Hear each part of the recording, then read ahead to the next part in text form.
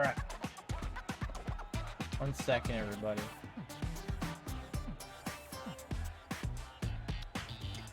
What's up?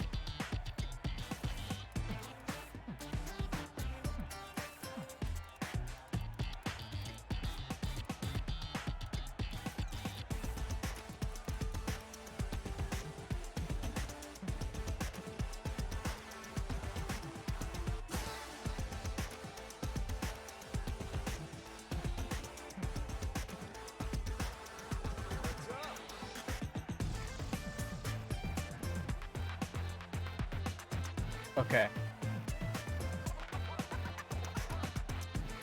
How's the audio, everybody? Is there anything too loud?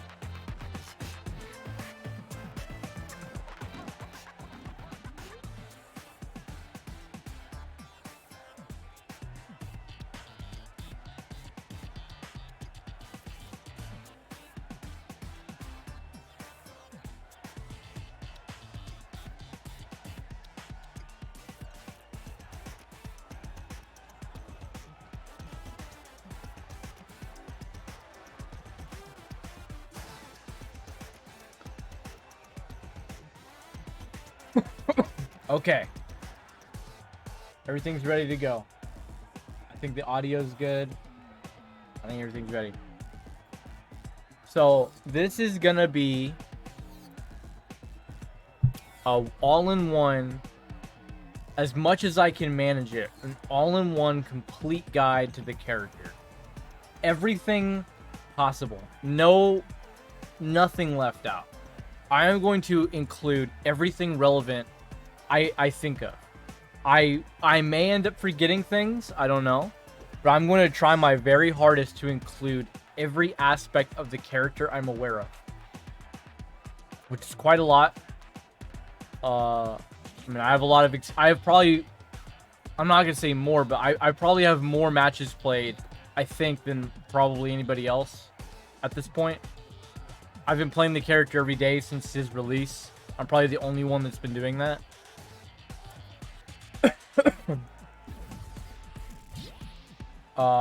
So I think I have, and I've been gathering information the whole time. So I have a lot. There's a lot to share that is like not immediately obvious when you're picking up this character. He's easy, he's simple, but there's definitely a way to go about it that makes it more efficient.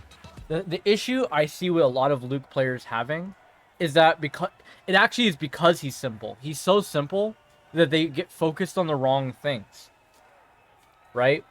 Like, they're either too focused on the fireball zoning game and not enough on his neutral, or they're too focused on the neutral and they forget that he has a good fireball. Like, they get too focused on one style or another and not, like, the whole encompassing package, I should say. That makes him what he is. Luke is an all-rounder.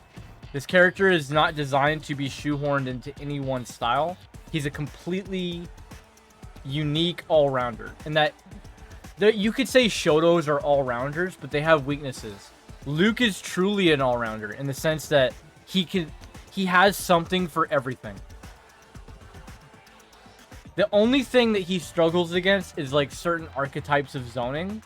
But even then, it's like he has a way of catching them. He has a way of winning against them. Whereas, like, let's say, like, Ken versus Birdie, that matchup is historically not that good for Ken, right? Because Ken gets outspaced, and you can't throw fireballs against Birdie because of Bullhorn. Luke has no matchup like that, where there's, like, literally nothing he can do. That doesn't exist. He's too variable, too adaptable. He just meshes into everything. He's the perfect all-rounder. And this guide is going to be for every single thing about him. Now, I may be starting things a little out of order. In my head, I plan on doing them as they come to me, but I probably should do some things before others so that there's like a consistent flow to how I'm teaching you. Like, for example, you would teach neutral before strings. I like to teach in ranges, like neutral, then block strings, then offense, if that makes sense. So that's what I'm going to do. So just to start with, I can't begin without mentioning the thing that makes him partially what he is, Sandblast. So what is Sandblast? How does it work? What are the ways to use it? So Sandblast is a fireball that breaks the rules of every fireball we've ever seen in a Street Fighter game. Because fireballs traditionally have... They have, at least in Street Fighter. Now, keep in mind, Luke Sandblast exists as a concept in, like, other games. Like, for example, going back to, like, Children of the Atom, or, like, any other game that Cyclops is in. I think he's in Children of the Atom. That was his first introduction. Optic Blast. This is Cyclops' Optic Blast. You need to not think of this as Hadouken. You need to think of this as Optic Blast. Like a beam, like his beam special, right? That's what this is. Because Cyclops had a projectile. He has a true projectile. It's crouching heavy punch. He does like that, and he shoots like what would be more like a Hadouken, right? This is not that. This is actually Optic Blast. But unlike Optic Blast, where it goes to full screen, it has ranges that it goes to. They had to do this. If this was truly like Optic Blast, where it just wipes the whole screen, or like Doom's beam thing, or like Magneto's blast or whatever, it'd be stupid. You wouldn't be able to do anything. So to balance it, they gave it range. They like ranges and like different versions you have to use. But yeah, this is as far as I'm aware, in a Street Fighter game, and I've played most of them. Unless I'm like missing one from like CVS2 that was actually like an SNK character. This is the only beam fireball to ever be put in a mainline Street Fighter game. As far as I'm aware, this is the only beam fireball in the history of Street Fighter. It's a concept that's existed, but only for versus games, not for Street Fighter. So, because of the nature of this fireball, and the rules that it breaks, being that it doesn't have to travel, it arrives instantly, right? Which makes reacting to it difficult. It's harder to walk and block. It's not used the same way you use a fireball. Even in versus games, you don't use Hadouken like zoning, like Shoto zoning. That's not what like Optic Blast is for. In the same way, Optic Blast is for space control, not zoning. Those sound similar, but they are not the same thing. When Ryu shoots a Hadouken, he's trying to achieve an objective other than the fireball making contact with you. The fireball making contact, either hitting you or being blocked, is secondary. What he really wants is for you to play around the fireball. He wants you to jump over it. He wants you to do something about it. He wants to see what you're going to do about the fireball so that he can do something about that. That he wants to counterplay your counterplay. That's what Hadouken zoning is really for. You can throw them at space control, but that's really only the secondary objective of a Hadouken.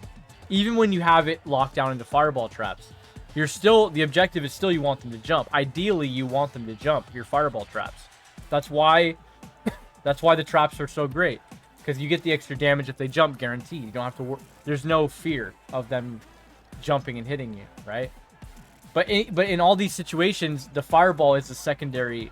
It's just a catalyst of what makes what's about to happen. It's not the true end all be all.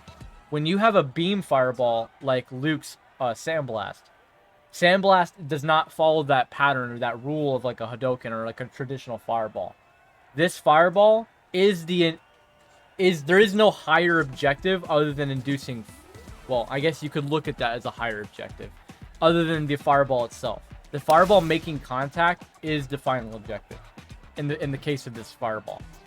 Now, unlike a Hadouken, where as it travels the screen, they have to make a choice about it.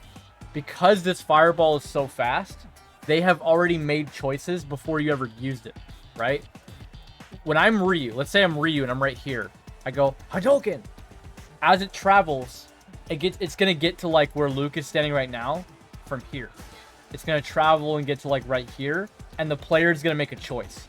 Does Lara EX elbow? Does she jump? Does she just block it?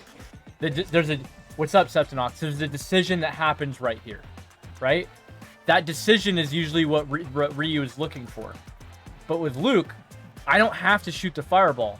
For them, right now, full screen, not here when the fireball gets here, right now, that player is making decisions.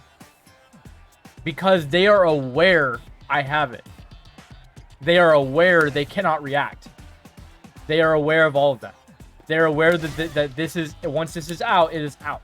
They're not reacting, right? So because of that, this fireball causes people to jump for no reason all the time. There's a lot of matches I'll play online where I will just be sitting here, like waiting, being patient, and people just jump and jump and jump and jump over and over preemptively because they are trying to stop Sandblast. I only did Sandblast in that match. Like, I did it like this. Like, 1, 2. And maybe they didn't even hit. They were blocked, right? I would just be like...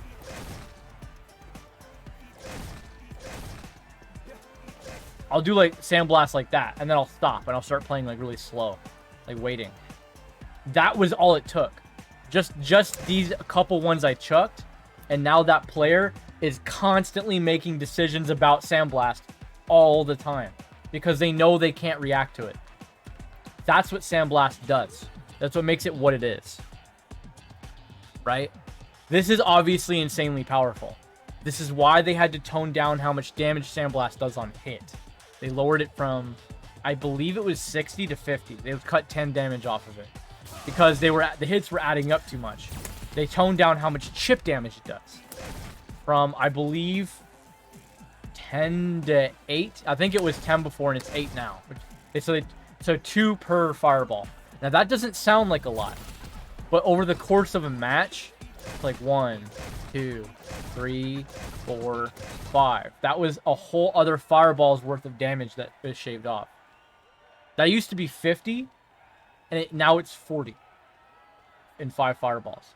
So again, not a lot, but it does matter in the grand scheme of like things. It's hard to explain why little nuance like that matters, but it does. It adds up over time. Trust me that it does. Especially when you consider the damage on hit being lower too. It all adds up. I'd say on average, you are going to be doing about 70 to 100 damage per game less with fireball zoning. Which again, doesn't sound like a lot. That used to be the difference between people being dead, like you just winning, and them being still alive. So they had to nerf it. They didn't have a choice. The shit was it's still insane. The second thing they did was medium fireball from right here used to make contact. This used to be in range of medium fireball. Now, back when this existed, I would have said that this is undoubtedly the most single broken move in Street Fighter V, bar none. It had no equal. Because the thing about these fireballs is they see how they all have like set ranges they go to. Light, medium, heavy, right? But none of them reach full screen. But if I take a small step inward from full screen, here, let me put them in the corner so that there's no moving. Okay, this is absolutely full screen, corner to corner. Doesn't reach. I step slightly inside of that and suddenly I can reach, right? See, that's that small difference. That's why you never want your back against the wall of the screen. You want to be like slightly in from that at all times to be in range of heavy reaching, right? Now, right here, slightly forward from that, like right here, medium fireball used to make contact. This is absurdly fast and used to be absurdly long range. Like basically the same, it was almost the same as heavy, except it had way faster startup and recovery. This fireball is, well, this used to be like the single best move. I could just sit here doing this until you died. Because from that range, like even if Lara jumps from there, she can't hit me. Like from right here, medium fireball used to hit, like from right here, and Lara could not jump to hit my character. But I could still DP. You see how far my DP goes? So if you try to jump over the fireball, I can DP you. But even if you guess the timing, you can't jump to hit me. You see? That's messed up. So what they did is they nerfed it. You see how that doesn't reach anymore? Now I have to be here to do medium fireball. Say like... Like right here, right? So now I go from being right here and it working to right here. Which means now I'm in a range where if Lara jumps, makes the right read on the timing, I can get hit from a jump in. This is about jump in range. That was very intentional how they did that. That was intentional. They want medium fireball to risk being jumped in on. The only one that doesn't have a risk of being jumped on is heavy. And the reason that is because heavy, because it is the slowest to start up, is more reactable. This starts up in like 22 frames, I believe. Or something along those lines. So this one, like from this range, for example, Ryu can actually see him Sandblast. And he can actually V-Skill 1 parry these fireballs on reaction. Gil can parry these on reaction. I don't know if you guys know the Gil player, Darigaz. But when I play him and I do heavy Sandblast from this range, he parries it for free V-meter. He wants me to fight in this range so that he can make better gambles. But from here, this is really good, but it's reactable. They want it to be like that. If I reach you from such a safe range, it has to be reactable, right? It's a beam super. I mean, it's a beam special. It has to be reactable. It would be stupid. But these are not. Medium and light are not. And that's why they're more unsafe on block, like worse frame data, and the range I have to be much closer. Now, granted, light fireball right here at the tip of light fireball range, when you're using it like this is actually, it's too good. This range actually might be just as bad as how medium fireball used to be. So when you're at this range with light fireball, this is like mid footsies range. Which, by the way, medium and light fireball are the fireballs you're going to be using here. Like, always. You're never really going to do heavy from here. It's very rare that you would ever do heavy. And the only reason you would ever do it is like in strings. Or like, if you want for a specific reason to have better frame data. Because you see that it says like -2 from here, -1.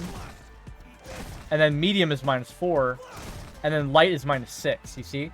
If I was fighting Chun-Li, and I'm at this range, and I do this, she can super me. So, and against Chun-Li, I would never use light at this range. I would do mediums or heavy, because I know that they cannot punish me. You see what I'm saying? Same with low forward fireball. If I do low forward, this is low forward medium fireball, -7. Low forward light fireball, -9. Very punishable. Low forward heavy fireball, -3. So if like, let's say the Chun-Li player EX does every EX legs here, or supers a lot, or forward strongs me every time, I would swap to heavy fireball because it's more safe. But other than that, you should exclusively be using these fireballs because they are too damn fast. Like right here, the way I'm doing this, you cannot walk and block this. If you have pressed forward on your controller to walk, you are going to walk into the fireball, like, guaranteed. There's no way to walk and block this on reaction. And you can crank these. But if they choose to block one and jump, you are going to get eat a jump in. So talking about how these are different. These are not Hadokens. These are not fireballs. It is a beam. So it doesn't have fireball traps. There's no fireball traps. Even from way out here, you see I'm only +1. With EX, I'm +7. You see? But that's still not good enough. True +9 on EX from full screen. +10 on EX from full screen. See? +3 with heavy from there. Fireball traps, dude, from right here, Ryu is like +12. Which means if you jump over his next fireball, you get DP guaranteed. From here, Ryu is +12 with a regular fireball. I'm +10 with EX from full screen. There's no fireball traps. You have to get that concept of fireball trapping, like fireball, and then they jump your fireball and your anti-air. Get that out of your head. That's not how Luke works. He doesn't work that way. And I have to say that because I've seen a lot of Lukes try to play that way. It doesn't work. What you have to do is shoot one fireball at a time and wait Find a comfortable moment. Shoot another fireball. Wait. Pairs of... Don't do patterns like fireball, fireball. Hardly at all. Sometimes you want to, like, once or twice. Or if it's a character that doesn't really have, like, good answers, or you feel like this player doesn't jump a lot, maybe. But you generally never want to shoot Sandblast more than one time. Which is a lot different. A Hadouken from here, you can just kind of Hadouken, Hadouken, Hadouken, Hadouken. Right? Because if they block it, it's a fireball trap. It doesn't matter. You just DP when they jump. But this character, it's too risky to risk jump-ins, and people jump a lot. Fireball, wait. Fakes a lot. You want to fake a lot with this character. Fireball. Maybe here I throw a fireball and come back in. Go out here, throw a fireball, come back in. Go out here, throw a fireball, come back in. Right? Now, psychologically, even though here they can't jump on a fireball, they remember that I threw one. So when I got here, they might want to jump anyway. That makes that, logically looking at it, that may make no sense to you, because you're like, well, how would this be the same thing in their mind as that? Right? They want to jump on this one, not that one. But this one triggered them to jump when I got here, when I walk back up, because they're still in the mindset of wanting to jump. Well, that's just how it is. They're not reacting to spacing or like specifically what I'm doing. They know fireball, sandblast, jump, right? You've triggered, you flipped a switch in their head, and now it doesn't matter where you are on the screen. They're thinking about it, and the more you think about something, like sandblast, sandblast, sandblast, he's gonna do it, he's gonna do it. It makes you want to jump no matter what I'm doing, right? That's reminding someone you have a tool, no matter how it is that you remind them, is important. The only players that will make that distinction of where you threw it from and like how you did it are players that are more deliberate, which end up being usually stronger, more high-level players. Like, obviously, like, if I fight, like, Problem X, he's not gonna want to jump here because I did a fireball out here. He's too deliberate for that. But most players that you guys are gonna run into are not that deliberate. If they see the word, they see my character say sandblast, flies across the screen, they're thinking about it. That's all there is to it. You know, it doesn't need to get any deeper than that. Right? So sometimes I'll back off and throw a couple from here at the safer range, and then I'll approach back here, and they jump. And I start getting free anti-airs, which of course leads to offense, right? So from here, you want to throw them in pairs of one. From out here, you can be a little bit more active with your fireball zoning if you want to. Add it, stack on the chip. See how they react to it. You're a little safer from out here. Now, if they jump over a fireball from here, they're in range where if they jump again, they can get you. Like, if I was to control Lara right here, I go jump, jump. You see I can reach. So sometimes what happens, there we go, like that. And let's go, actually, let me turn it off real quick so I can get the spacing set up.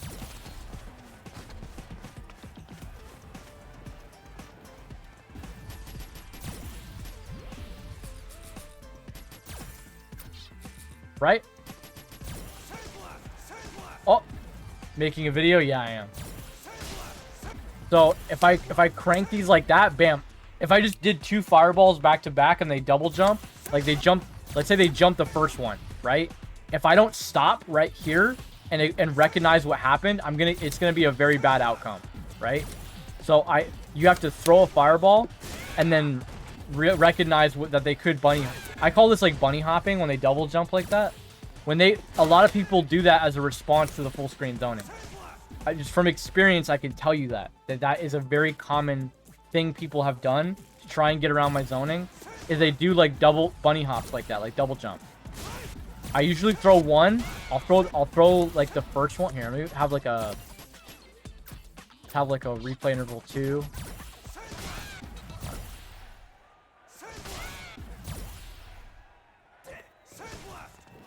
And then I'll stop. Because I know that if I do 2, I get cooked right there, right? So I throw 1, I'm like, okay. if they're willing to jump the first one, I have to be willing to understand they could jump again. So I wait. I wait for it. I might fake right there and then do it. I want, because maybe by faking, I make them positive that they were correct. They're like, oh, he did do something. And they're more confident in their jump.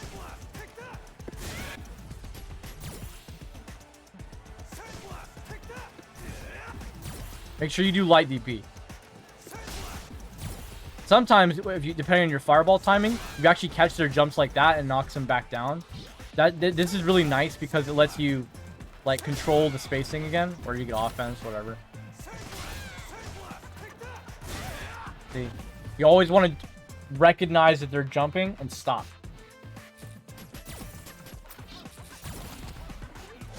From this range, your fireball is too fast for them to jump on reaction.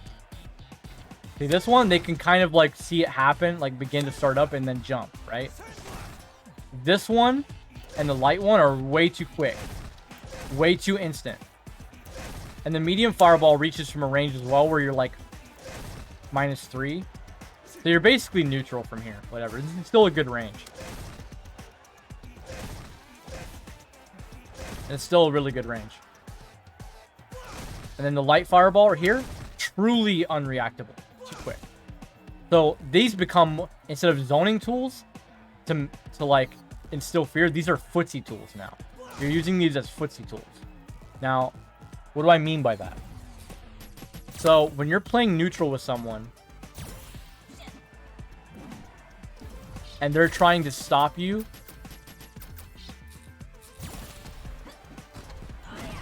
in neutral, right? Like, let's say you're trying to do like low forward confirms or like stand medium kick or things like this, right? Here, let me do this. Let me do it like that instead.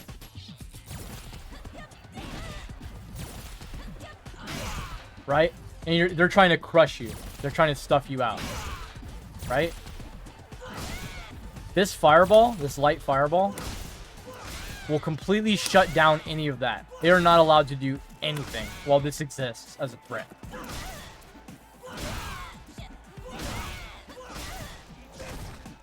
It just completely nullifies anything at that range. Now, like I said, you can't throw more than one at a time without risking a jump. So usually what I do is I do things that they can't jump over because I'll recover in time. So I'll do fireball, medium kick, like this, fireball, medium kick, fireball, maybe a second one, just to make them want to jump, right? Fireball, medium kick, fireball, medium kick, fireball, medium, light kick, maybe like with some light kicks, maybe go for a whiff punish. Like if they've been too obvious with their timing after my fireballs and medium kicks, maybe I'm like, okay, now I'm gonna go for this instead, right? But usually it's a mixture of medium kick and fireball and light kick. And that's what I use to control this range.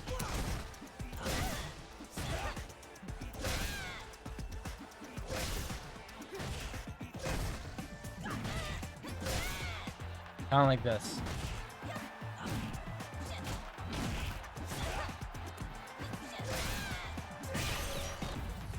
Just doing this alone, it's actually crazy how many matches I've won just literally doing that and DPing when they jump.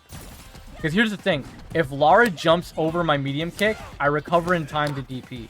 If she jumps over my light kick, I recover in time to DP. The only thing I'm fucked if she jumps on is my fireball. So that's the one I do the least.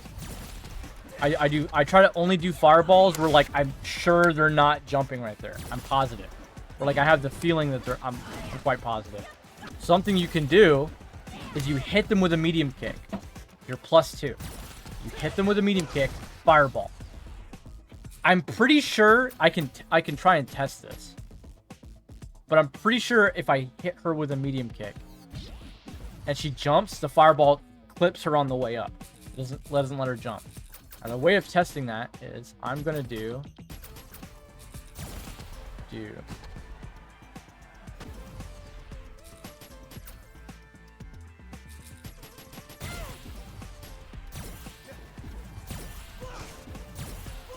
Huh. Maybe not. Right there. Okay, so it doesn't clip on the way up. Okay, well, I know neutral jumps, forward jumps, and back jumps are all different. So maybe clipping, maybe it's jumping forward that they get clipped. But there's a lot of instances in matches where I do this, and maybe not if they hold up reversal. Maybe that's what it is, that people wait a second. But there have been many instances, like many cases, where I've been playing games, and I'll hit someone with stand medium kick or whatever, like a poke like that. These are all +2 on hit. I don't know why they're all +2. Hey, no need to talk. What's up, man? I don't know why they're all +2, but this frame data is similar. When you hit someone with a poke like this, there's been many cases where I'll do light fireball after, and I will see them have tried to jump because their feet leave the ground and they get knocked down to the floor by the fireball, which indicates that they jumped, right? It wasn't a backdash, it was definitely a jump, and I get a free knockdown.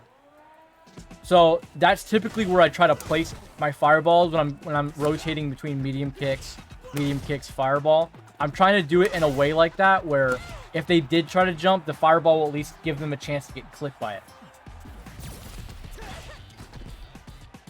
This range right here is dominated by these tools. You should be using these tools almost exclusively to control this range. Once you have made them stop, if you like playing a couple sets, sorry man, this is gonna be like a 7-8 hour stream of me doing this. And we just started, so. I'm covering the entirety of Luke, everything the character can do in Street Fighter V, completely.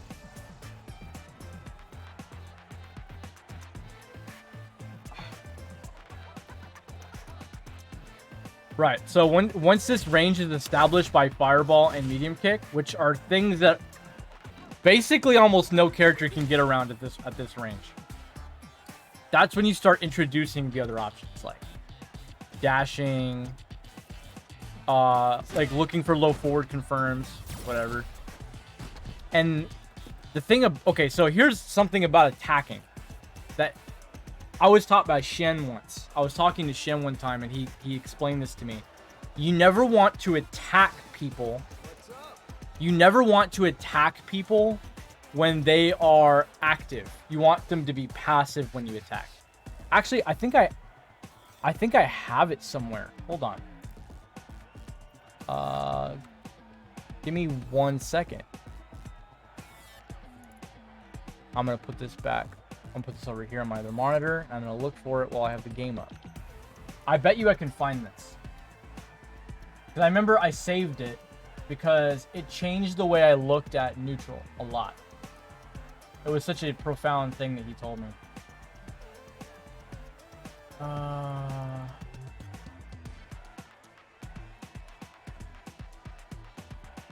Hold on.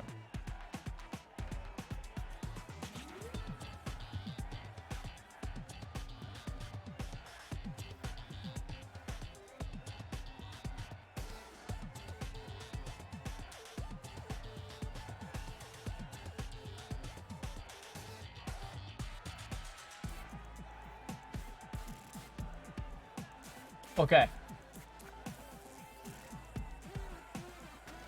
This is, God, you could tell how old this is because of the Twitter, the way it looks.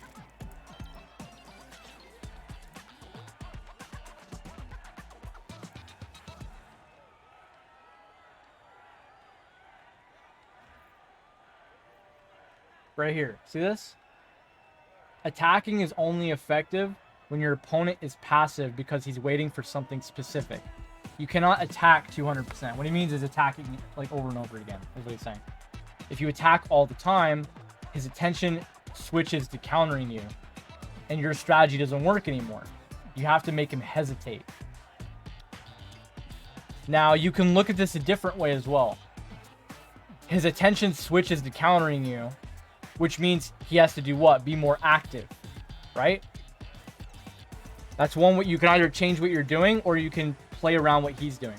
So you cannot attack all the time. So you want them to be passive, right? How do you make people be passive? You have to give them something to wait for. They have to wait around it. These make people become passive.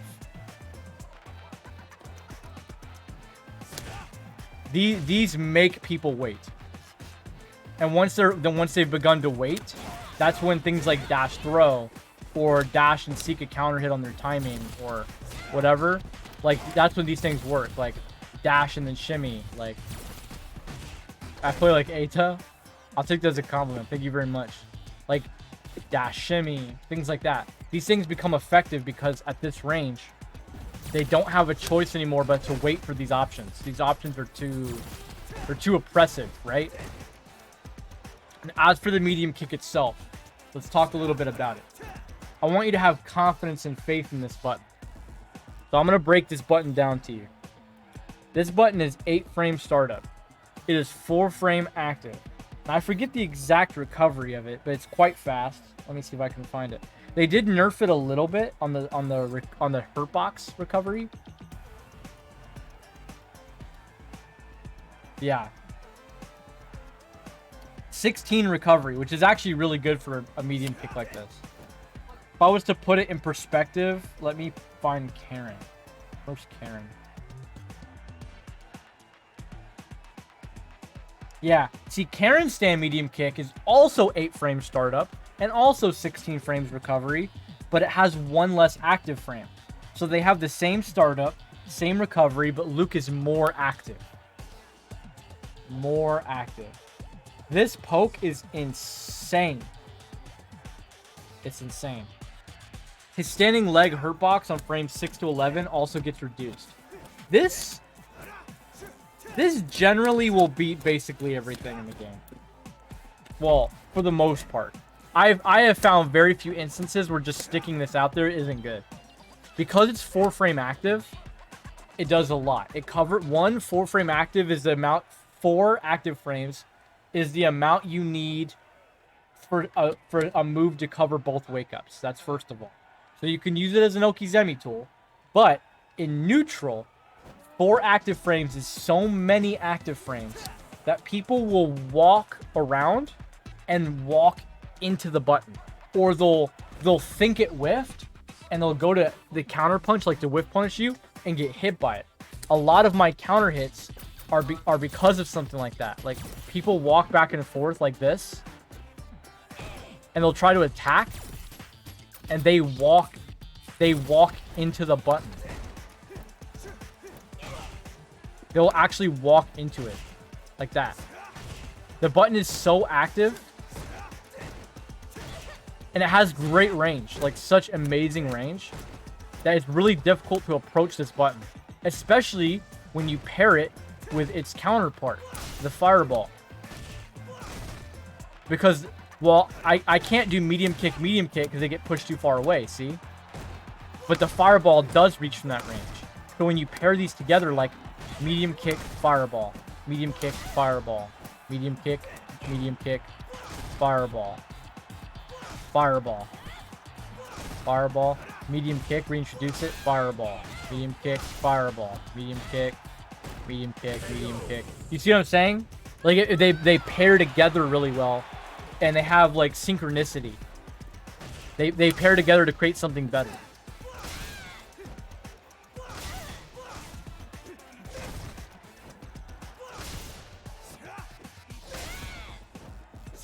And see how I'm pushing them back? They're getting pushed back slowly, right? Toward the corner. I just start doing dash throws or whatever. Now look, the Lara player's in the corner. I haven't done hardly anything. You get a, let's say you get a confirm here and there. You get a throw here and there. The advantage builds up. But these are the foundation. Any point if they jump during your medium kick. Now, if they jump with absolutely preemptive perfect timing, like they've already jumped, and then you whiff a medium kick, yeah, they're going to jump on your medium kick. But that's why sometimes we replace medium kick with light kick. I'll do medium kick, light kick, fireball. Like, for example, medium kick, light kick, fireball. Because light kick canceled the fireball is actually a really good thing to do. Like, for example, light kick, medium fireball. Combos on counter hit. Light kick into light fireball. Combos on regular hit from closer. If you're really close, light kick into EX fireball. Combos on counter hit.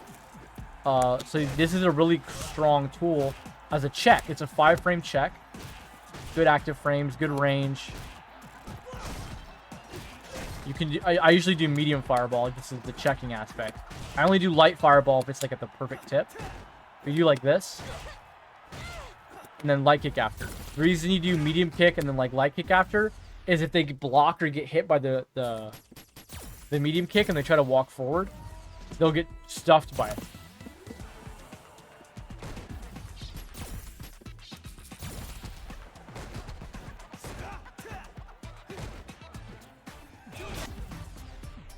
It's hard to simulate walking and blocking in a recording.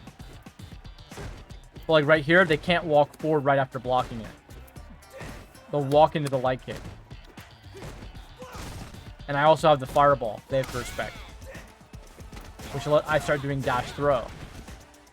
Or I can do like walk up, like walk forward pressure, like that. Now they have to respond again. I do this. I walk forward. I pressure. They have to respond again. Go back to medium kick fireball pressure. Walk up throw. You see what I'm saying? Like you mix it like this.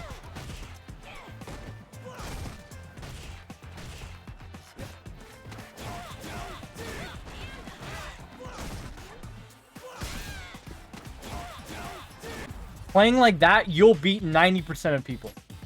As long as you have DP anti-airs and you can cover like cross cut, auto correct, whatever. You have to be able to cover the angles above your head. People, when you're doing this, are going to get frustrated and pissed off, and they're going to start jumping a lot.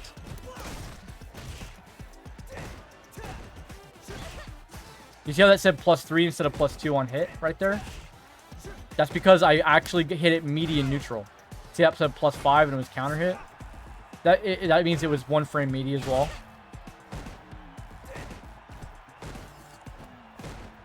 -1 instead of -2 on block. -1 again. You can actually tell when this button hits median neutral.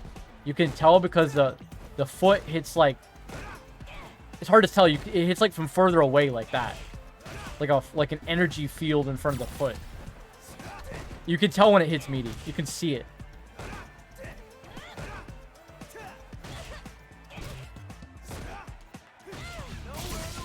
Now, when you activate on... They nerfed it so you don't get stand fierce every time.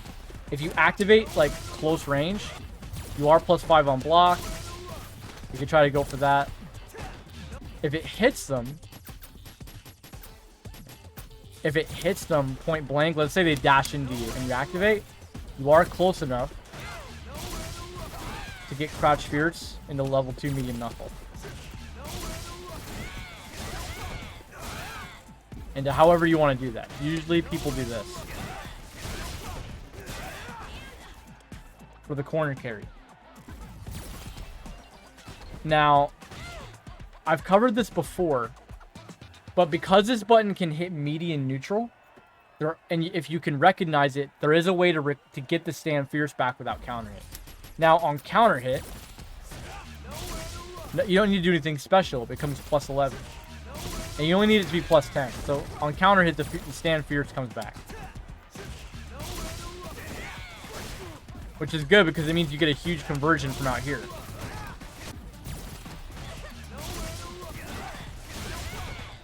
Back and DP into super or whatever. This will do 440 some odd damage.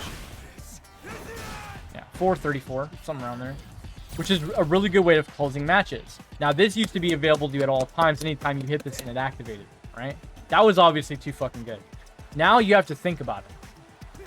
If it hits normally, like not a counter hit, you can't do this. Unless it hits median neutral. Which is either at like truly max distance of the button.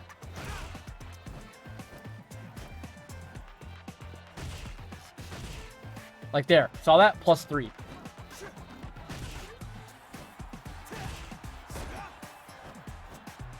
It's like literally such a perfect pixel. But more commonly than you timing it or spacing it yourself, which is more unfeasible right there.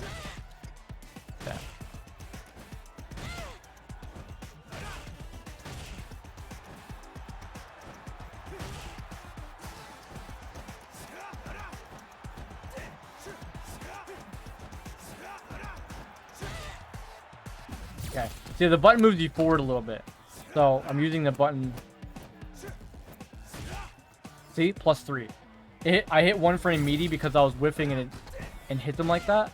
There's a lot of cases where this actually happens too, where I'll be whiffing it like this, and it'll hit them at that perfect pixel. See, it'll always inch into that perfect pixel if it whipped, like moved you forward into it like that.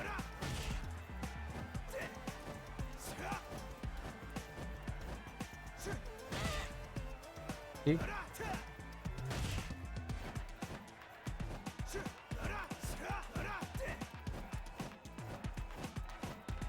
I'm buffering V trigger.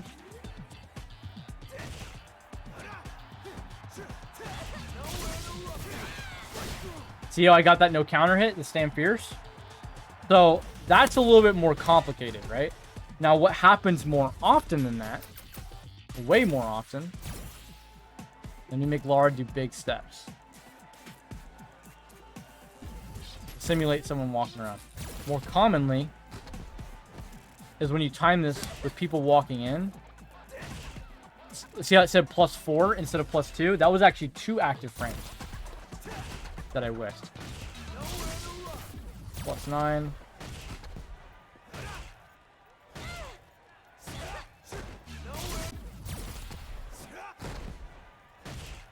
Too close. Didn't walk into it enough. There, that was it. +5. That's the maximum. You see that? That was so meaty that I could actually link a light kick if I was close enough. This actually happens way more than you'd think, and you can visually tell, like right here. I know that if I hit here, that's it. I can see it. If I hit here, medium punch, knockdown. Medium punches.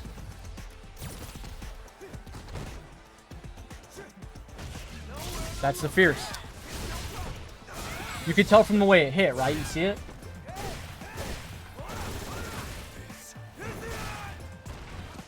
So that's kind of like how the medium kick works, right?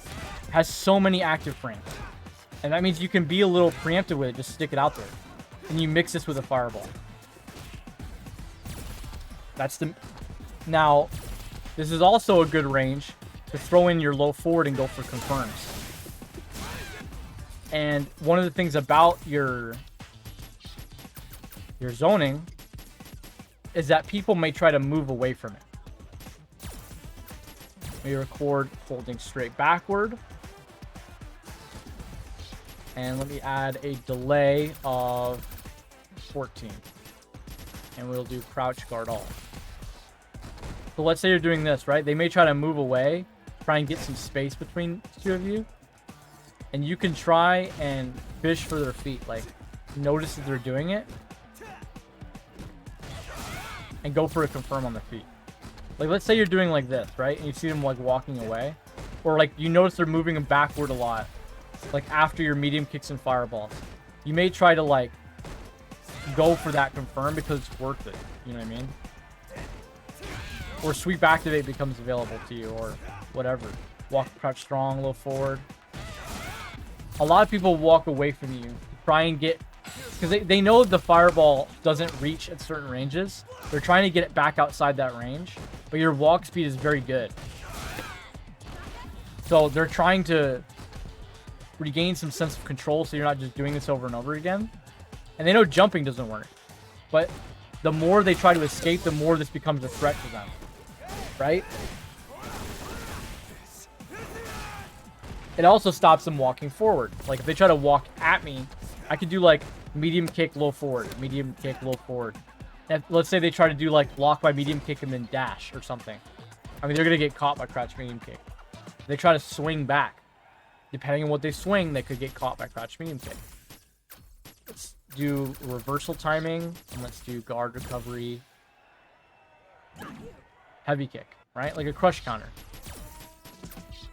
Now, if I do medium kick, fireball, I'm going to get crushed. If I do medium kick, I win.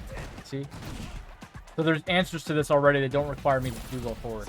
But, medium kick into low forward does beat that.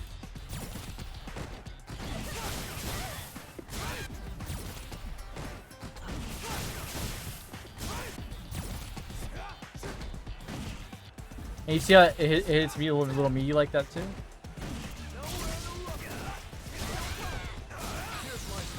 And it's a counter hit.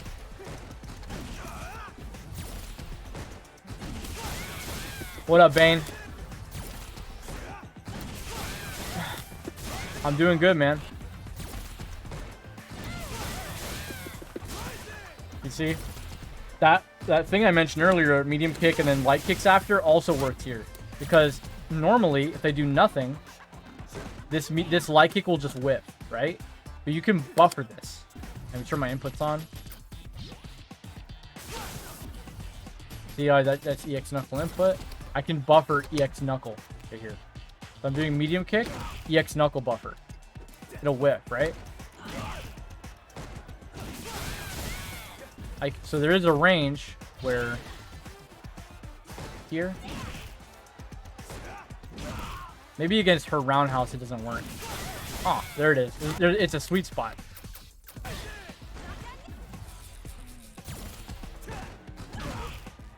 Yeah, because see her leg lifts up and this is angled a little downward. Thank you for all your loyalty. Yo, the $20 tip. Thank you so much, man. I appreciate it. Right? And even if I want to just buffer fireball for safety, this usually shuts shit like that down.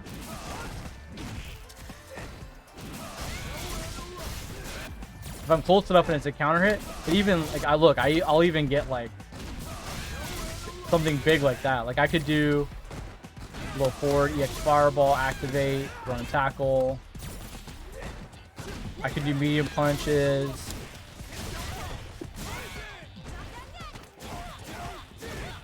You can do all kinds of stuff here, right? I can go for the whiff punish.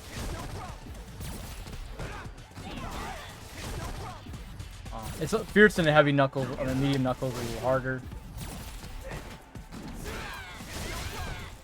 That's the only, by the way, that's the only, if you're worried about execution, don't be. The only thing hard about Luke, and I'm using hard very sparsely here, is stand fierce, medium knuckle level 2. It is the only thing executionally about him that requires any sort of timing whatsoever. I'll get to those later. So, this about covers the mid-range neutral, the full screen neutral, for the most part. I'm going to be returning to this later when I cover V-triggers, because V-trigger changes this drastically. But for now, that's about the gist of it. I'm going to be returning when I cover crush counters as well, like how these fit in. And when I cover whiff punishing, I'm going to be returning to these as well. So that's why I didn't cover these yet, or this, because they're all there for like whiff punishing. I just wanted to cover like stability, like standard neutral strategy for now, right? And that about covers that. Okay. Let's move on to block strengths first. This character has 1 million of them, and they're all stupid. They all make no sense how good they are. Block string number 1. Back strong. Let me turn off the roundhouse. Actually, I'm going to turn on a 3-frame jab.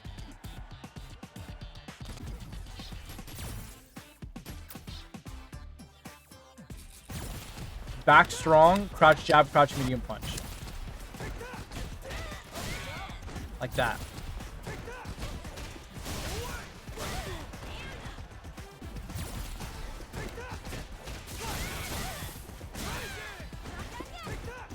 This string is amazing.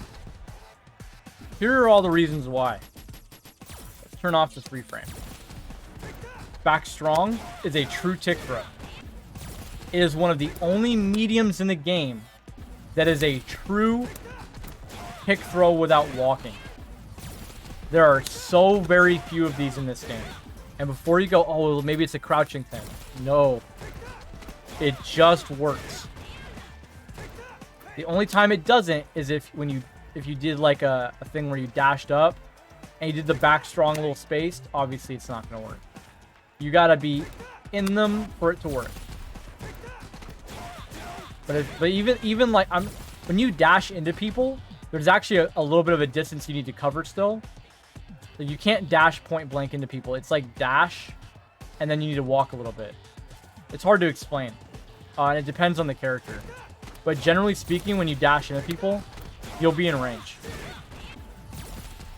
And on wake up too. On their wake up.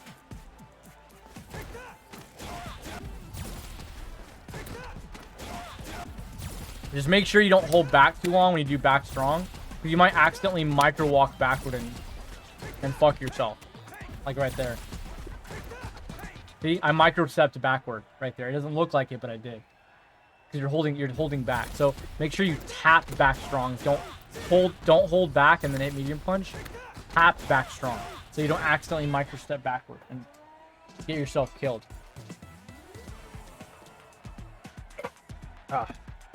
So why is it so important that we begin our string with a tick throw button? Well, offense needs to be layered. Layered offense gives people a lot to worry about in a very short window of time, which forces them to make a lot. They're not like comfortable. They're always thinking like, oh shit, this could happen, that could happen, whatever. The moment I do this, there's immediately a choice that has to be made. Do I tech? Do I backdash? Do I press a button? Do I jump away? Do I V-shift? Like, what do I do? Do I just take the throw? Right? Do they just accept the throw?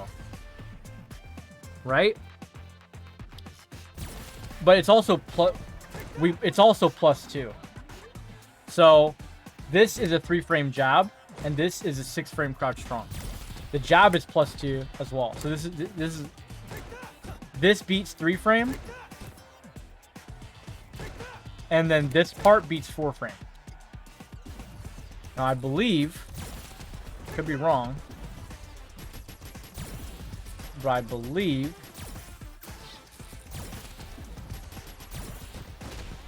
yeah. So even though Lara's pressing her 3-frame here, you see how that 3-frame is, that's what she's pressing, stand jab, it's a 3-frame. But you see how it's losing? You might go, well, that doesn't make any gosh darn sense. Because this is a 4-frame gap. Why is she getting counter hit? Because, my jolly friends, she cannot reach me. And this is, it's hard to explain the technical sciencey mumbo jumbo of what's happening here, but it has to do with active frames and how they extend and extended active frame moments and stuff like that, right? Bane knows what I'm talking about, right? Where Gil crouch strong, haha, extended active frame moment. Right, so this has to do a lot with that. So I did back strong, the jab can reach me. Gets counter hit though, right? But at this spacing where I've already done back strong and they block jab, if they try to press a button here, they cannot reach me anymore with that 3-frame. So they end up getting smoked by the crouch strong. Now, crouch strong is not confirmable on its own. Outside of like, I don't know, like a super. Because Luke's super is 5 frames. But I usually ought to do like this. Into heavy fireball or something. Or if I recognize the hit at this point, maybe I do. Like here, I'll confirm it. If I get both hits, if I get the jab and the medium, I can confirm that. That's confirmable.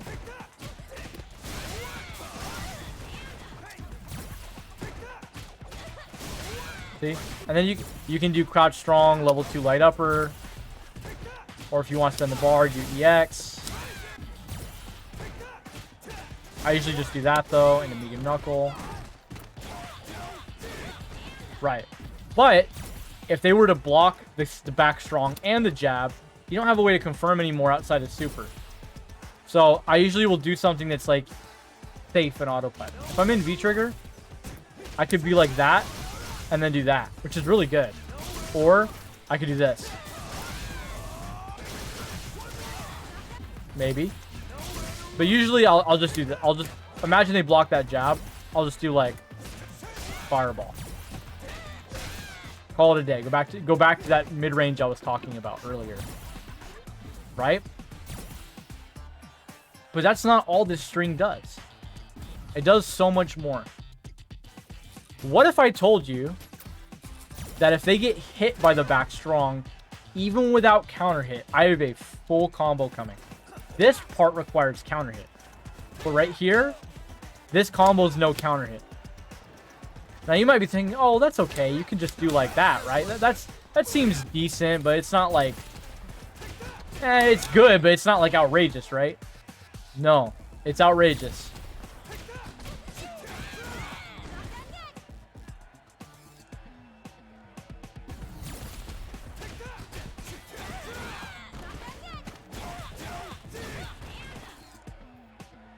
Do you see?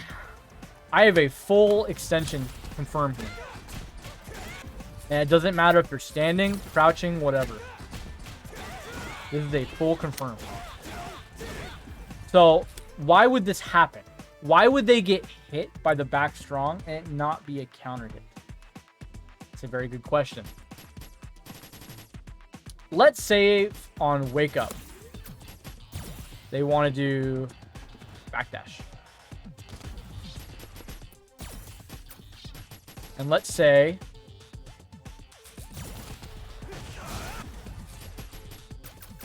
for normal recovery, save state. Oh, this knockdown may be too far away. Let me do...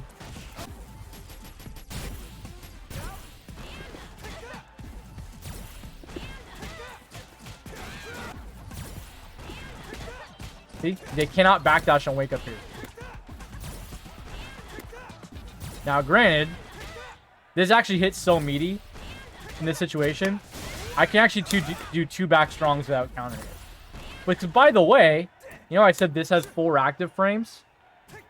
So does your 5-frame back strong. Don't you love this broken character? He's so sick. 4 active frames on this back strong. Why? God knows. +2 on block, but it can be up to +5 on block.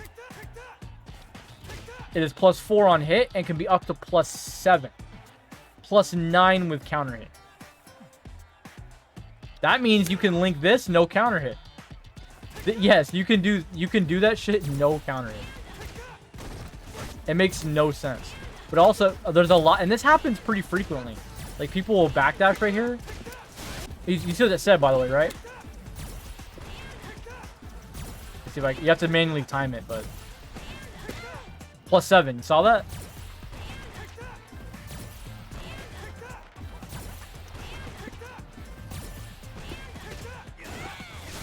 Look at that.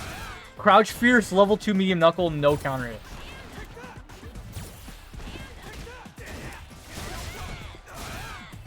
It's insane. It makes no sense.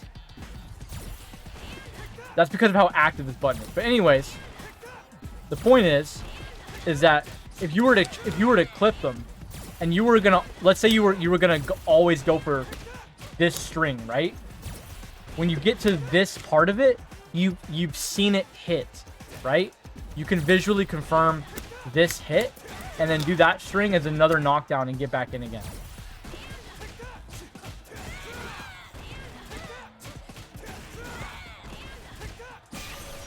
You get the idea. I could do this all the way across the screen.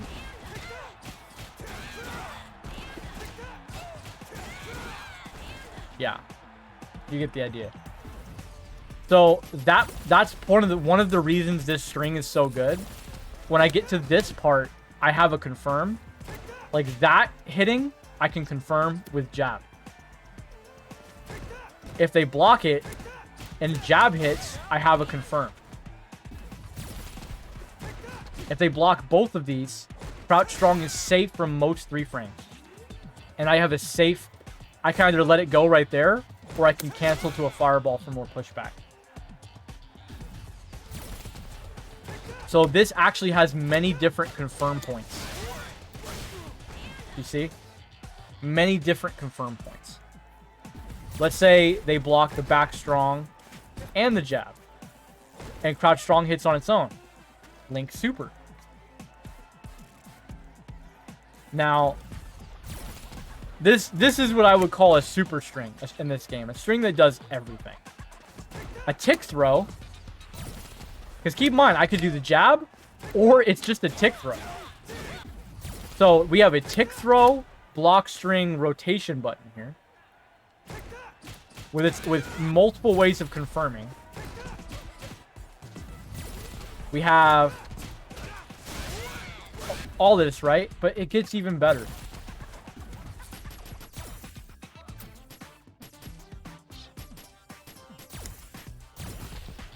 We set him to tech. Why'd I get a jab?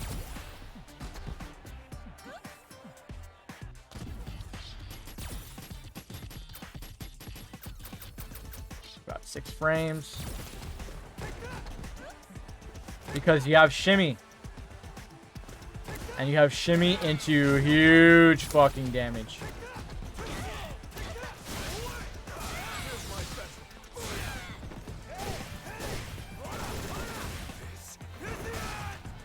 Usually when I shimmy, I do, I'll do this.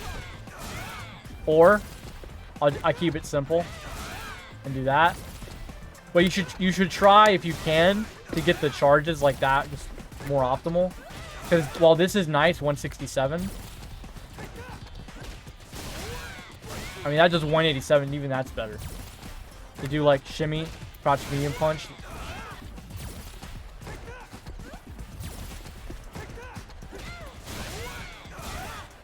$227. 265.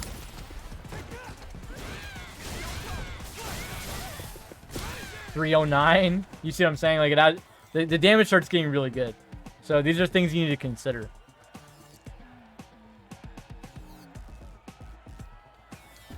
So you have tick throw,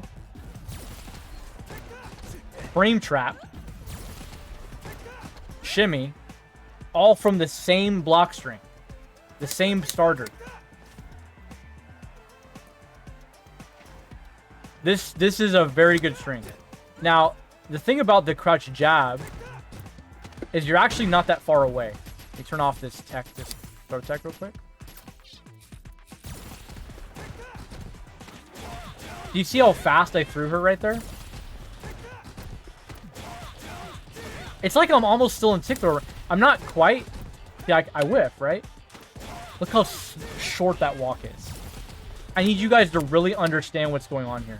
I'm doing the jab and immediately holding forward and throwing. You'll get a feel for it in training mode when you practice it. You have to walk the correct amount.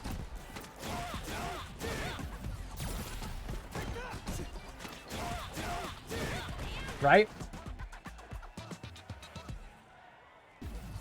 So now we have a confirmed part, and then we have walk up throw. Like I could do walk up throw or shimmy because they have the tech, right? Let me turn this up to 12 because for spaced out, you always double the amount. That's what it would look like in a match. By the way, just so you guys are aware, I'm going to throw this in here as information for you guys practicing this. When you're doing point blank tick throws, a delay tech is 6 frames. And you record it by holding down back the entire time and then tapping throw reversal. Hold down back the entire recording and get the reversal throw. It is 6 frames for a delay tech. And if you have a spacing, like after the jab, where you have to approach to throw them, you always double this number to 12. That's how it works. You'll look at the timing. Here. Does that look familiar? Does that look correct? Like the timing, right?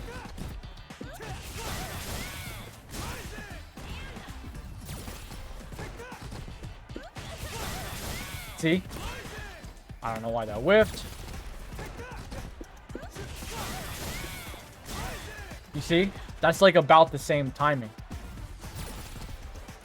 So now we have confirm, initial tick throw option, initial shimmy option. After the confirm option, the block string, we can then go for another throw. Or we can go for another shimmy. So we have 2 shimmy opportunities. Or we can stagger. Stagger is another choice. What do I mean by stagger? Let's discuss that. So, anytime you're spaced out like this, I have to approach this row, right? And they know they don't feel safe moving away from me. Let me say at the spacing. They don't feel safe moving away from me, but they don't feel safe fighting back either. There's a space between us, and they may delay like jabs here. A lot of people will delay jabs here to protect themselves. They don't want you to walk up and throw. Oh, that's the walk back. I need jab.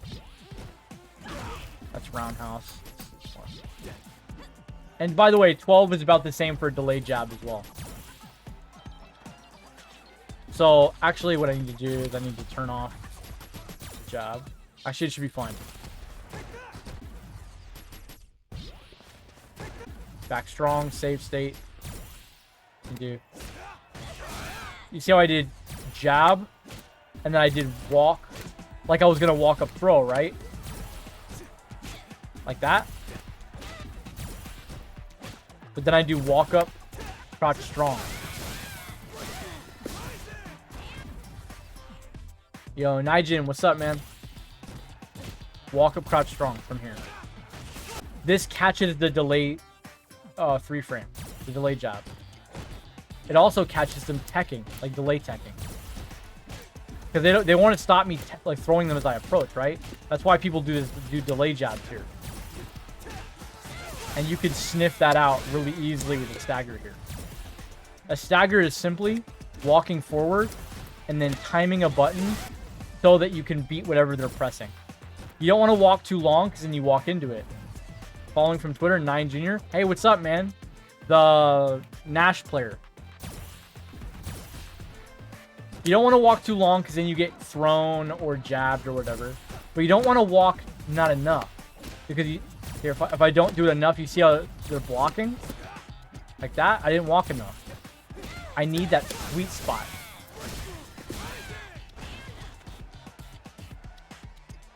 Now, I suggest practicing...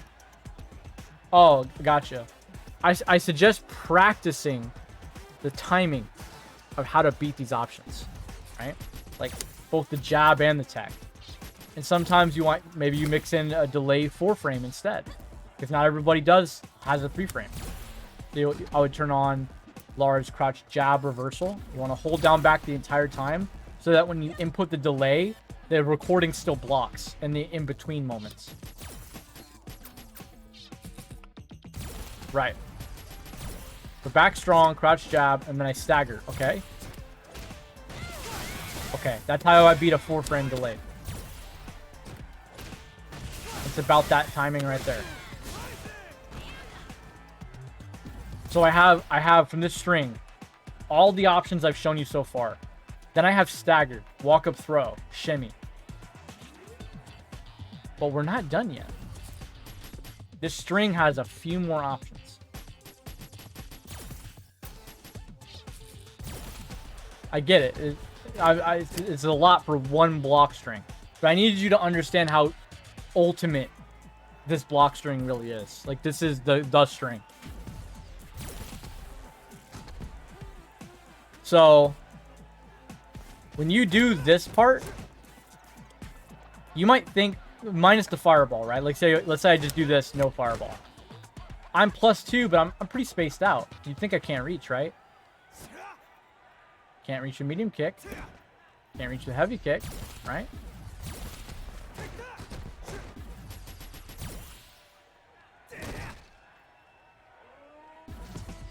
It's not over yet. They're still in danger. Medium punch. From this range as well, medium punch hits meaty to be -1 on crouchers. On standing opponents, it whips. You see? So is the fierce. That's where you have to be careful if people are walking backward at this spacing. So that's something you need to keep in mind is whether or not people walk back. But if they're not, you have access to these options.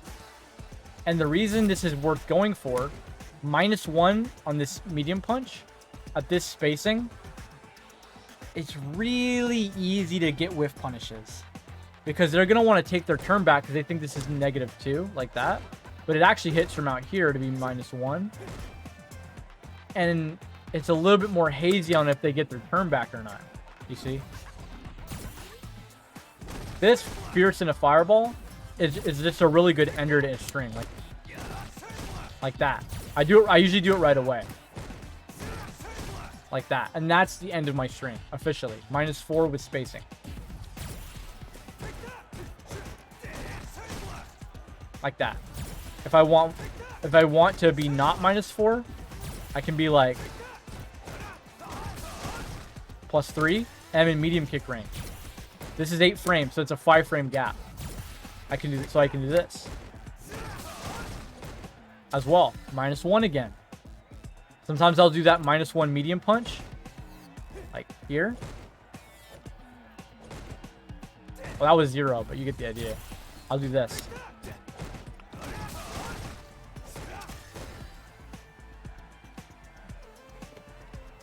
That was a 0 medium punch.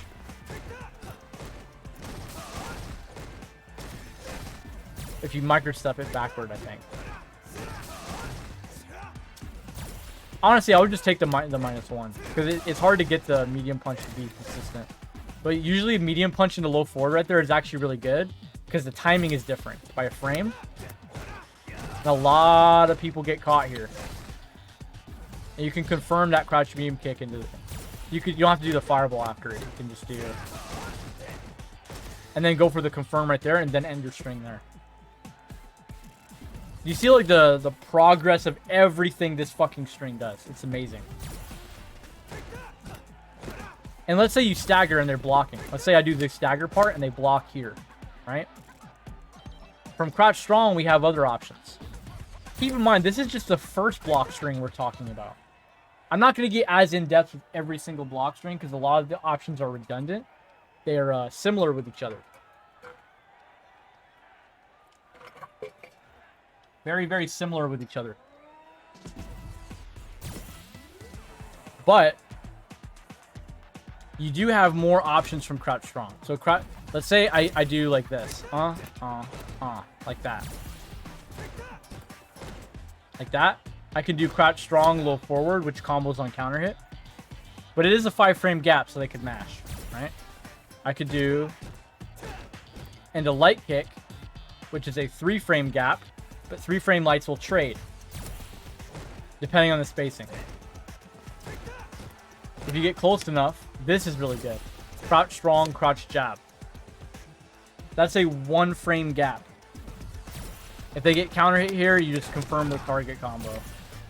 This combo is naturally as well, just like the back strong does. So, for example, if you hit crouch strong from further out, you can confirm target combo as like a hit confirm. See? It doesn't work from the edge of like this spacing though. So if I was to do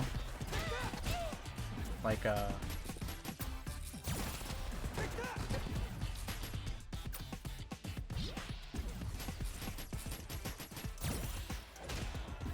this. See? That's why I didn't mention it earlier in the string. It's because it's just a little too far. You have to confirm with with super. However, there is one thing I failed to mention. At the edge of this block string, if the crouch strong, like let's say they block this and block that, but the crouch strong on its own is a counter hit. Yeah, Nigel, I was just about to bring that up. You do get that. The quartz leads into that. Leads into that. You get the idea, whatever.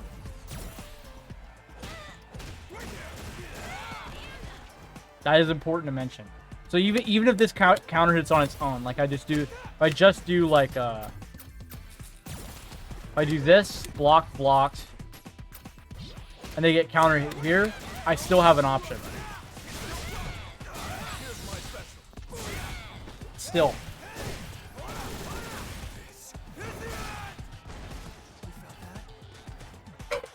the better you get at using the string, rotating all the options and playing around it, the more your standard offense will improve. Shimmy, walk up throw, walk up shimmy, stagger, completing the string, converting it there, adding the fears. The more you get better at everything I've shown you in this section on this string, that alone is like crazy offense. It shuts down. If you do the right options at the right places, it just fucking shuts everyone down. Yeah, Nigel, the problem I have with double back strong, it is good. The problem I have, it's a little less versatile than this. Because this this combo's on counter hit, right? But this combo's on normal hit. So if they block this but get counter hit here, I can do this part combos on counter hit. But if they get counter hit here, I still have a combo. I don't have to think about which one to do. Right? That's why it's a string is a little bit more versatile. It has more utility. Double back strong is very good though. So a lot of times when I'm in neutral, because I can confirm this with target combo with jab, I use this as my approach tool, like this, when I'm approaching. This is mostly what you're going to use this crouch strong for in neutral. You're going to walk up with it, like this. If you get a counter hit, low forward. You could also go for the target combo. Right, like that, right? But let's say you get a normal hit.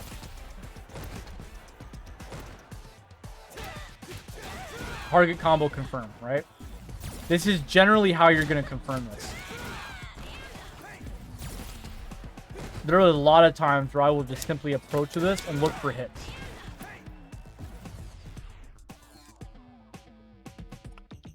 Now from here, I have if you're closer, there's strings you can do, like obviously this, because that's still combos, right? Let's say I get really close, combos, and let's say they're blocking the whole thing, like right here, right? I can do that, which is like, it's like this part, right? Like that part, but it's just that part instead, right? Similar, very similar though. Same principles there, same options. Same options here too after the jab, the shimmy, walk up, whatever, stagger. You'll see me do that a lot. But there is something very important here that is slightly different. People right here walk back very, very, very frequently. Yo, GL, thank you for the follow, man. Very frequently, people walk back here. You might notice it when you do this. Walk up throw, and you see them right there shifting backward a little bit. You might see that in the match. Be like, okay. What that means is this guy needs to be handled with low forward. Dude, you'll do strings like that and try to confirm on the feet. Like that. That's typically what you're gonna do. You wanna, and it goes for any of your strings really. Anytime you see them like walking backward, you want to try and be like, okay, he's moving himself to the corner while you're in the middle of trying to figure it out. So even if you don't punish it, it's not really any harm, no foul for now, as long as you don't get hit, like from him buffering or something. But you want to stop this walk back. You want to shut this down. No problem, GL. This is also going to be going on YouTube later. This is a super stream. This is going to be a very long stream. We're an hour and 30 minutes in, and this is probably going to be an 8-9 hour stream. I'm covering everything. I am not missing a beat.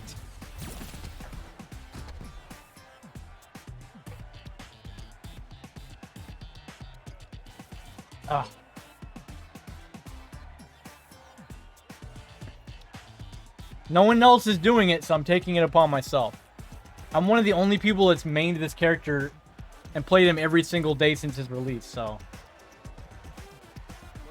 And also, that's also willing to share this kind of information. So, I'm taking it upon myself to do this community service. So, you have to stop them walking backward, right?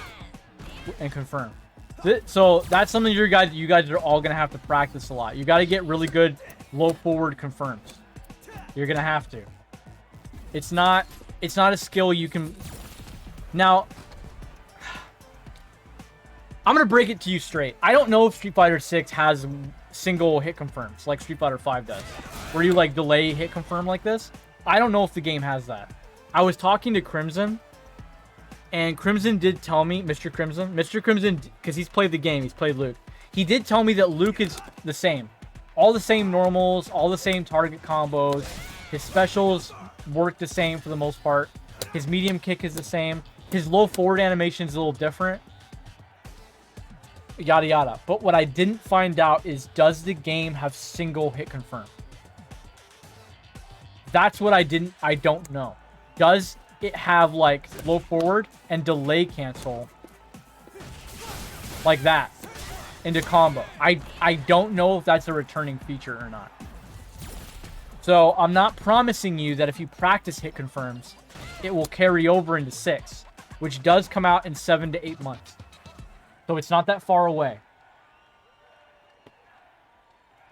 That's something that I should tell you now, is it's not guaranteed to be a skill that carries over. Fundamentals, all that stuff will always carry over.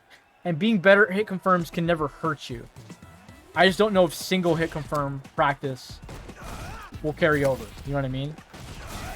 Like, I don't know if that part will carry over. Oh. Yeah, I'm even fucking it up. My brain's like, walk back, hit the button. See, it's because I see them walking backward. Fuck. Yeah.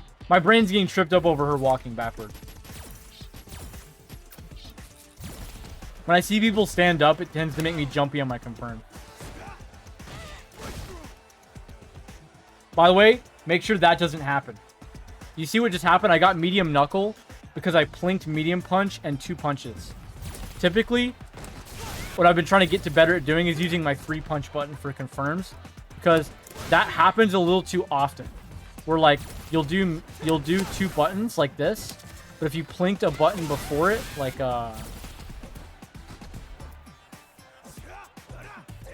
it's hard to recreate it. Which is it right there. It does it. Well, I got EX instead of medium. But if you confirm with a 3 punch macro, it'll never happen. You'll never get medium knuckle, no matter what, no matter how you delay it.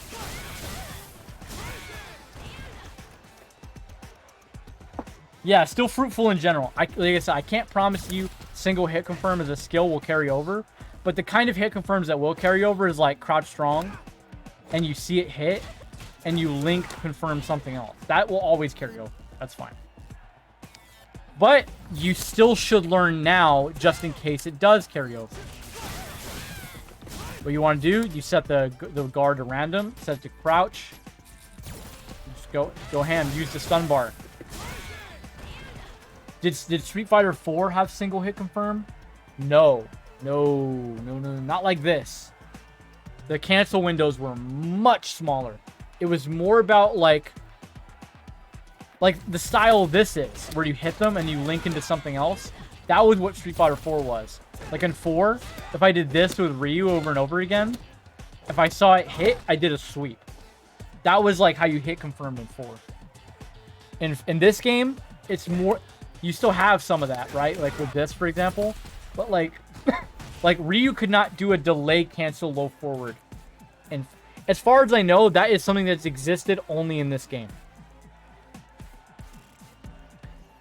However, linking supers as a delay cancel, kind of, that's existed in Third Strike. So in Third Strike, Chun-Li can do low forward like this and do super like that, and it links.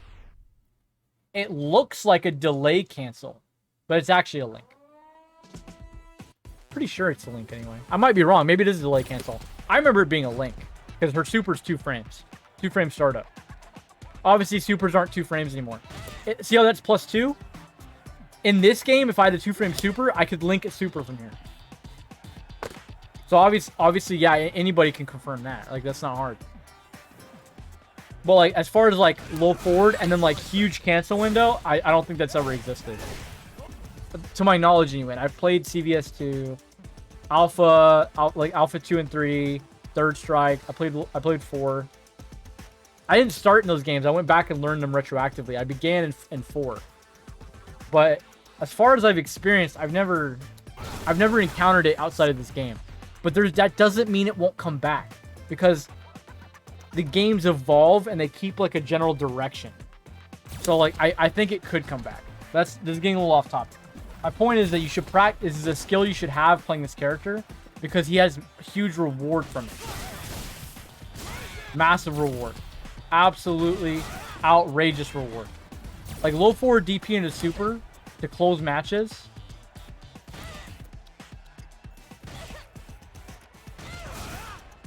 Is insane. It's insane skill to have. Because that leads into super, which leads into 400 damage. Even if you're not comfortable confirming DP, you have this, which is still a lot less damage, but still combos into super. Still a good knockdown. In fact, arguably a better knockdown than DP. More frame advantage, like better Oki. This is really just for the damage.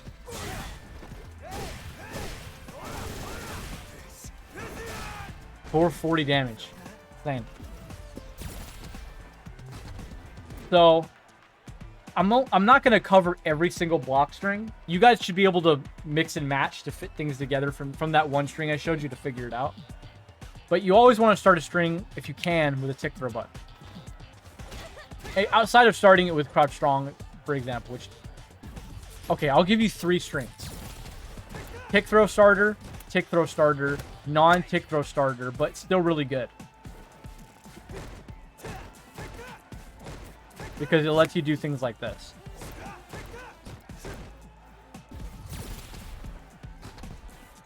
Okay.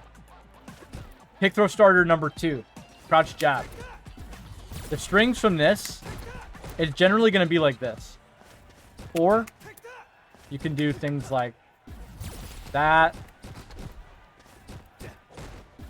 Now, you want to make sure to do your jabs not chained.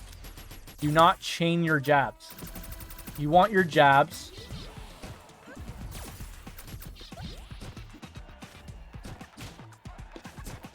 if you chain your jabs, see Laura's not getting counter hit? Chain jabs, there's no gap. They're mashing, they just can't get hit. There's no gap. This can be useful if you want to get space back. Like if you want to, like for example, let's say I knock Laura down with like a whatever knockdown, right? I want to stop her mashing right here or getting away. I want to confirm right here if they're doing something, but I don't want to deal with them mashing super or something.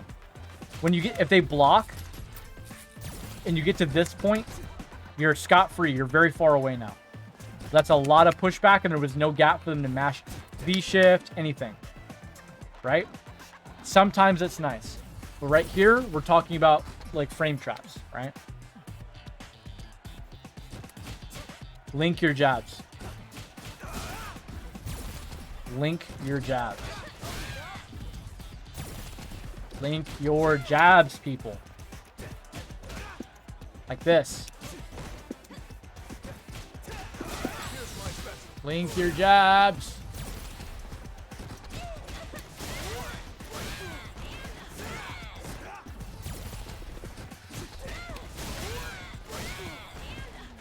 Link them, don't chain them. Chaining jabs. So, frame data changes when you chain things. In theory, there's a 1 frame gap between these jabs. It's +2 into a 3 frame. It's a 1 frame gap. They should be getting hit. But chaining them makes the frame data go from +2 on block. As long as I'm chaining into itself, that shit might as well be plus fucking 10 or something. There's no gap. They can't do anything. To make it a 1 frame gap, you actually have to manually time it. Which is not difficult to do, mind you. It's very easy.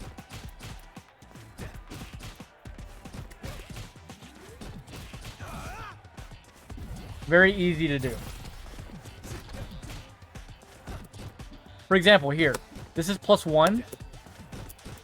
No gap. See, I'm chaining crouch, short, crouch, jab. Why is there... See, it's only +1. There should be a 2-frame gap here. They should be getting hit. Because chaining it doesn't give you that. If I want to hit them, I actually have to link it.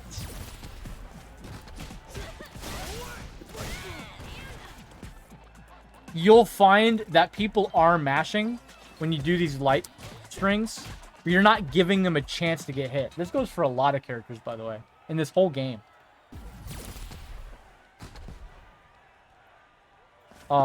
So jab, throw, jab, shimmy, jab, walk, like jab, walk, throw. Like I said, let me turn off the, jab, walk, throw, jab, walk, shimmy, throw, 12 frames.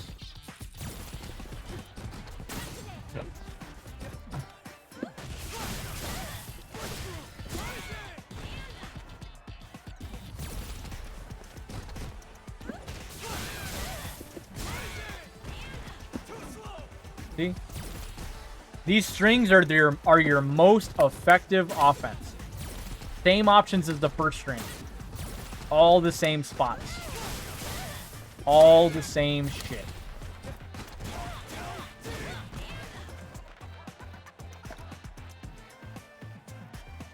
There is one last thing I'll tell you.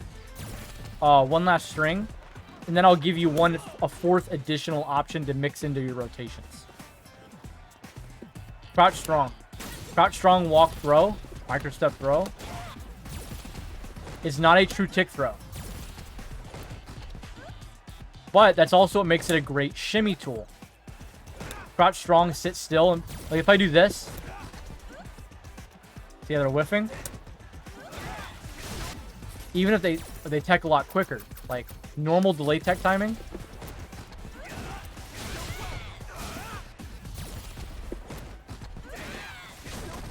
They think I'm gonna throw. Because I could if I want to. Watch. Turn off the tech. See at this range? Can't throw, right? Micro step. It is a micro step difference. It's unseeable. Right? I'm just holding forward and hitting throw.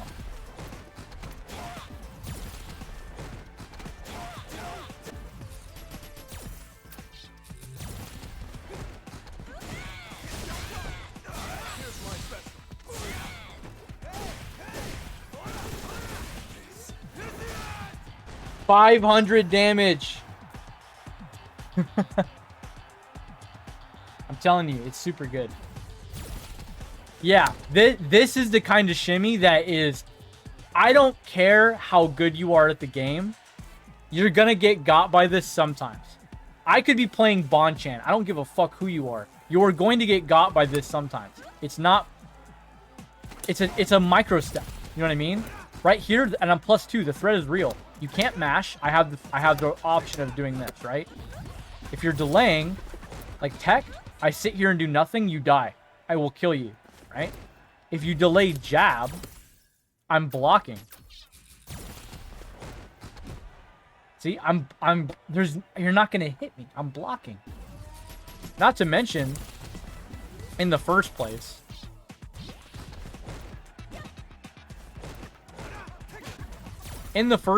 I have strings that can beat that. Plus, I can delay my own string. Like, I could just do this.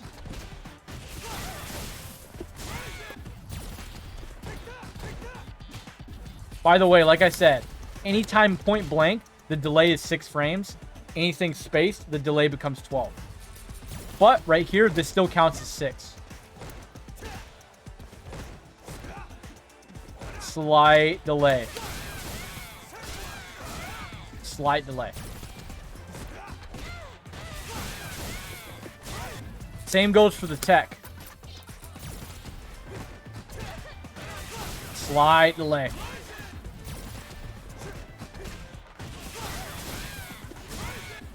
And they have to tech, because I can microstep throw.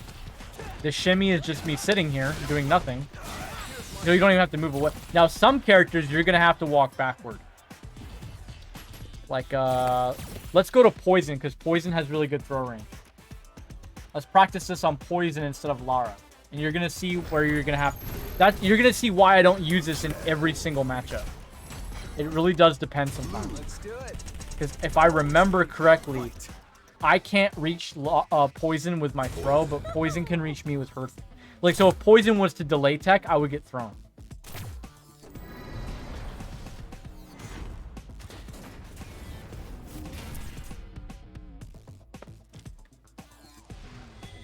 That's usually why I do the other ones, the true tick throws, because I can shimmy from those pretty safely. This one is still good, though, for other reasons. Let's do sticks. Which one of these suckers is throw? That's jab. That's stand fierce.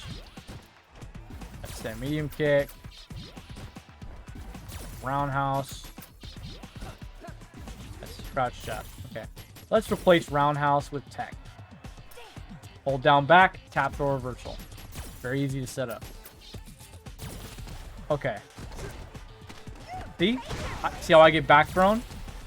If I sit here and do nothing, Poison throws me. You see? So what I have to do... micro step backward.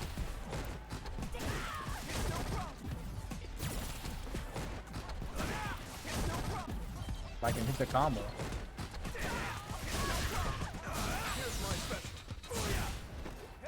$500 damage. Now, sometimes that micro step backward can be annoying to have to do because they might be able to get away. It's sometimes nicer to just sit here and do it, but that's typically why I go for these options instead, because I feel like I have more freedom to deal with this tech how I see fit. But these strings are still really good. Like delaying it like that, really strong. If you're a little uncomfortable, you can always do like back strong delayed like that. Stand light kick confirm. But usually this is okay. Usually that's okay. You can call it a day with that one. The full string would be something like this. If this person was to crouch and not move, not tech, for example, this crouch strong, back strong combos no counter hit. So if they get hit by this, that combos. As for what the combo is, I'll go over all the combos, and that's the next section coming up is combos. I'm going to be covering combos next. Combos no counter hit. But here's the interesting part. Let me do save state. Combos. Now I can't do the target combo from here. See? And DP is very inconsistent. This doesn't combo into any EX moves.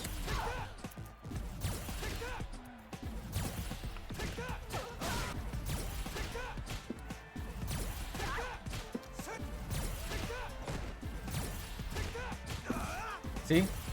So what I always confirm this with that. I'm micro-stepping backward when I tap back strong. That's why it's whiffing. But if you do this string, that all combos. Now if you land it like this, the DP will combo. It's the act of blocking the crouch strong.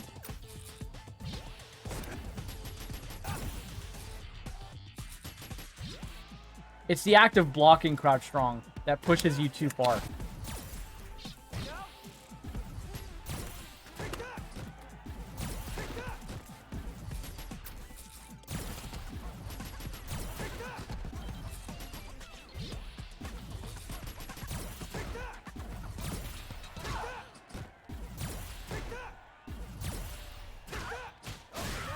But if they block crouch strong and get hit here, this will combo. Provided you don't fuck up. Here, we'll do block first attack only. This is probably easier. Much easier. Oh my god, it's so much easier to do it that way. That's typically the string you'll do there, which gives you a nice knockdown.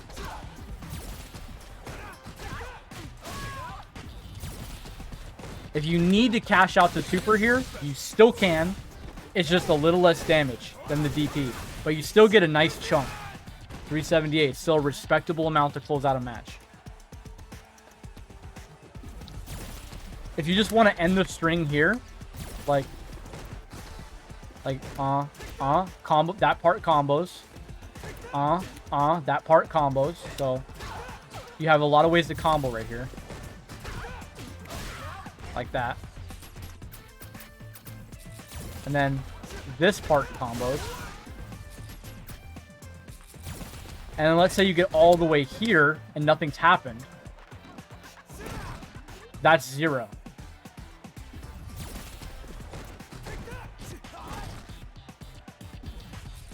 If I get to all the way to this part, and they get counter hit, +5.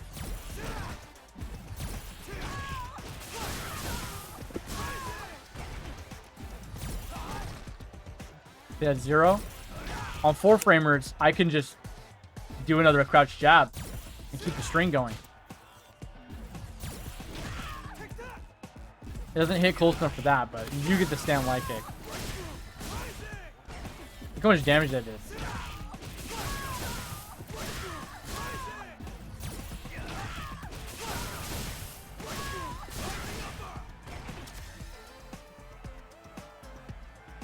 That's going to be covered in combos, by the way.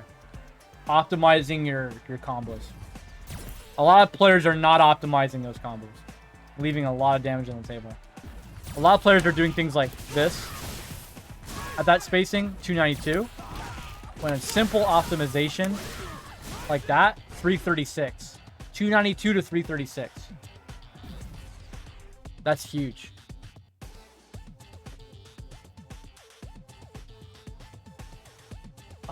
Yeah. So, if they block this on a 4-framer, and some 3-framers too, you can kind of go for it. Fuck it, it's a trade, whatever. Go for crouch jab, stand medium kick.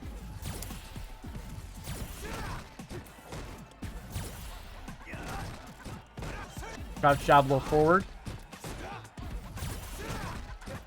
I usually do crouch jab, stand medium kick, but yeah, crouch jab, low forward. You can kind of get a little spicy with it, you know. And then go for that. I don't know. I usually stop it here and go back to that mid-range thing I talked about in the beginning of the guide, the mid-range section. I'll usually do this, and that begins the mid-range medium kick fireball thing I was talking about earlier. Now, if they're walking backward, this roundhouse will whiff and you will get whiff punished. So that is the risk of doing this string. Right here, if they walk backward, it'll whiff like that and you're going to get smoked. You don't always want to do that. In that case, I usually go for a low forward confirm. Like right there, I'll micro step into my, I'll do like the whole string. And I'll step into my low forward and try and catch them walking backwards. Because low forward whips on its own right here. You have to step into it. I usually take a big step. Like that. And try to catch them walking away. How long you walk for, it really depends. Sometimes it's just a small one like that to catch them. But you have the option of doing this if you want. You have the option of doing low forward. You have the option of, honestly, dashing. if you want to.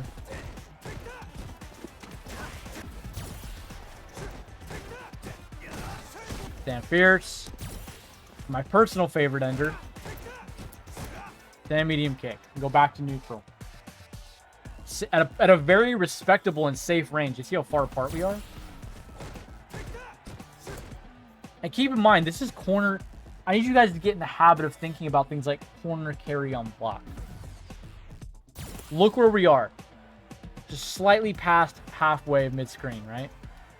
That table that where the monitors are and the PlayStation's at in the background of the stage, that's about mid-screen, right? This is slightly past mid-screen. If I do the string, look where poison ends up. Look at that push, right?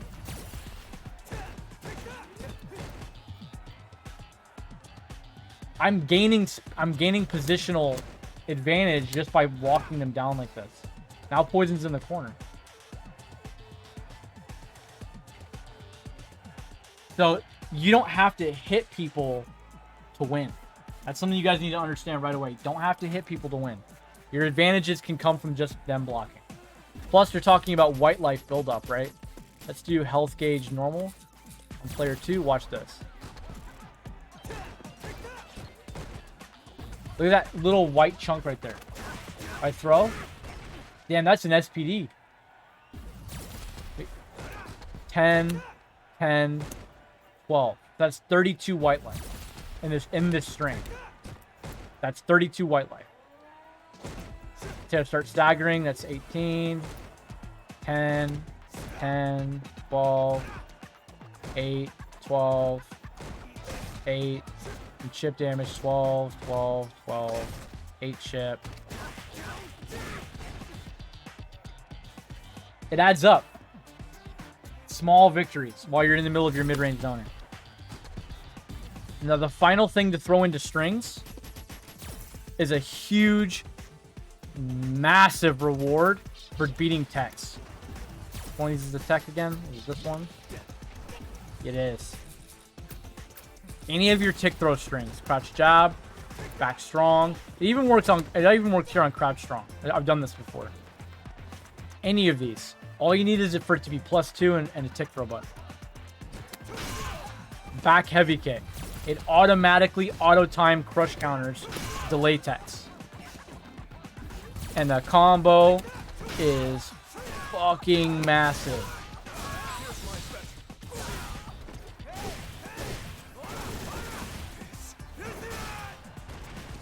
Yes, it does, Oyo Boyo. Yes, it does. That's the thing, right? And you will get punished. Sometimes, though, people react really late when I whiff. I'll do, like, back strong, whiff, and they get caught off guard, and I counter hit them with crouch jab. In which case, I usually do something... I usually do, like, a jab string. I'll do, like, this, that, and I'll do jab, crouch strong like that. Or I'll do this, that, jab, jab, and go back to neutral. Sometimes, though, you're going to get counter hit. People are going to be mashing. In which case, you're going to have to go back to shimmies instead of going for the auto time counter hit. But there's a reason. I'm going to cover this under general offense later. There's a reason I do this other than beating techs. I'll cover one part of it now. Just one aspect of it for now. Just to mix it in there.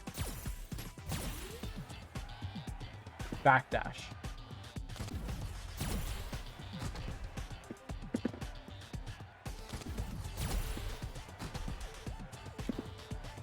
I need a reversal backdash. Cool. Let's do... Okay. So let's say they want to backdash my throw. Right? That's a valid option. People do that. There's things you can do to beat backdashes. Like I could do back strong, forward heavy punch. You get a huge combo. But this into that won't beat delay tech. You see? Watch. I'm gonna do delay tech back on, 6 frames. See, I get thrown. I get thrown out of my forward heavy punch. So my option to chase the backdash there, not ideal. You know what I mean? Because if they're teching, I could get smoked.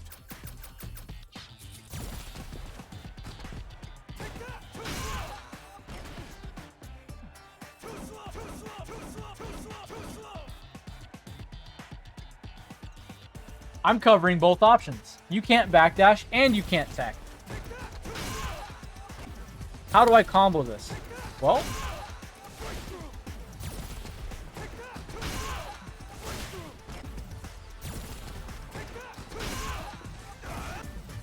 dash at medium DP. Oh, is it light DP? I forget. Yeah, it's light. That is true. Okay.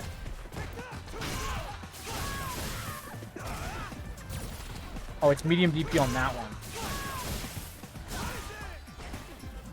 Oh my goodness.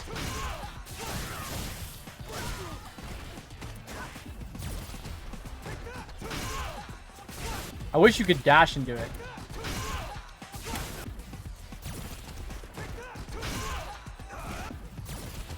Generally speaking, I mean that it can air reset too, which is kind of funny. Generally speaking, you can do like anything you want to do here. It's pretty lax. You can do fireball, forward heavy punch, dash light DP, which can be good because if you have super, suddenly that becomes a game-winning option.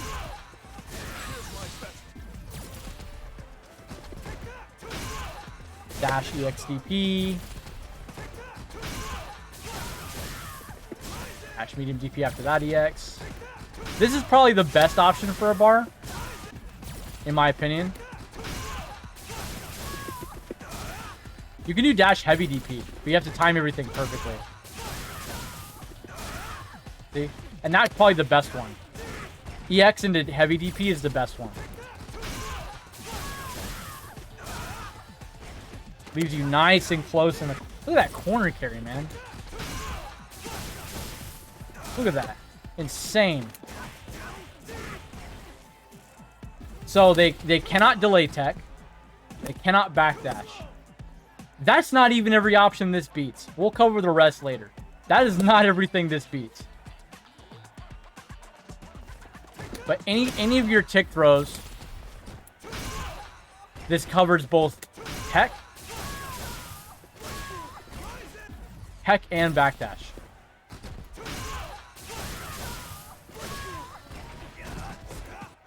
Just tuned in? What's up, man? Yeah, any of your tick throws, this covers both tech and backdash.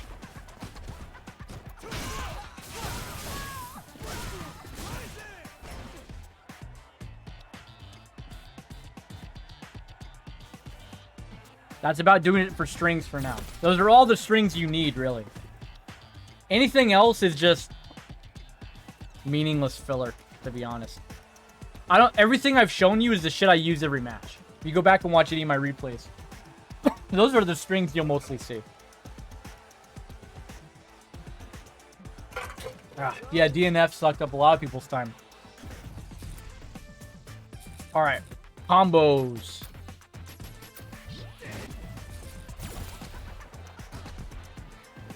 So obviously, while we've been doing this, you've been seeing like that, all the conversions like that, right? But let's talk combo theory. +5 on hit. Hard combos 5 frames. Light kicks 5 frames.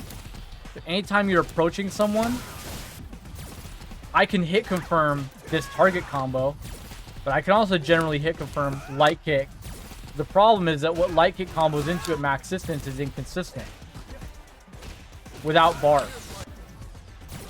And also the Oki from target combo, it does less damage. Like this does more damage, heavy DP from light kick, but this is better Oki, like positioning, which is more important.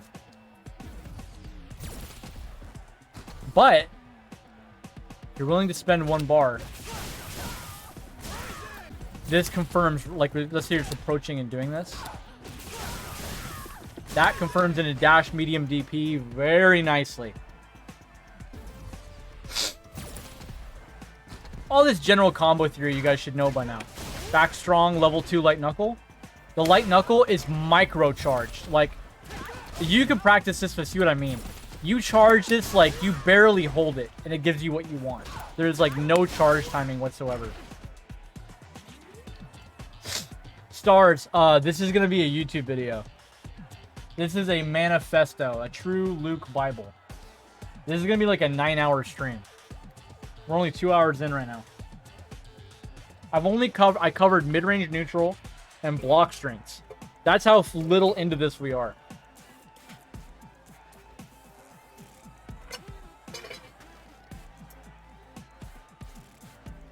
Okay. So general combo theory, right? Light knuckle, level 2. You only have to microcharge it. It's the most smallest, like, this is me just tapping it. This is me holding it for, like, literally no time at all. Right? It's the easiest thing in the world. You'll literally never miss this. This level 2 light knuckle combos from back strong, stand fierce, and crouch medium punch. Does not combo from low forward.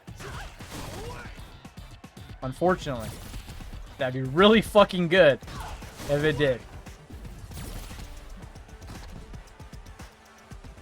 Like, not even like a confirm, but like even if you're committing, it doesn't. Only on counter hit, I believe. Yeah, only on counter hit. But, you know, not exactly something you'll do every day. But these 3 mainly. From this level 2 light knuckle, you have a couple options that are, I'm not gonna say streamlined. Like, there's some reasons why you would do one over the other. Personally, heavy DP 261, medium knuckle 226. That's a big damage difference, like a lot. But the Oki here is on that level 2 in the medium knuckle. Like, that's way better than DP. However, there is ways to fix it, make it a little bit better. Luke's DP's damage doesn't change if you hit it really high. So, if you want better frame advantage, you actually want to do the DP.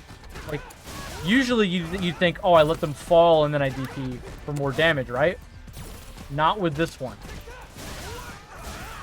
The higher you hit, the better the Oki.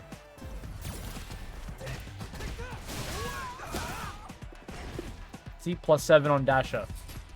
Or if I do it deep, +2 on dash up. Which is not that bad, but this is normal recovery. If I throw in back recovery,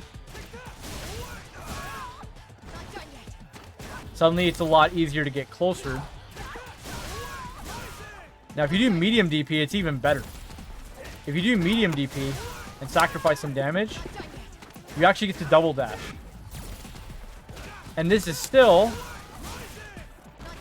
well, 212, right? This is 226. So at that point, you might as well just do medium knuckle. Now, I said Luke's DPs don't lose damage based on where they hit. That's technically false, but this is one of the only instances where you'll ever encounter it. It almost never happens. You have to literally hit the top of the punch. You see, like, I'm doing heavy punch 261, and I'm doing it as fast as I can, right? And I let them fall 261. So with heavy DP, it makes no difference. Honestly, I would do either that, or I would do medium knuckle and go for the jump meaty setup. This is, I call this the Tokido.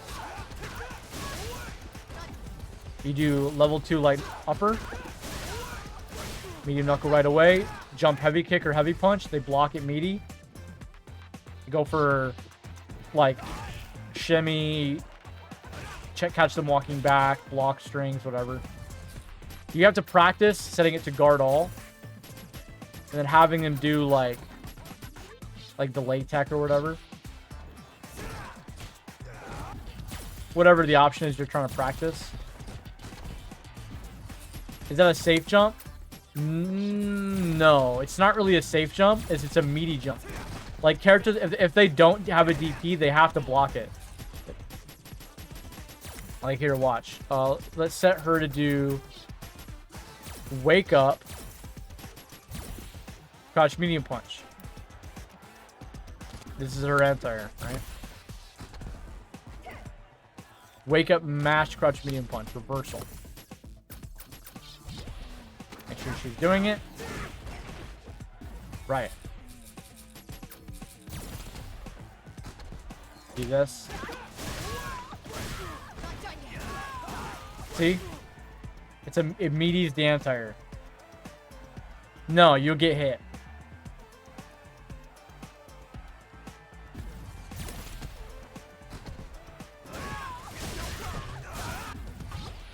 But on characters that have to block this, and even then if they have a DP, I would still risk it sometimes. 15 white life on the initial jump in when they block it, and good plus frames that you can use to stagger off of. And then if you throw them from there, it just adds to the, like, for example, if I was to do this and micro step and throw you, that makes my throw go from 130 to 145. It becomes a 145 damage throw instead of 130. So that little adding of, it all adds up. All those little damage increases add up.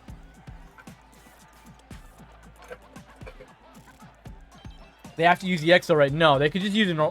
All the DP characters have DPs that are frame 1 anti invincible. Like with Luke, I would just light DP. There might be a version that's a safe jump, but not the one that Tokido does most of the time. Not at the very least, not the one I just showed you. This one, this is not a safe jump. Maybe against some things it is. Let's try this. Let's do wake up super.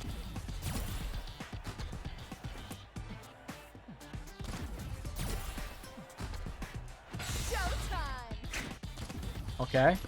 Wake up super. And let's do back recovery, because usually you do this when they back recover. Quick rise, this setup, if they're quick rising after this setup, this is not that good. So here's how it works, in my opinion. You do this combo. If they're quick rising, heavy DP is better because you're +6 on dash up right here. If they're quick rising, heavy DP. If they're back recovering a lot, medium is better. Oh, ha! If they wake up super on quick rise, I just jump over them. If they're back rising, you want to do medium knuckle. Hold on. 1 second. Okay. If they're back rising, you want to do medium knuckle because the setup is just better. You don't want to do medium knuckle if they're quick rising. Now you can get thrown off sometimes. If you're in the middle of your jump and you see they quick rise, do the cross up medium kick to save yourself. Like so. Right here. And you see, like, let me turn off the super so you guys can see it better.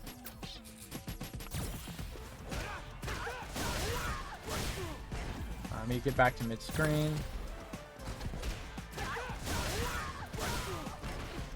Like that. Which actually, that's not that bad, really. You could just do medium kick to cover both, but it's better if they're back to do this when they're back right.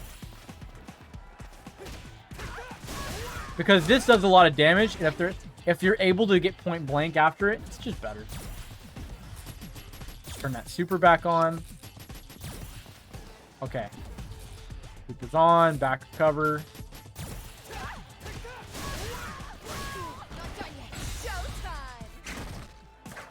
So on things like super, That is a safe jump. Yeah. And I timed it correctly. I know I did. Not done yet. Showtime. And that's her only reversal. She has to hold that jump. So on things like that, it's a safe jump. But like on DPs and... Here, watch. We'll test it. I'll show you that it's not. As far as I know, that's not. Because I've played the mirror against someone that does that setup, and I've DP'd it every time. Now, I feel like... I don't remember if I tested it or not, but...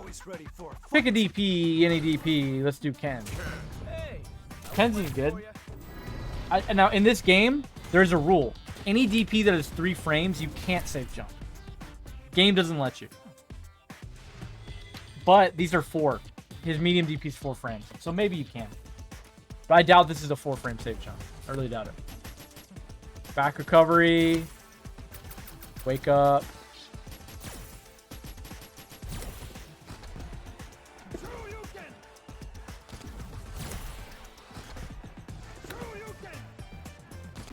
Let me do the shortcut just in case.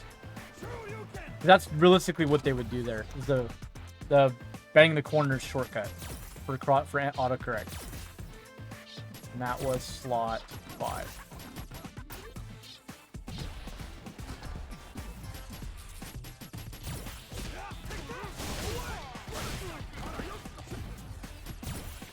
I can tell just right there by seeing it that it's not gonna be. Yeah, see? Nah. Definitely not. Now, if they have a slow DP, like Rashid, Falk, whatever, yeah, I'm pretty sure you're golden. I think the shitty DPs, I think you're fine. Let's try Rashid. As far as I know, I think going just looking at it, like how close that was, I think Falk, Rose, and Ed should be golden. Poison super, which means a lot of other supers that are the same, similar, probably don't work. But I want to try Rashid's EXDP ever since they've changed it. Has the fastest of the slowest DPs. Well, that used to be true, and then they nerfed it again. It was always a little slow. Like sometimes some characters could bait it, but now they nerfed it again.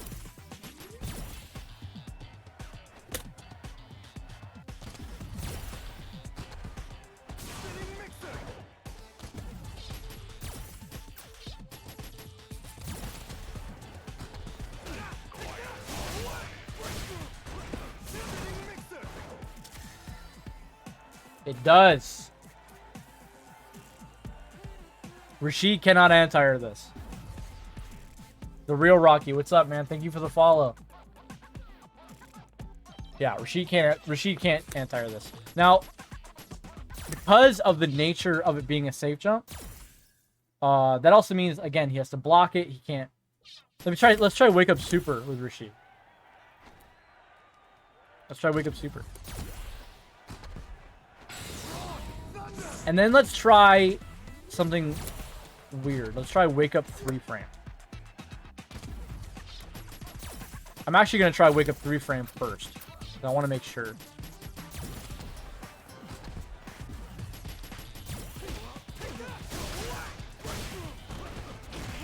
Yup. Through meaty safe jump. Can't 3 frame. And you wake up super.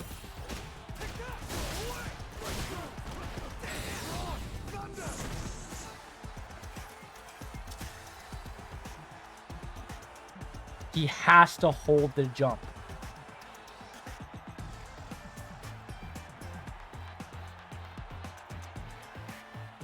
So if they're back recovering, you get a safe jump with jump heavy kick. And it's very good. Very strong. If you're quick rising, take the damage, do heavy DP, and dash up. You're in a great spot. Yeah, that's what Tokido... Dude, I learned this watching Tokido. I mean, you know Tokido, dude's a genius. If Tokido's doing it, it's good. All you gotta do is lab it and reverse engineer it, and you'll find out why. So that covers the light knuckle Oki. That's everything generally you're gonna do after light knuckle. The only thing I'll add is V skill. I'll cover V skill real quick. And how it affects the combos.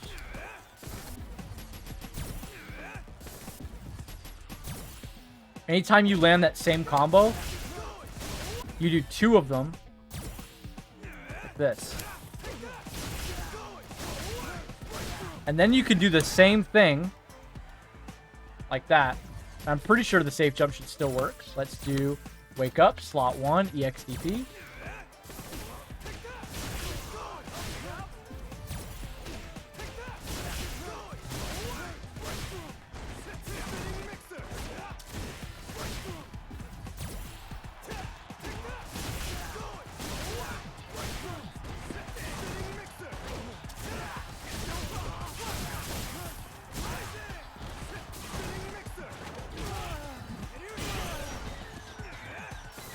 That's very true, Stars.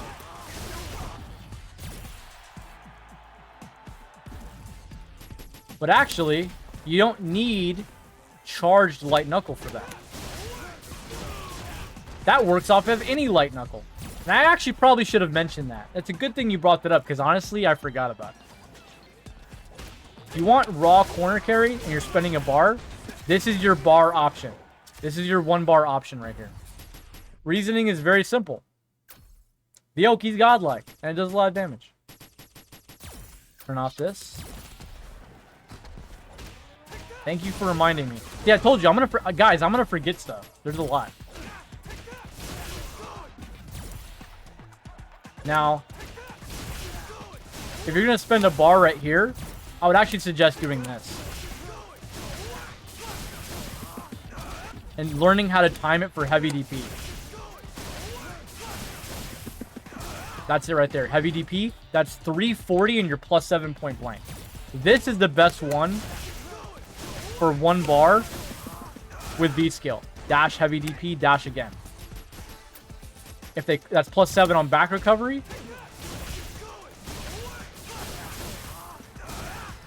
And on quick rides, you are plus 2.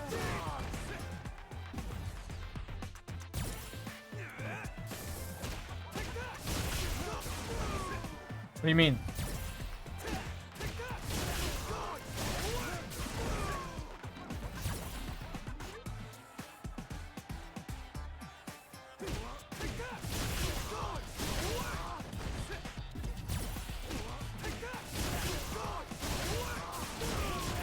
That's 311.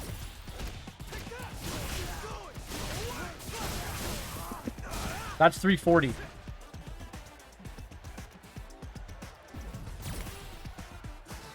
Oh, yeah, but I started bringing up B skill. Oh, yeah. From base, just base, doing it like this. Yeah. I'm glad you brought it. I'm glad you mentioned it, because that's really good. Plus 4 on dash up on quick rise. Godlike Oki. Very easy to do. You just do it. Oh, I keep forgetting that I stocked the B skill. Save state without it. Really easy to do. Just run and do it right away. Dash throw. Fuck. You did it too late. Dash back strong into all the strings I taught you. Same options. Shimmy, whatever.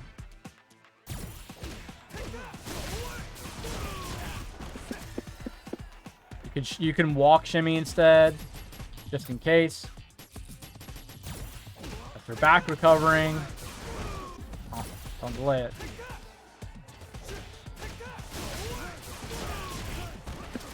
Plus 9, basically the same shit. You can walk and eyeball it. If you're gonna spend 1 bar here, this is better than every other 1 bar option. That does more damage, very slightly, but this is way better corner carry and positioning. Just so much better. Fun fact, also works if you confirm this. When you have V skill, same thing. Because just tapping it as a confirm becomes like that. So that's really good. Super good. Yeah, V skill. dash heavy DP, dash again. Takes a little bit of practice, but you'll get it. If you have E-skill, that also is pretty good, and you can do super there.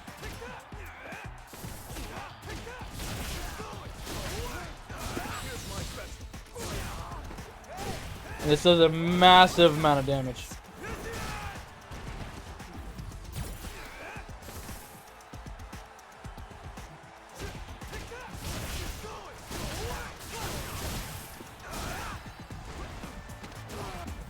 Yeah, the EX knuckle has to hit higher. Yeah, you have to hit it a little higher. You see how it hit like that? That's how you have to do it. The corner carry, the damage, it's all bananas. Yo, Stroby, what's up, man?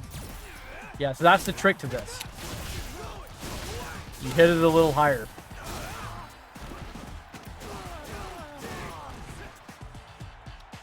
Insane.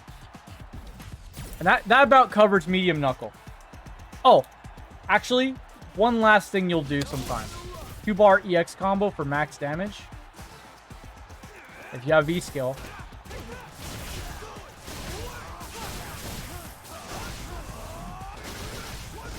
That's 392.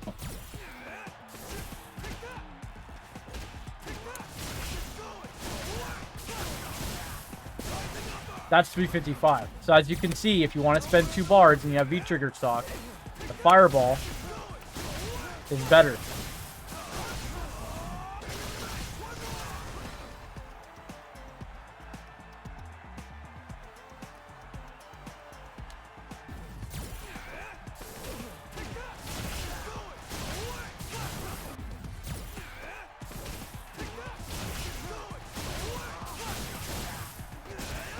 Oh yeah, I should probably mention this ender too.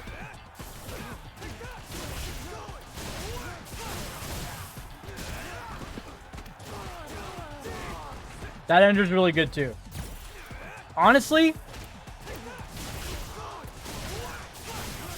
the thing is though, is dash heavy DP is basically the same thing but for more damage. That's why I always do it. It's just a little bit more damage. See, basically the same positioning.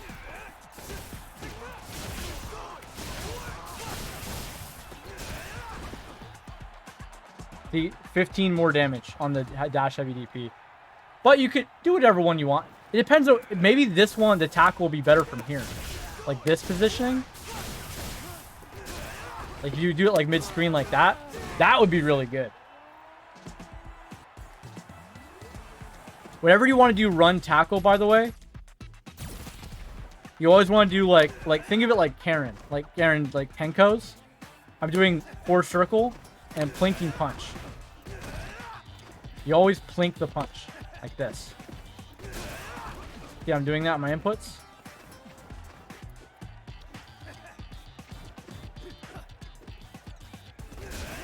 See how I did that? 4 circle forward, kick punch.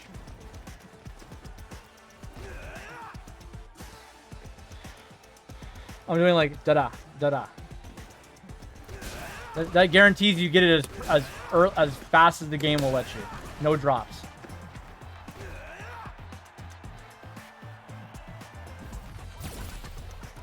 Okay. Let's talk exhibition tonight. I may move it because of this Luke Bible that I'm doing, but I'll let you know.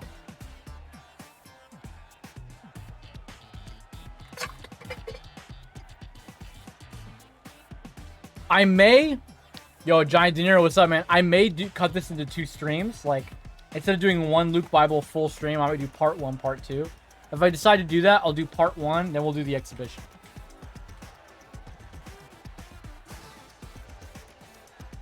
Okay. So, low forward confirms. Let's talk about these. Heavy DP. This one is your damage confirmed. Goes into super, goes into all that goodness.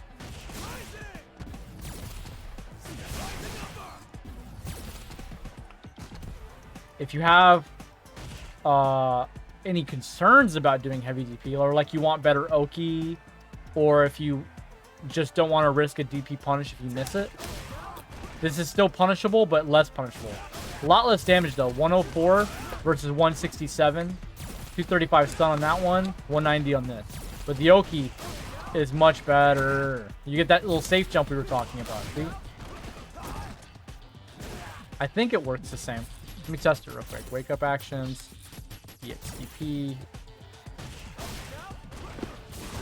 Yep. So that can be worth it. Whereas on this one, you dash up and they're pretty far away. You just go back to neutral, really, like the mid range, but huge damage.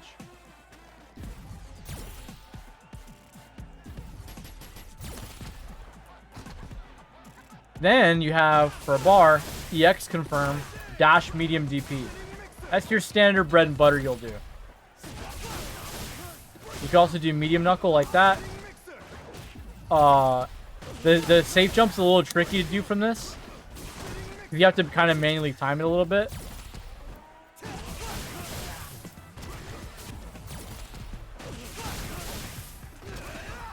And you can't do run tackle, unfortunately. Even if you do this as fast as possible, you cannot do low forward EX into run tackle. Just don't combo. I usually just do dash, medium DP, dash again. And if I do medium knuckle here, I typically just do 2 dashes like that.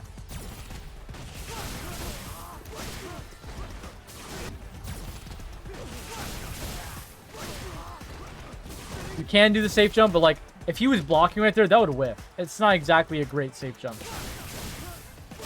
If you delay it, it can go back to working, but then you miss out on corner carry. Like this into dashes, I think is better, to be honest.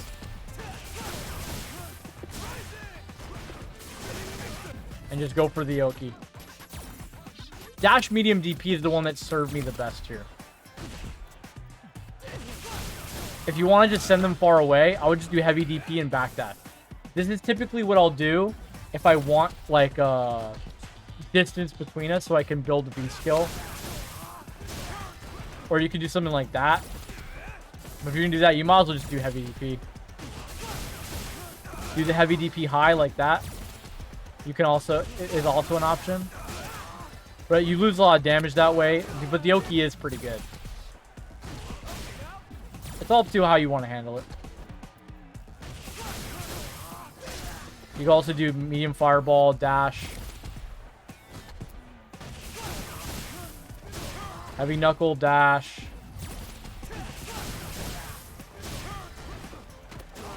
Heavy knuckle dash is not that bad. Damage-wise or Oki-wise, it's pretty good.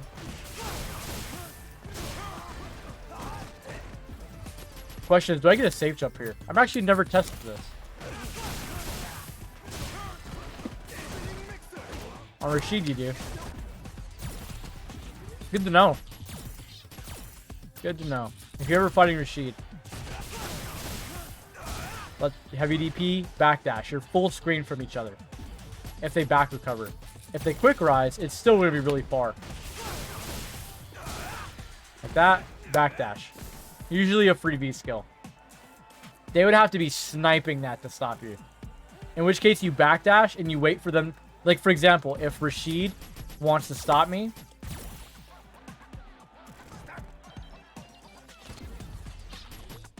and add like some delay on that. Then you do the kick.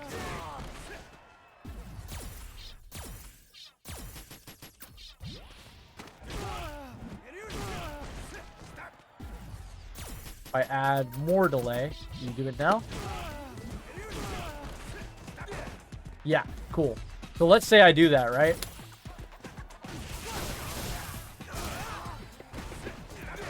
That's a punish. Now on back recovery, if he back recovers before doing it, he's too far away, see? But if he knows to quick rise and do it, he'll get you. Then I backdash, and then I look for it. You see?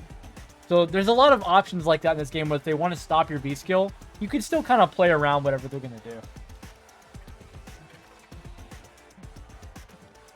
But getting a free V skill stock is very important if you're playing V skill 1.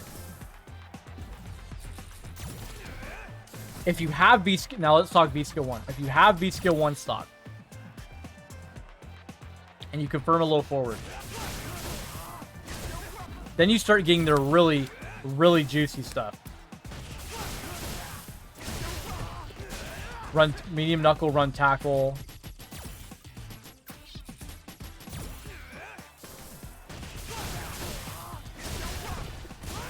Dash medium DP.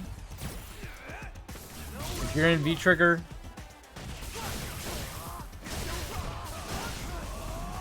The 2-bar combo for 365.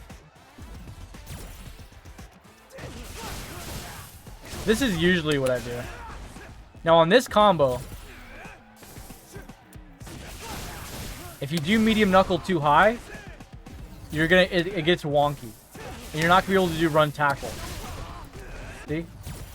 What you need to do is time the medium knuckle as they fall for when they line up with you. Like this. And then you do run tackle instantly.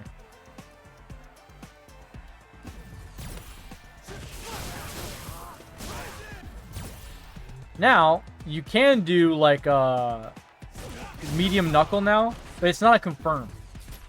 Watch, if I was to delay cancel this.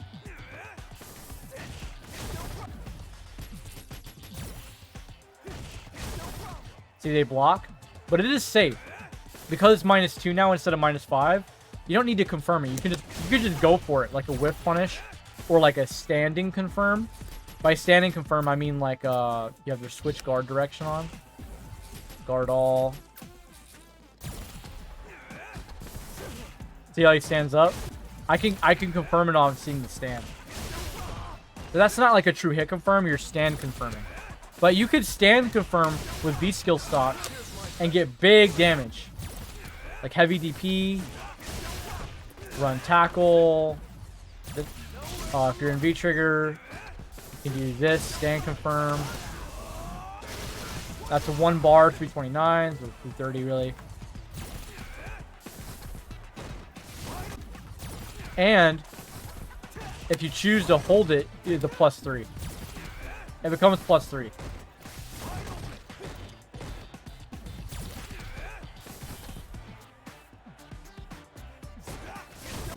If you're gonna do low forward medium knuckle, you should try to do stand confirming, which it comes in handy with V trigger 2 later. If you do that into EX, you can do dash medium deep. You get the. You guys are starting to see the pattern here. Yeah.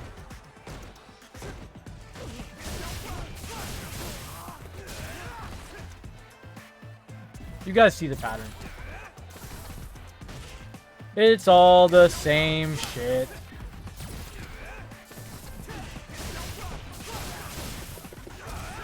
You can do, I think you can do dash heavy DP here if I remember correctly. That was it right there. If you do it like that, that's the best option, I think.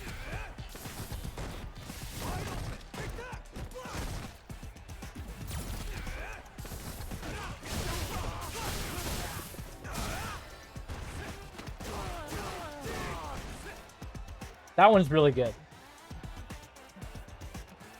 Every combo you do is just going to be some variation of counter hitting and converting to a target combo or some such thing like that. Like, for example, crouch strong. From counter hit, you do low forward. On counter hit, you do target combo. You guys get the gist of stuff like that. Back strong. Into crouch strong, back strong, back strong. Back strong, crouch strong is actually really useful. On any +2 situation, this is like your long range hit confirm. An example is I'll do E skill, damn fierce, heavy knuckle, like that. And let's say they get hit here.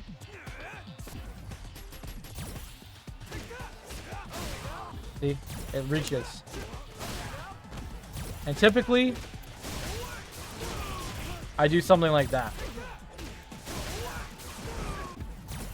which can be tricky, but generally it's going to be the best thing you can do. Or you can keep it simple and do medium knuckle. You can't do DP here. Well, you can, but it hits weird. You don't really get all the damage. See, it just doesn't hit right. You're better off doing medium knuckle. At the end of the day, it's just better. And then if you're gonna spend bar, you do, you know. And you do that from any spaced out situation like that, which is most commonly, like I said, if you hit like Damn Fierce heavy knuckle like that, and you're right here at this spacing. Which is a situation I want to discuss soon because I think it's really good. This heavy knuckle, first the Fierce does 13 chip. 13 white life. And then the heavy knuckle is 30 and then 3, so 33. So you're doing 46 damage. Are some of his better combos converting into run? On some of them, yeah.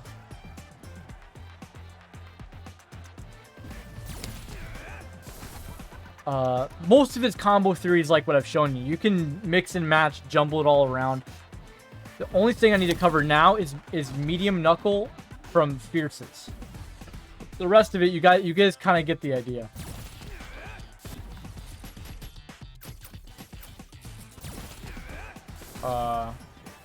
Let's see. Oh yeah, forward heavy punch. I am gonna cover the crush counters at the end of this combo thing. I'm gonna go over the crush counters, both on normal hit and on crush counter. They're both combo. So I'll tell you how to convert those. Okay, stand fierce, no V skill. Let's say I had no counter hit either. This is actually hit confirmable. See, I delayed that. It's I delay cancel the heavy fireball and it still combos. That's a confirm.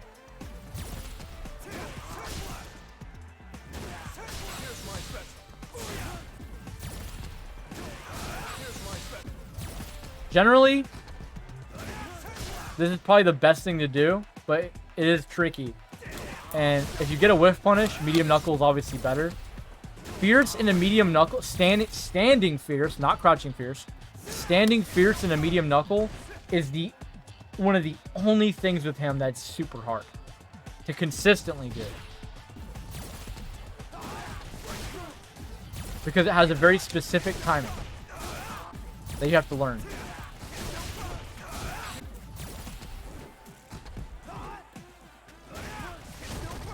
So you do it slightly too long, slightly too early.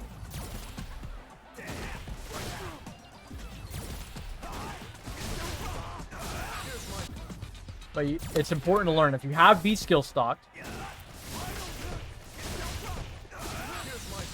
it becomes fucking massive damage.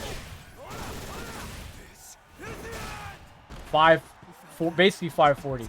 Now I'm doing, when you do this, it's no problem. But if you do it properly, he'll say wide open. Wide open. Like that, right? And then you do another level 2 knuckle, heavy DP, super. If you don't want to do super, obviously you just do any wide open.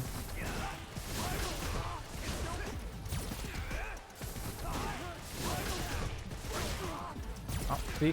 This is where it gets tricky. Doing this twice.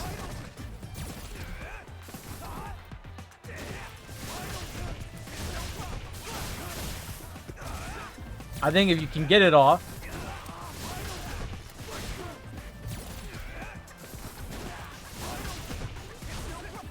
See, this is where it gets tricky. This is why usually I do that. Because that's undroppable. You'll literally never mess up that. And the heavy DP is really easy right there. It's more optimal to do level 2 medium knuckles here, but it's much more difficult. Much more difficult.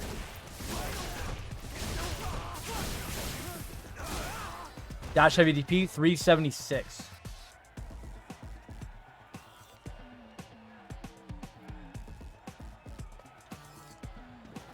Now, all the same combo theory applies after medium knuckle there. But there's something I want to cover. Because I am going to get into corner combos too. Don't worry about that. And this is kind of like the start of that. What I'm going to do is I'm going to do... I don't need to cover crouch fierce. It's the same thing as standing fierce, except it's easy. The timing is easier. Much easier to cancel. Much easier. So anytime you land, you have the ability to land this over stand fierce, you should. It's much simpler to cancel into. So this is the hard one, this is the easy one, but they do the same thing. They even do the same damage. Now I'm gonna do corner combos and crush counters.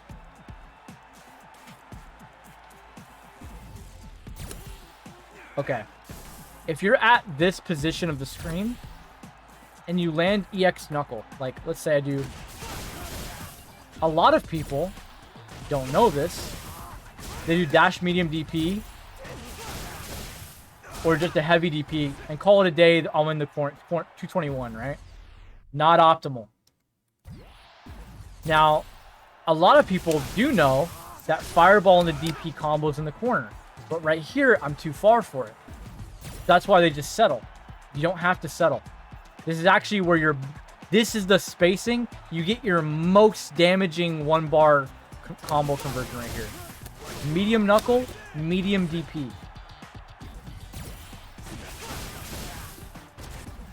It is so easy at this spacing.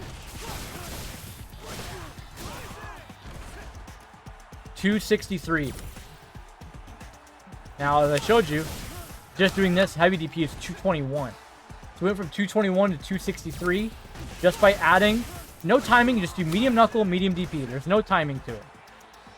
Very simple. Technically speaking, this combo is possible in the corner.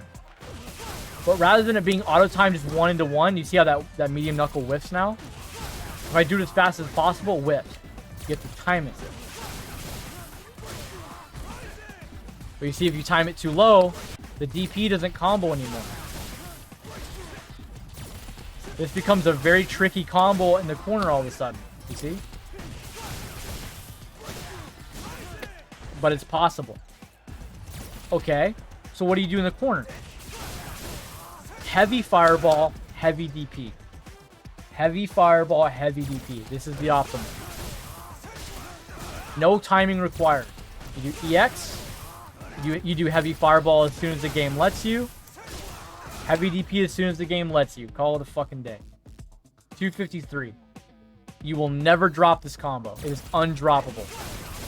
Heavy fireball as soon as the game lets you. Well, I dropped it right there because I delayed the fireball to show you, but you won't drop it. You use both options as soon as you can. There's no timing required. No delay, no special weird timing. You can just mash it out. Mash. You could do, if you're really worried about it, you could do medium DP. But you really should just do the heavy DP. It's so undroppable, it's not even funny.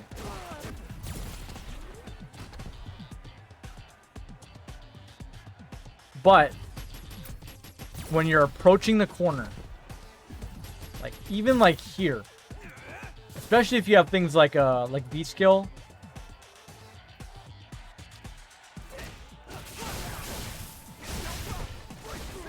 that isn't combo. So if you have B skill, that's where, like in these situations, that's where you would just do that. You would just call it a day. But sometimes you can get fireball DP.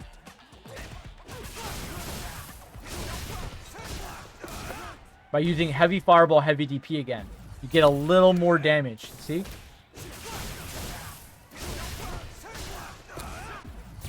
It depends on the spacing. It's very heavily spacing dependent. But if you can get it, much better. You can get it from things like this. If you do EX.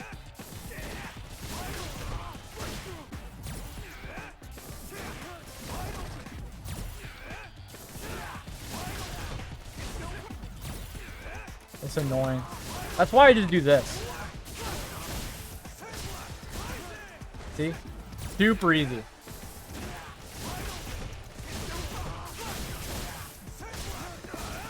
Heavy fireball, heavy DP from that though is almost 400 damage. But a little trickier. But on all your combos, if you land like just that into that, even without V skill or anything, just this, like that, heavy fireball, heavy DP, much better. The damage is much better. You have to recognize how close to the corner you are. Like an example of a combo, you would know this is like, let's say I'm right here, like this spacing, and I get a counter hit like this. 367. If I don't do that combo, it turns into this.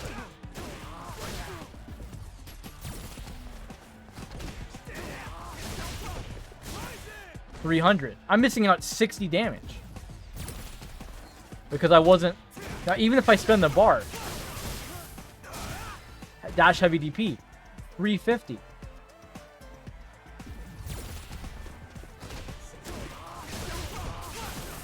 When you don't really need to. You can get that extra fireball in there. Now, it depends entirely where you start the combo. You have to be aware of the combo spacing. Also, I'm trying to hit the EX knuckle a little higher. Like that. It makes it easier to get the heavy DP.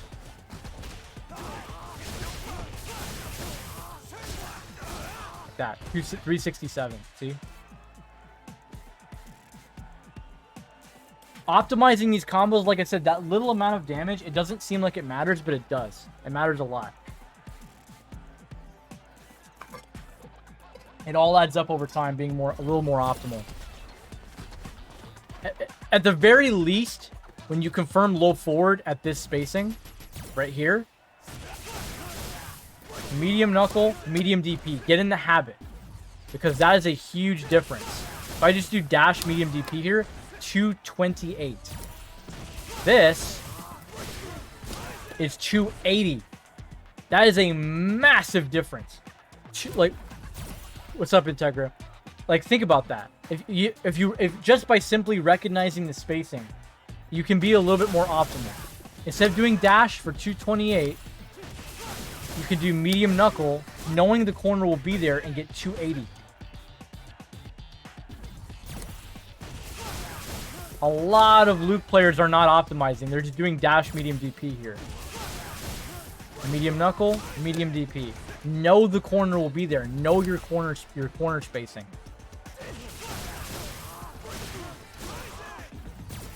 If you spend a second bar, look how much that does. 308. That's all that damage people were leaving on the table. Even if you just do heavy DP, like no dash, like you just do this part, right? 236.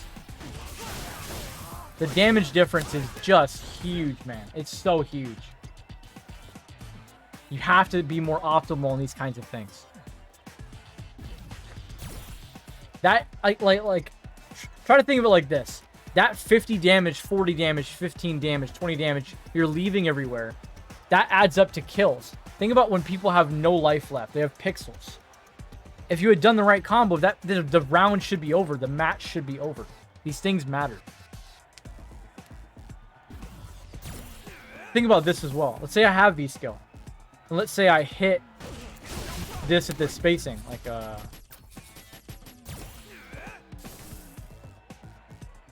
actually, for this one, it'd be more like here.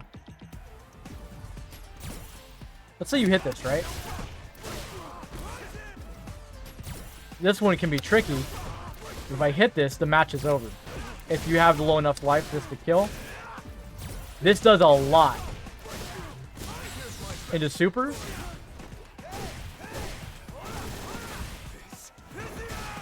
$483. Look how much damage that is. If I had just done the generic dash up whatever or whatever. But this, knowing my optimization, won me a match.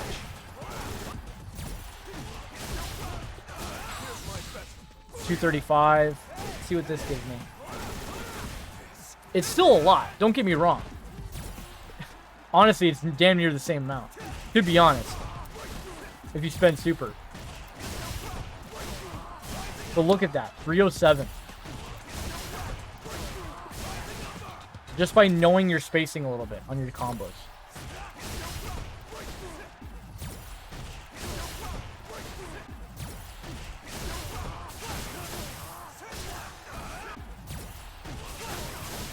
Like, for example, right? Let's say I do this. And I do EX. I do heavy fireball, medium DP. That's 302. This into that is 279. It's barely more for the bar. But because I knew this would work. If you time it properly. You see what I'm saying?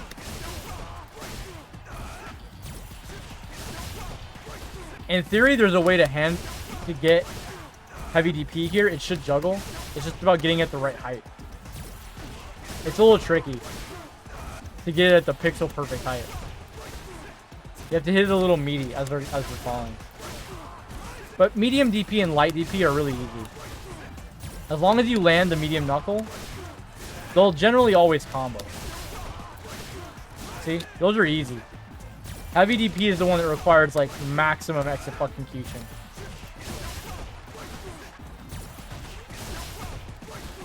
I'm gonna see if I can land it even once.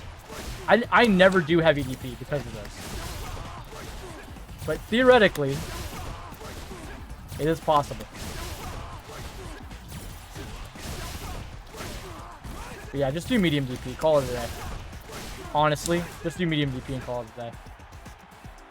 Don't even fuck around with it. But yeah, optimize these things. These things matter. That about covers it for corner combos. Well, I'll cover one more corner combo because it doesn't fall under crush counters. But this is like a stun combo. I'll cover stun combos. There's 3 of them I'll cover.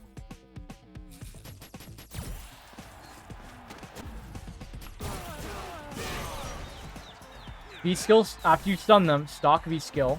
Like, you would do it like this. Like the stun, right here. Stock immediately. Charge heavy knuckle. Charge medium knuckle. Heavy fireball, medium DP. If you want to spend bar, it would look something like this. You do heavy knuckle, medium knuckle, EX knuckle, heavy fireball, medium DP. If you want to do super, you do everything up to the medium DP, but you just do super. Into super. That's it.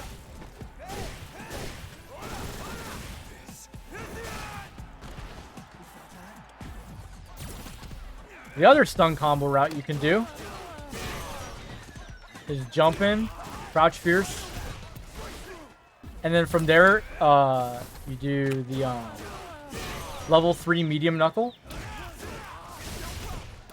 You want it to say wide open.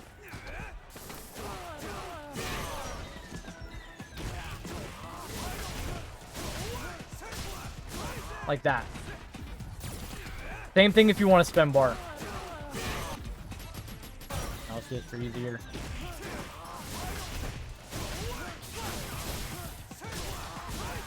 Like that. If you want a super.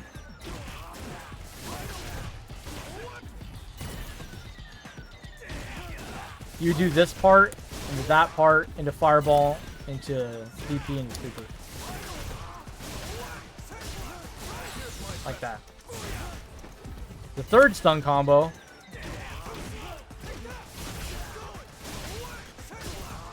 is that one. Whichever one you want to do, man. They're basically all the same. The damage is identical with high scaling on some of these. I think I remember that the roundhouse in this one was super high scaling. Actually does slightly more because when you have really high gut scaling and scaling in your combo, it's better to have more hits, like total, than it is to have bigger hits. But if the scaling, or no, maybe I have that backwards. Maybe this one is better with low scaling and this one is better with high scaling. I forget. You can probably figure that out yourself. Test it again. I remember testing it and one of the reverse was true. But they're honestly, like, we're talking the difference of 5 damage, which I did say adds up. But it is at your discretion, to be honest. They're all pretty easy and undroppable, to be honest. They're not like hard combos or anything. But those are your stun combos. Those are the ones you're always gonna do.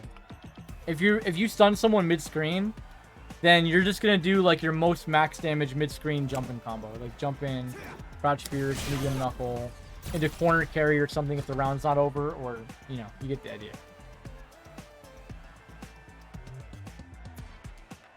See, now let's cover crush counters.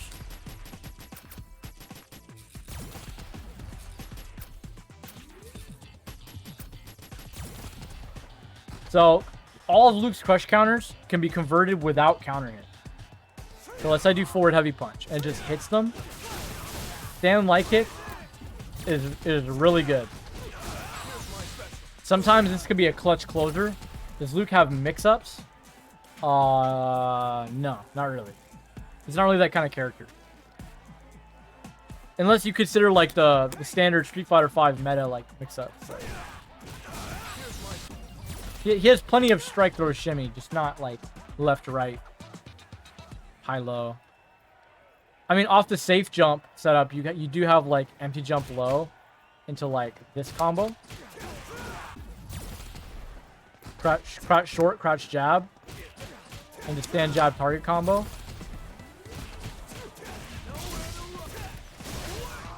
I was gonna cover that under V trigger combos because I usually only do that when I have V trigger stock.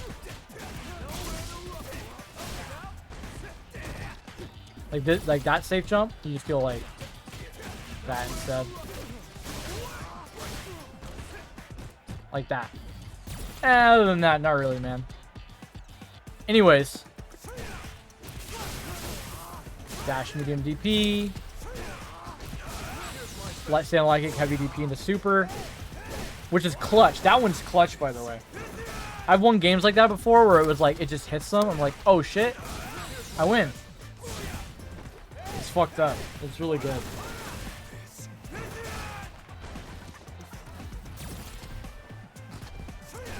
From really far away, you can just do target combo. Get the Oki.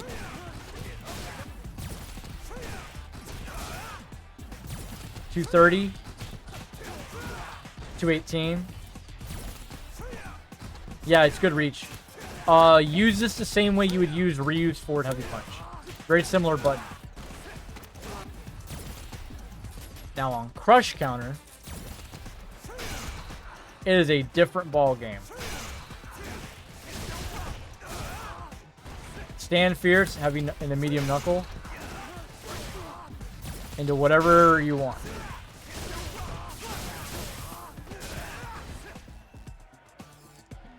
Insane. It makes this at this range, it's a really good counter poke.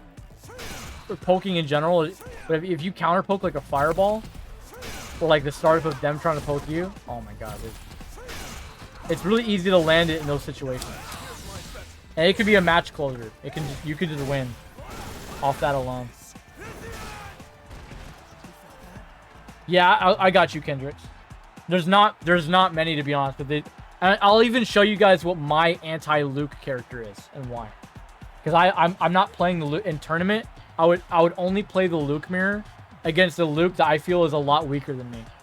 If I had to play like Mena, I would not play the Luke mirror. I would play Ryu. And I'll tell you guys why later.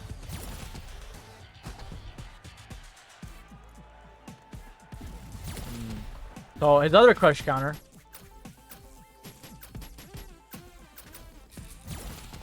is back heavy kick. You can. It's also +5, just like the other one. You can convert it like this. Part of his combos, right? Yeah, it's all there. It's all there.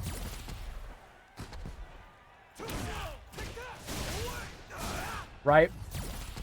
And this can be sometimes relevant because you're not... Got you, Kendricks. You know, it's part of your standard combo shit. But most commonly, you will land this as a counter hit when they tech. That guard recovery.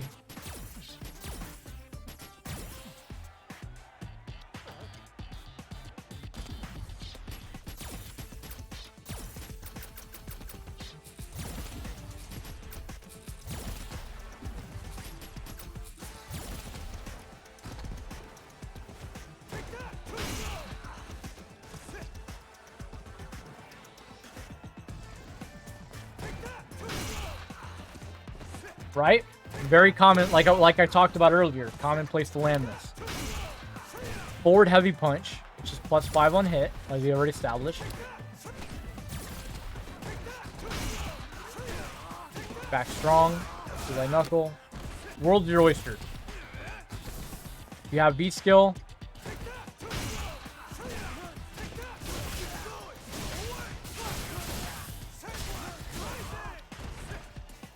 You get the idea.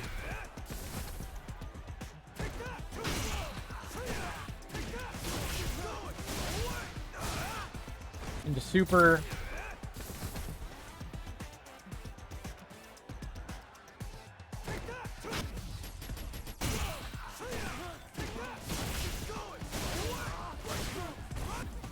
In theory,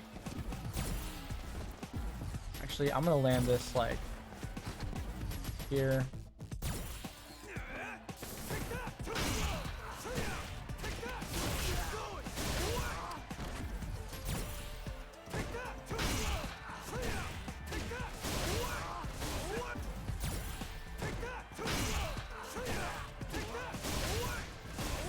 The stage is a little laggy sometimes if you've been on it for too long.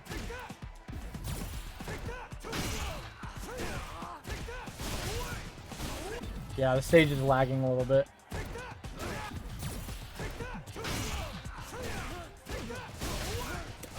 It's like offline training mode lag right now. Fucking hell. Let me go to character select and come back. Sometimes... Oh, see what just happened? I think my game just crashed.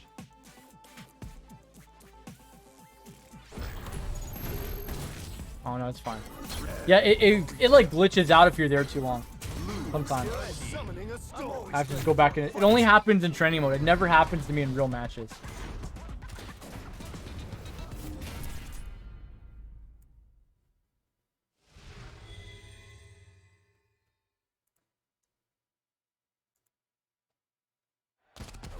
Okay. Now we should be okay.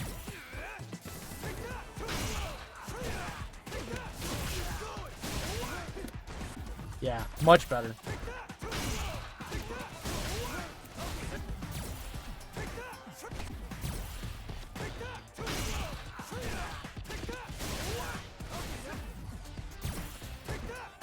Oh, I don't have beat skill. That's what I'm doing wrong.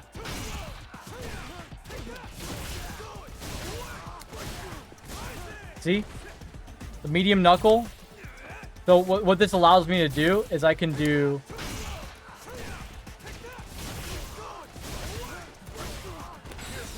Oh, I missed DP and super. I hit safe state again.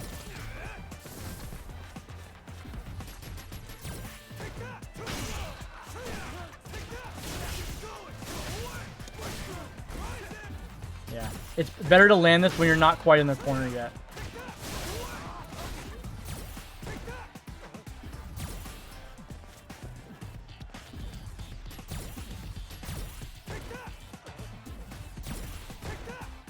Why is it so laggy? I can't even hardly move.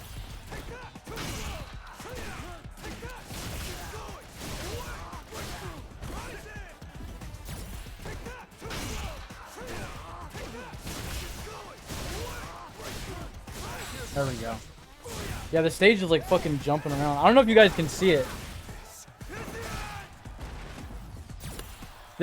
This stage does have a lot of shit going on, but it never does this to me online. It only does this to me in training mode when I'm on it a long time. What probably caused it to happen is these effects, like this little screen back here. When that effect probably loops for too long, like for over a few hours, it probably like builds up this like accumulated data of it looping the effect over and over, and it makes it start lagging. Because usually when you're playing online, you don't play that long. You don't just sit there in training mode. Like I'm just sitting here in training mode, so maybe it makes it laggier. But yeah, you do that combo into super. That's like super optimal. You get the idea. That's how you your crush counters, what they're for.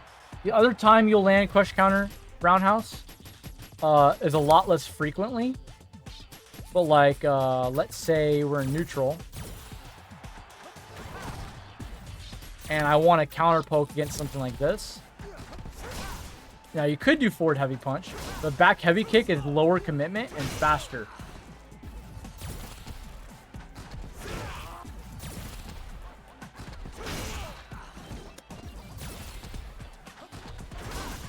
And if you hit it from far away, like here, you have a couple options. Typically, I'm usually in range to land forward heavy punch into target combo, or forward heavy punch into stand light kick into whatever. But the optimal is actually dash, if you can, dash crouch fierce.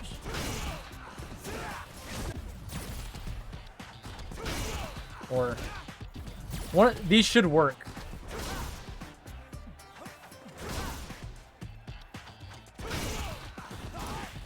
Oh, it's not working right now, but I remember this being a thing. I remember seeing Tokido do it.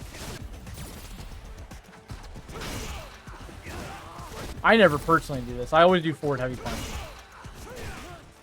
I always do forward heavy punch. It's just easier. It's just super easy.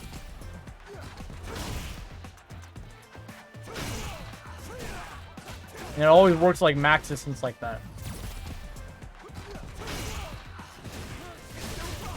Yeah, if you're close enough, you can do that too. And that's generally how you're going to convert your crush counters. This is a very low committal counter poke. Like you can stuff a lot of stuff in this game. I said that funny, stuff a lot of stuff. You can beat out a lot of options in this range using this button. It's low commitment. It's hard to whiff punish. It's very fast, like very, very fast. And it just beats so many things, man. Like Chun-Li, like against Chun-Li, this and sweep are really effective.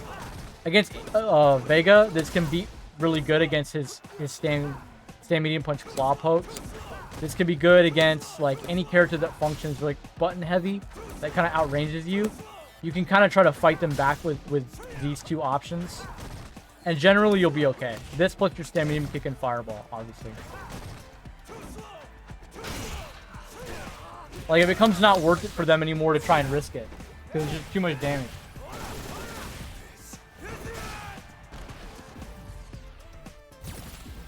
It also works as a far away, like, anti-air even. Like, let's say they jump at me. Like, let me do... Turn that off. Crouch. She wants to stand.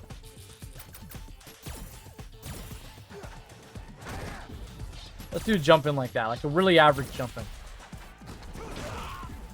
From far away, like here, it makes a really nice anti-air and it sends them like full screen. Guaranteed V-skill stock, basically.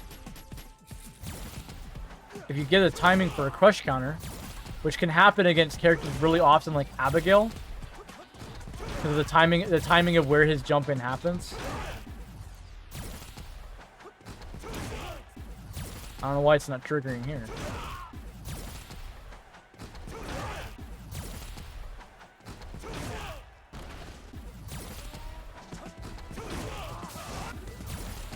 Oh, well, let me just turn it on so we get to simulate it. It happens a lot against Abigail, for example. Most commonly, that's one of the matchups I do it the most in, or Geef. you'll do something like need forced counter hit. I'm actually gonna have him just trigger to jump forward. That's probably easier. On wake up and start recovery.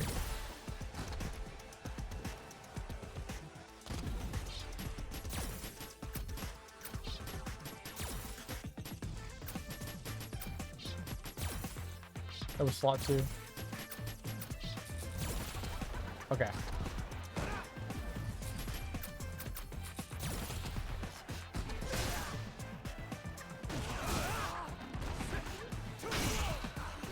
Run tackle. This is probably the easiest one, to be honest. Very simple, gets the job done. Dash heavy DP. You have to be careful. EX Knuckle can whiff on this. If you landed a little closer though, dash heavy DP.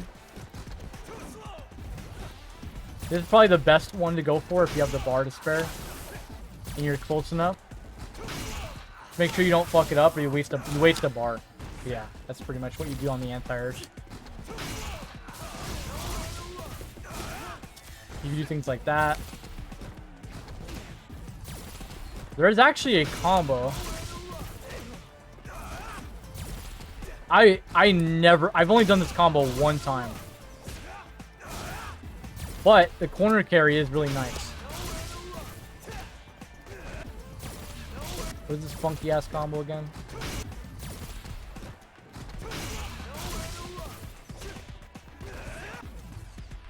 The corner carry is insane on this combo.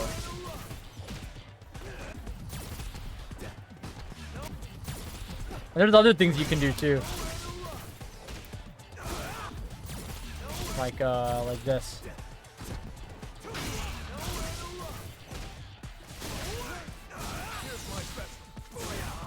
You can do this.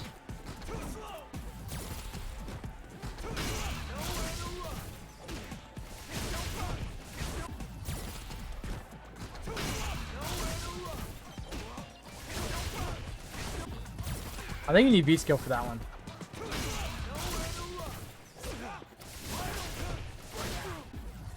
You get the idea where I'm going with this.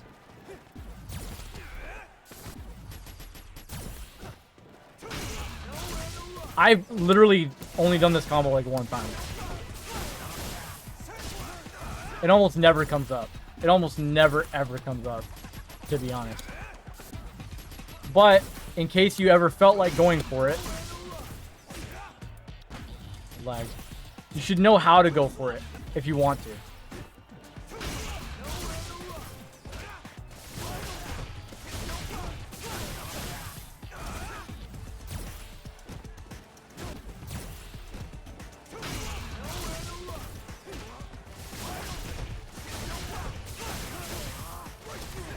Yeah, I wish you could do that. That'd be so much damage.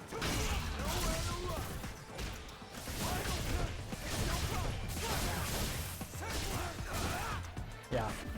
It's only 265, but look at that corner carry. We are actually past.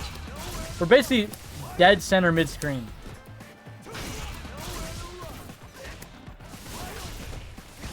And not only do you get them to the corner, but you get them to the corner close enough to do a corner combo.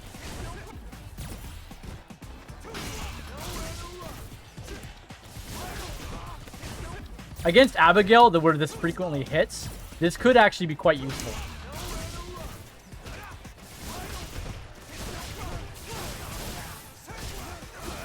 Yeah, that could actually be useful against Abigail, to be honest. For getting him to the corner. But yeah, that doesn't happen often. Okay. Now, for combos, we're going to cover V-trigger activation. And then I could probably cover like let's see. Yeah, I could cover defense. I could cover some other stuff, I guess. Okay. V-trigger activations. Anything into EX Fireball is gonna be golden. Super good. So if they block it from basically any range like that, dash, I'm plus in a range where that'll be the latex. I can throw them. Frame traps. Shimmy. Like this one is really good. Like dash, crouch, jab, into throw, or dash, crouch, strong, shimmy. If that any of that stuff is gonna be really good. Dash, crouch, strong right here. They get counter hit. You can combo. I do like crouch, strong, stand line kick.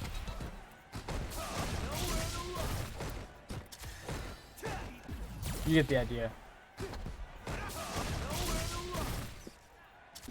On hit,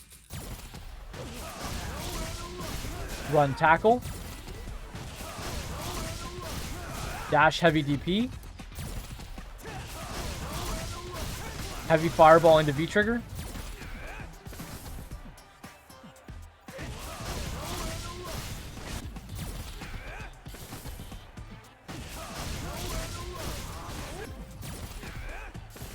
I think this is corner only.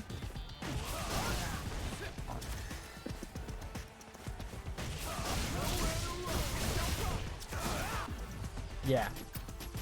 If you have beat skill, you hit this in the corner, there are combos you can do here, which are very, very good.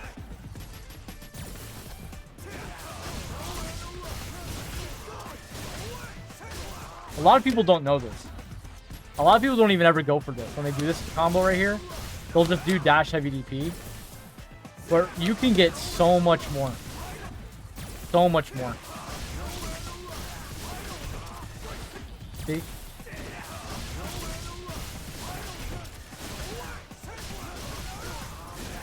Look at that. All from the activation point.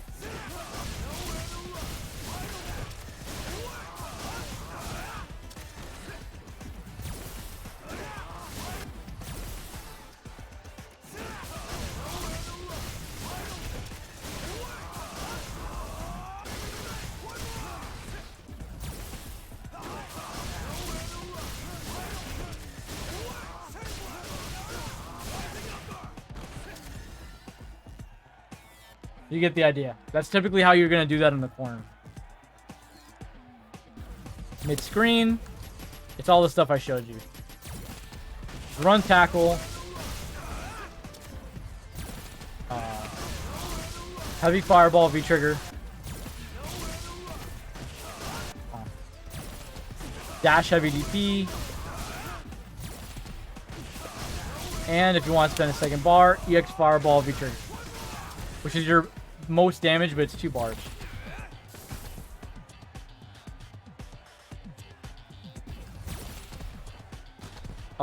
Usually I do run tackle because look at that corner carry, and that sets up this situation. To turn off wake up actions.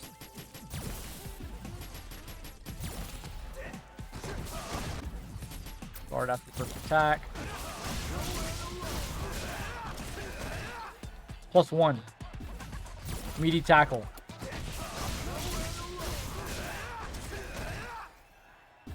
That's on quick rise. On back recovery.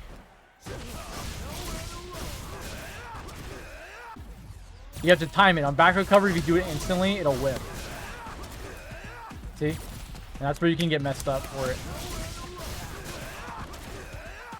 You have to manually time it. See? But +2 if you time it.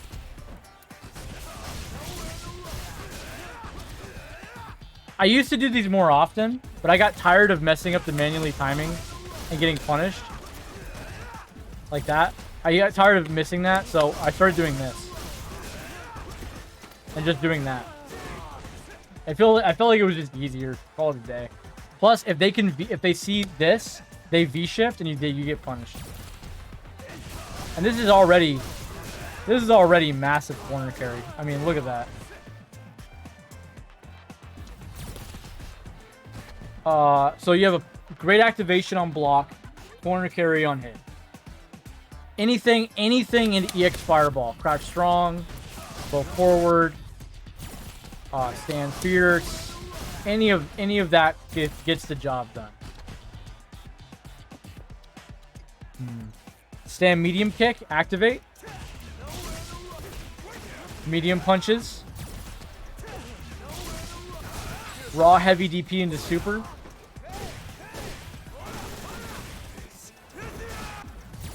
If you're close, and that works even from out here, I believe. Let's be like here. And the damage I think to do raw heavy DP is better than adding a button. Hey Moni. That's 351.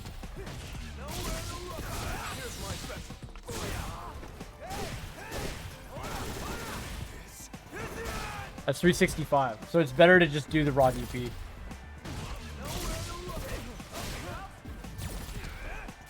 I think even if you do it like this.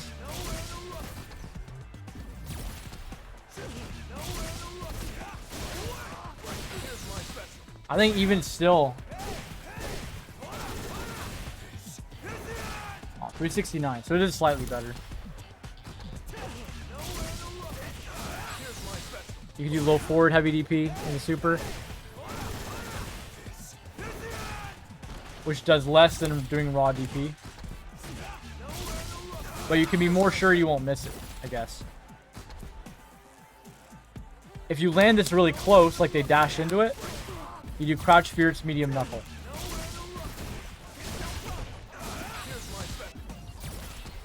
Into whatever. You land this as a counter hit. I talked about this earlier. You get stand fierce. If you land it meaty and neutral,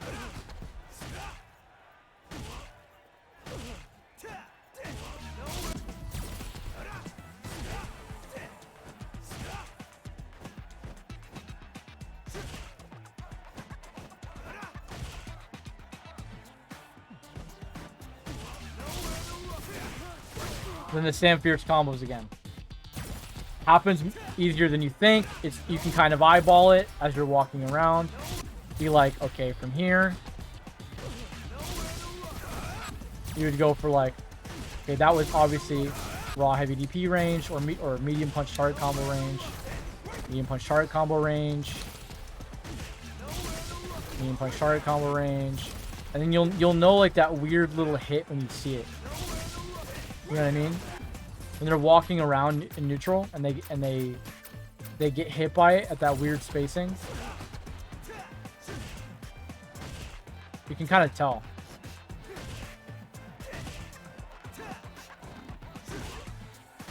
If it's only +1 difference, it's hard to tell. But usually when they're walking around like back and forth, it's going to be more eyeballable than that.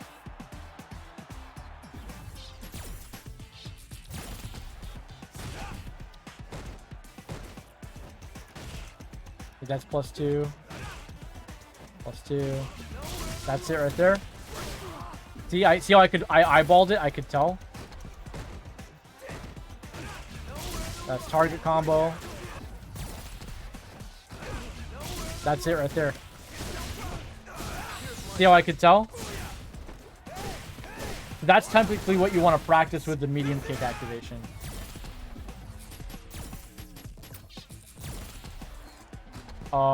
On guard, there's a couple other activations that are really good.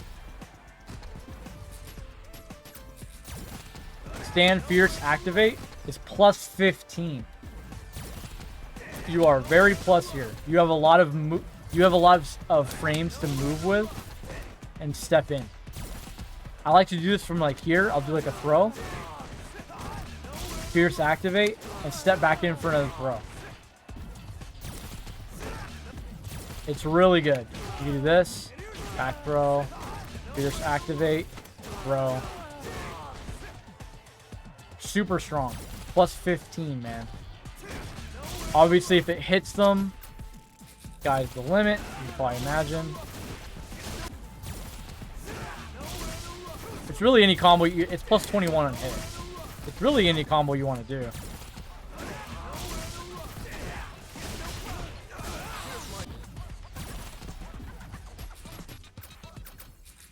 Forward heavy punch activate.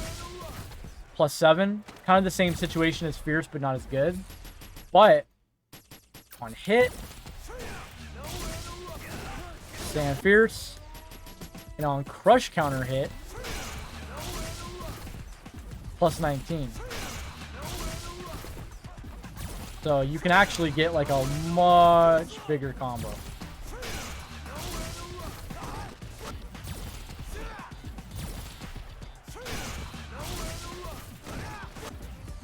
You can get walk crouch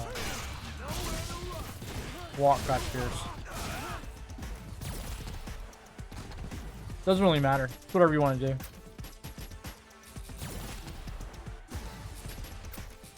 Now, you'll see a lot of people activate from target combos, but I think you should probably not do this on block unless it's to protect yourself like you fuck up. Because you see this? +1. You are in throw range. So it is decent. It's not that bad. On 4-framers, that is real right there. That's 0. So on 4-framers, I guess can be nice. The first 2 is -2. You see what I'm saying? Like the frame data on these is not that good. You see? First 2 of these, -1. +3 was spacing. You see? Not in throw, +3, not in throw range. But you can micro-step it. On hit, you have a couple options here. If you stop right here,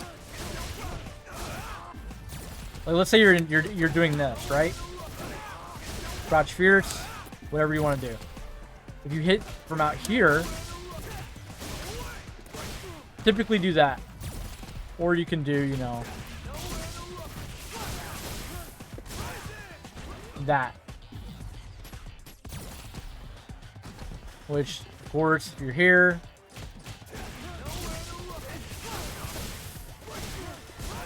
turns into that. Or if you do the target combo all the way, you can link super. It can be a little tricky at first to learn, but you have to do the super right away and it'll pick up. In the corner, medium DP or EX DP. That's typically what you're going to do. Heavy DP does too slow. EX and medium are the only ones that combo. Medium DP into super does connect.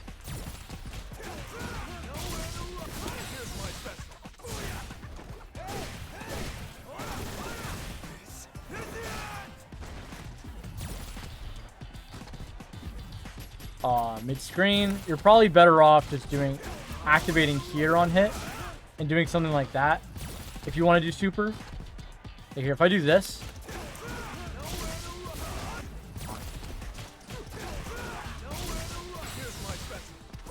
this doesn't do a lot. It scales really hard. See, that's 321. I think this does more.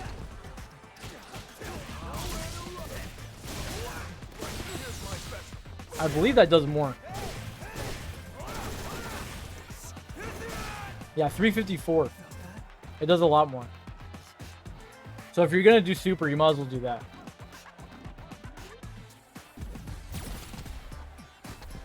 Let's see. I very rarely do low forward activate, but sometimes it can be nice to do on parry characters to do a meaty low and get the plus frames from the activation. If you do connect this, crouch fierce, you get the idea.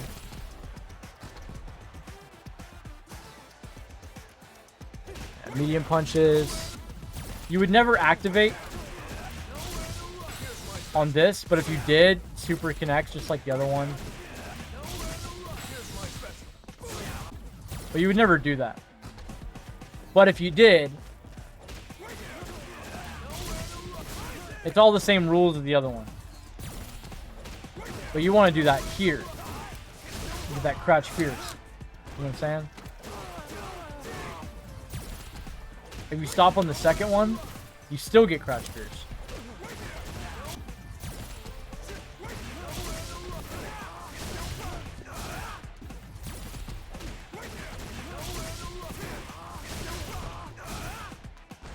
Actually, doing 2 and doing crouch fierce seems to do slightly more damage.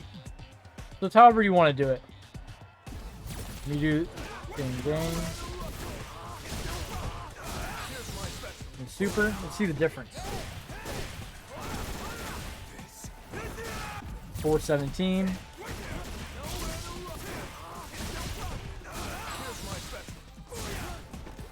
Yeah, don't worry, it'll be there. 411. So a difference of 6 damage.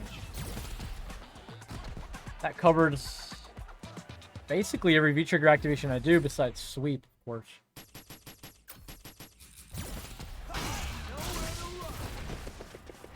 If you do sweep activate, you can do things like this. With heavy DP. Dash back strong. Misses all the active frames and is +5 on block. So if they don't guard here, for example.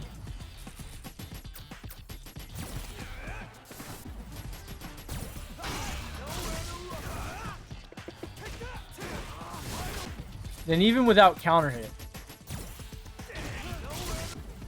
I have to have counter hit on for the sweep.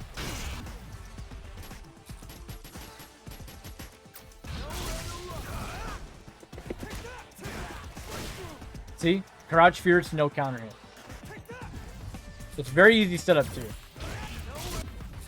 Very, very easy. You can actually do that too, and then just do crouch back strong when you land. Like dash heavy DP. The reason I like to do this is so I can do like that. If I want to shimmy. But you can do that however you want. A lot of people right here, they'll think you messed up when you dash, and they get counter hit a lot. Whereas if you do this, I mean, I guess that looks like you messed up too. Either one.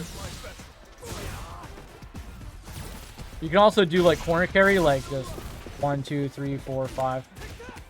You get the idea. Corner carry. If you get a normal crush counter sweep, 1, 2, 3. I usually do this. So I'll do like I'm either gonna make them make it look like I'm gonna cross up. Like let's see, make it stand up.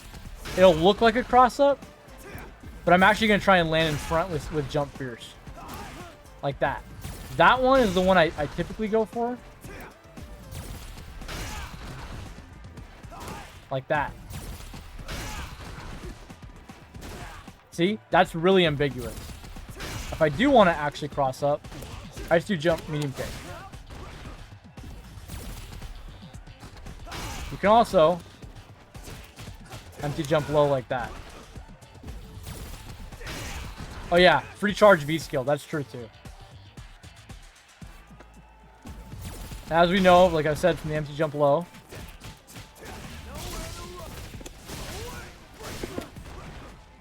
Yeah. Which goes into safe jump, which you get the idea.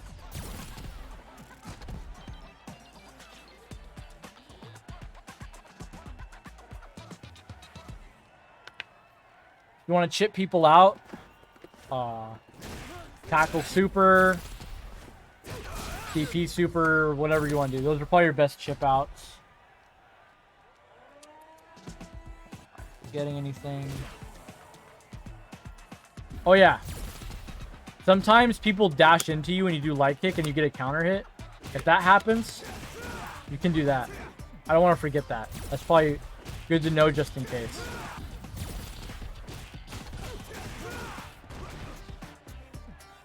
If people dash into you and you hit stand medium kick, it's the same thing. You get crouch jab.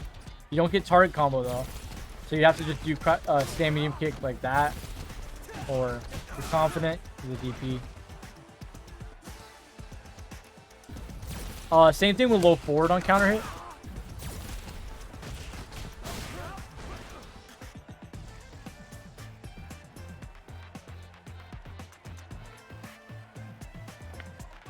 Damn, you're gonna roast my boy Nane like that?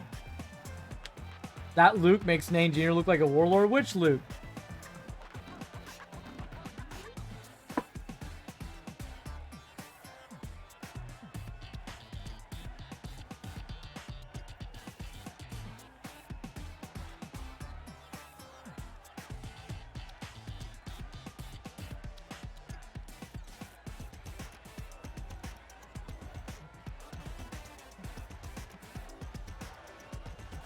One second.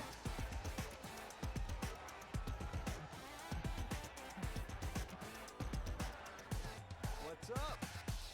Mine? Wow. I would definitely... Oh, bro. I'm not gonna do you dirty right now. I'll do you dirty later. I'll get you. Don't worry about it. Okay, what am I forgetting? What am I forgetting before I forget?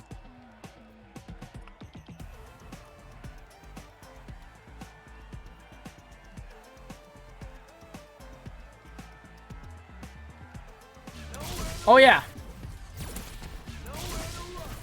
Mid screen zoning with V trigger. I forgot to mention, and I still have to mention V skill 2 and V trigger 2. In the middle of a video, Ricardo. We'll do. Yeah, DM me later. I'm in the middle of a video right now.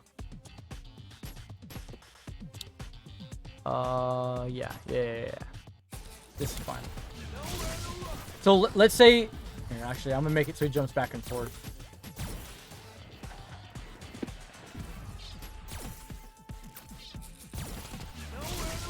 So when you're full screen zoning, let's say someone jumps from far away, you can actually time it to anti-air with V trigger.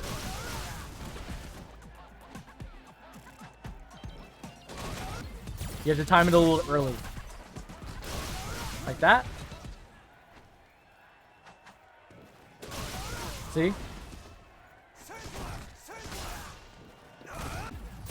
And this can be really good. Like, let's say you're backing away. You're not at the range where you can DP because you backed off, like right here. And they try to jump to chase this time, like, without getting hit.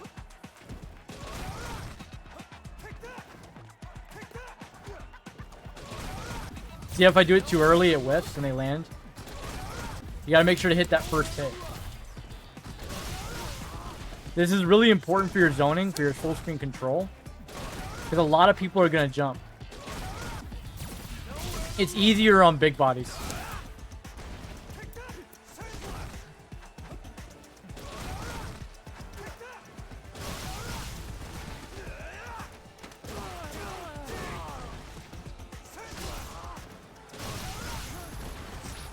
See, it's really good to know how to do that.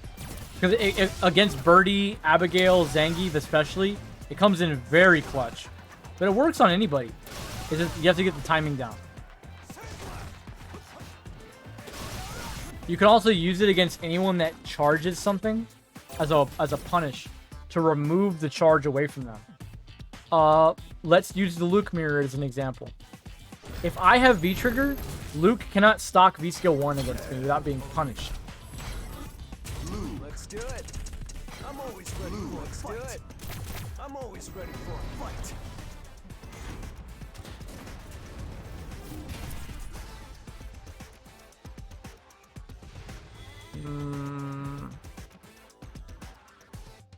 Yeah, there's a lot about V trigger 1 I want to talk about. 2, 1, 2, 3, V skill.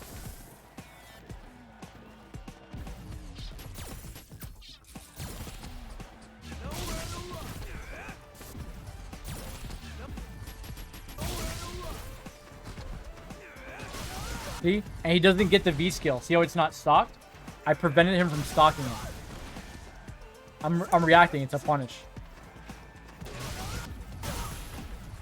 You can react. That if I do it too late, he gets it though, but it's still a punish. Ideally, you want to prevent him from getting it. See, I prevented him from getting it and punished him. Anything like this in this game, for example, Jury stalking, like a charge, like her little Fuha stock, you can whiff punish that with V-trigger. Anything like that in this game, go ahead, take a crack at it with V-trigger. Why not? If you have a harder read, you can even go for, like, if you're already in V-trigger, EX Fireball V-trigger. Like, that's a punish. That's a thick chunk of damage right there.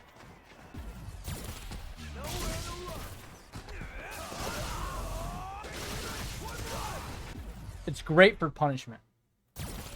Other things you would use this for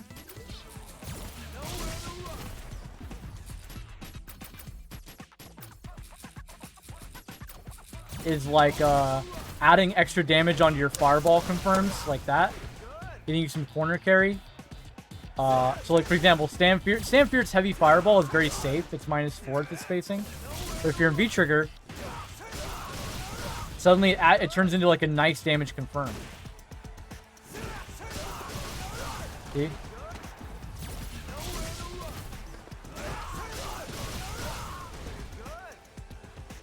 No, I haven't. We're getting to that soon, Coupon.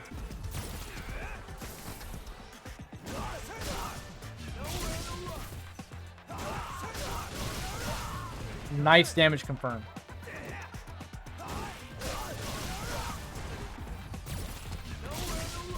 Medium kick on counter hit or close range. It combos. Your target combos get a little extra damage output. Better corner carry, but worse positioning. So if I do double dash, I can do dash dash. Which usually people will back recover, but if they didn't, +2 right here. Same on the medium punch target. Let's say you whip punish. We'll get a confirm.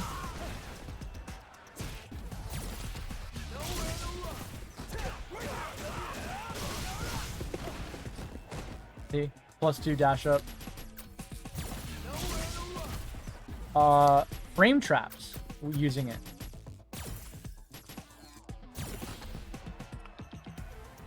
And there's actually a lot of special move frame traps in general I didn't cover that I'm going to go back and cover now.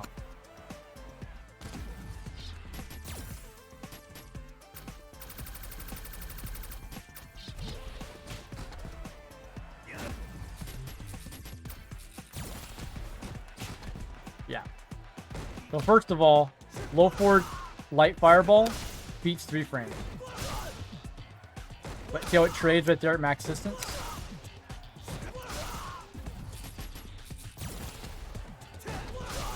This one spacing.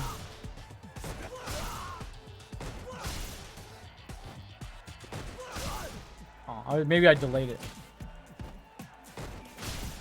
Yeah, there we go. Medium fireball trades.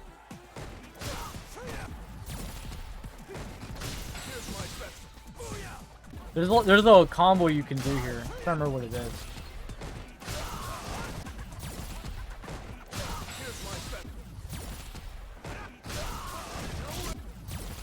Maybe it's only in the corner. There's combos you can get from your fireball trades. If your fireball counter hits, like, you actually get, like, here. See? You get a conversion from it.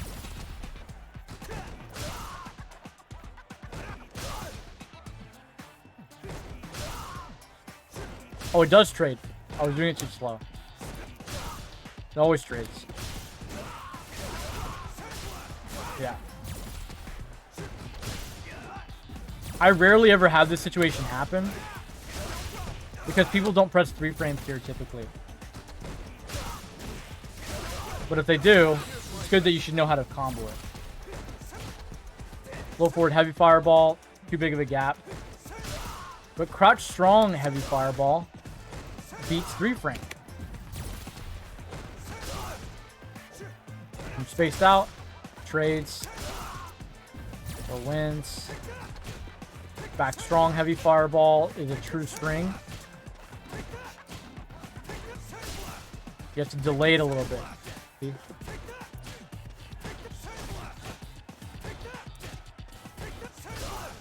Like that.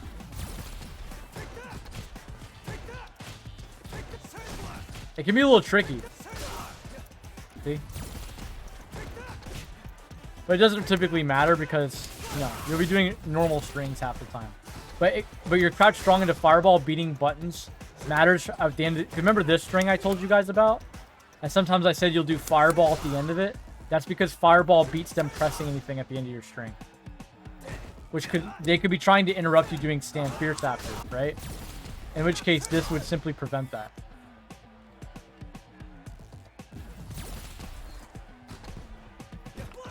Light kick into fireball.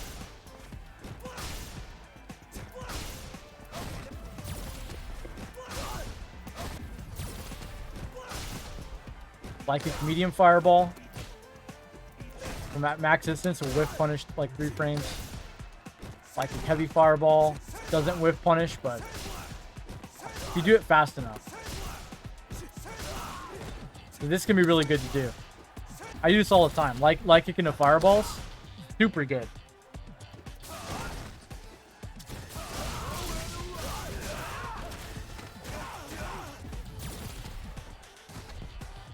Stand fierce into heavy fireball. -4. But even if you really delay it, it doesn't frame trap. It'll still be a true string. Even with heavy fireball being super delayed. See?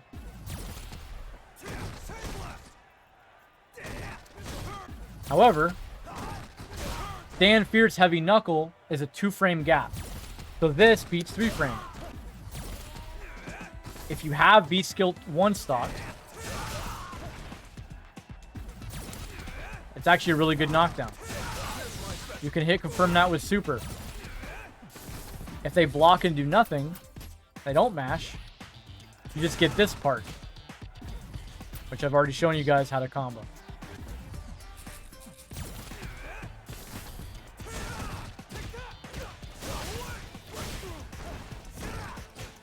Yeah, you get the idea.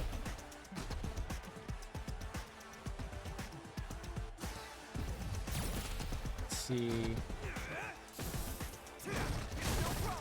Tree block string unless I hold it. Oh yeah, I should probably cover the trade combo. Stand fierce medium knuckle has a gap. Only if you hold it. It's -5. So you typically don't want to not charge this. You want to give them a chance to get hit. So if I charge it a little bit and let it go, counter hit, I convert like that. It's +4 on hit, so you have to. But right there, you saw that trade. You either get this combo, like that,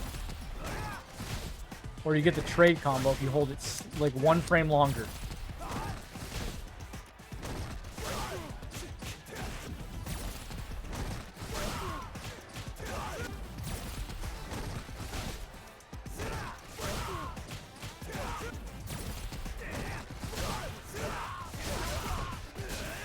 See? And it's easy to react to the trade too.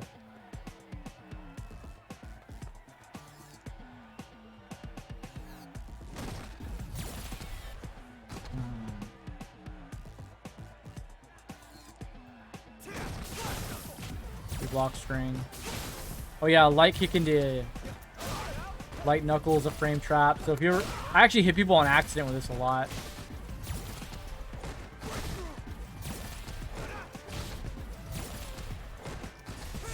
Sometimes I'll do like buttons at max distance like this and hold level 2 heavy knuckle just to go for the frame trap. I like chip damage and like lockdown, like push back on block. If he doesn't mash, look at a sequence like this. Watch this. I walk up, button, fierce, heavy knuckle. One more heavy knuckle. Do like this.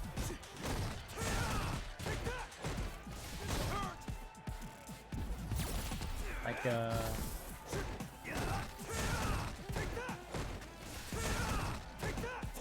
and then keep it tight right there. Look, he's in the corner. You see where he's at? I'm mid-screen.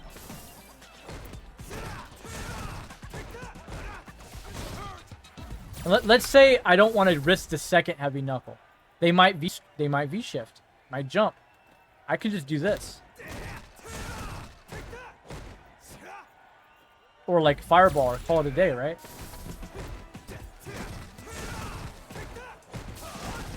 See? I have all that screen positioning.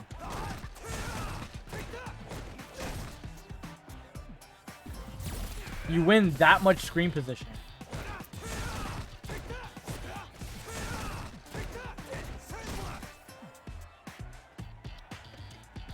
So that's why this can be nice. And the chip damage too. Look at Luke's life bar.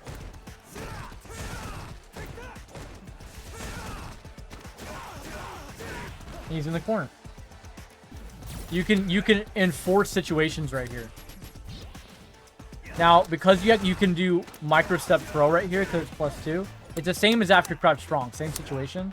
Sometimes I'll do like a heavy knuckle charged and do back heavy kick, and I'll catch people right there. See? Very, very slightly not in throw range. You can either do it and shimmy. You do it micro step throw. You could do the frame trap, like keep it really tight. You could slightly delay it. I usually do crouch strong, low forward from a delay. And if I keep it tight, I do back medium punch, crouch strong. If you're in V-trigger, it gets even better. You can do things like this.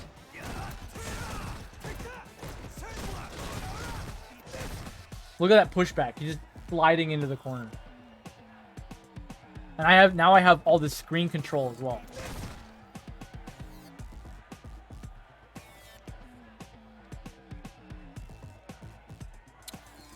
You should probably get good at heavy DPing neutral jumps and using light DP for every other anti-air that protects you. Light DP is just the better DP for anti-air. But heavy DP is nice for beating neutral jumps. Like if someone neutral jumps like here, I can't light DP it, but I can heavy DP it. You see what I mean? You can't light DP, can medium DP. So it's something you should get in the habit of doing. Oh, you should also learn how to get in the habit of doing DP into super. You should have to do it really low, like really low.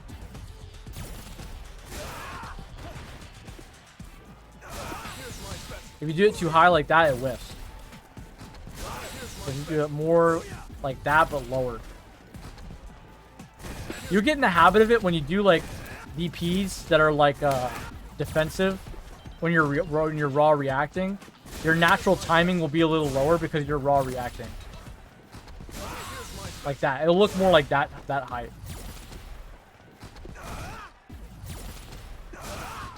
See what I mean?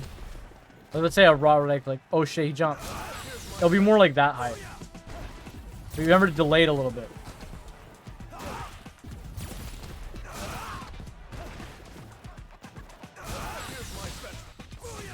See, you can't do it too high.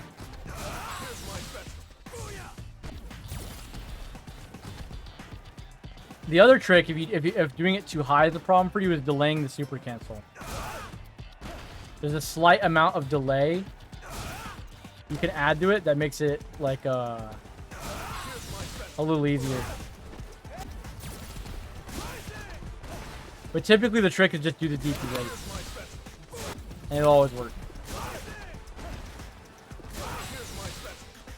That's the best advice I can give you on that. Just do it late. If you keep doing it high, it'll never work. The lower you are, the better. And then, again, like I said, it works out because, like, let me show you. Turn off the dummy to jump.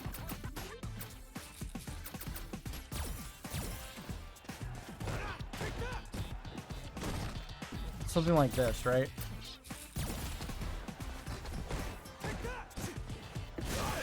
See? You're going to naturally DP at that angle anyway. By the way, don't do medium DP for angles like this. See? That'll happen and you'll die. It has to be light DP. Unless you walk backward first, in which case it's okay. But if you're going to walk backward first, you might as well do heavy DP for the extra 10 damage. Or 20 damage from light DP. But if you're going to sit still, and do it stationary, do light DP.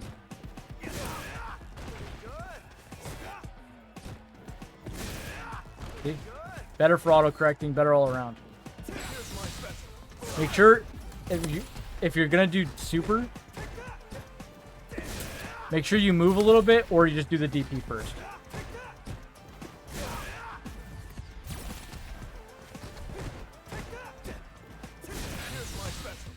See? You do it like that high, it'll work every time. There used to be you used to, in combos, have to worry about the same thing.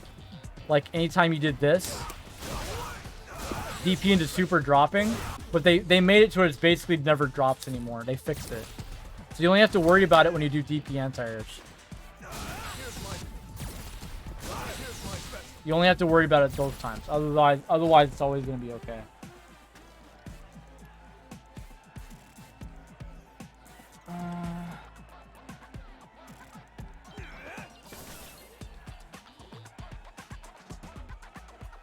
I'm trying to think. Oh, slight note with V skill 1. If you do heavy knuckle charged, or like the half charge, or where it gets like that, you don't have to charge it all the way. Just get the level up where it says +4. If you're worried about DPs right here, crouch short activate. This is really good right here.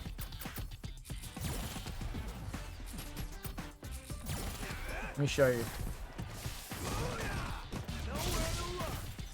That's a true block string, see? Let's say I make him record guard recovery action. He's trying to EXDP.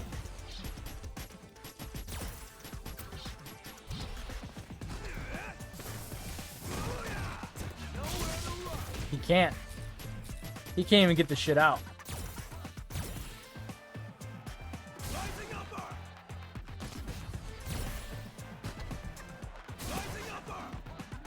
I'm trying to make sure I get it as perfect as possible. Okay.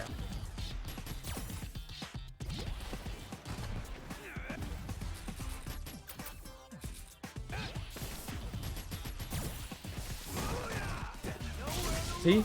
He literally can't.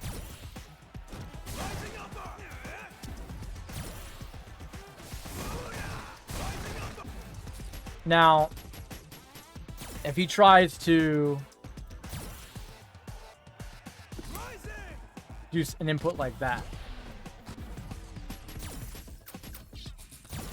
or whatever, move away, whatever, doesn't really matter. Anything that makes him stand up.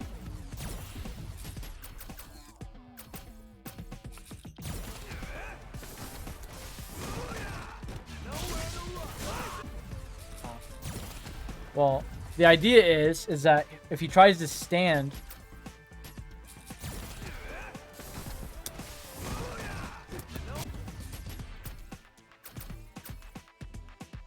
should be doing first attack only, but because it's a true block string, it's not gonna.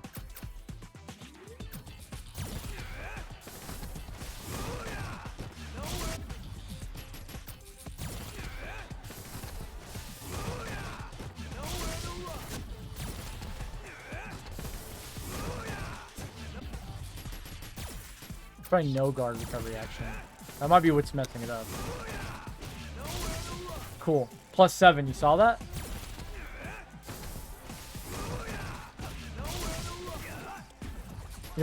Sometimes you can be close enough to do crouch fierce, but usually you're just gonna do like low forward or something. So you do, for example, or you know.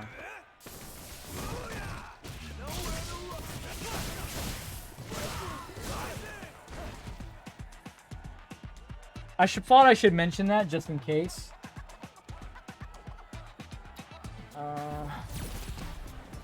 Jump medium punch. I think you guys already saw the combo, DP, whatever. You ever air to air someone? Or like you jump upward and do it like that? You just do, like, even if you do it like this, heavy or medium DP.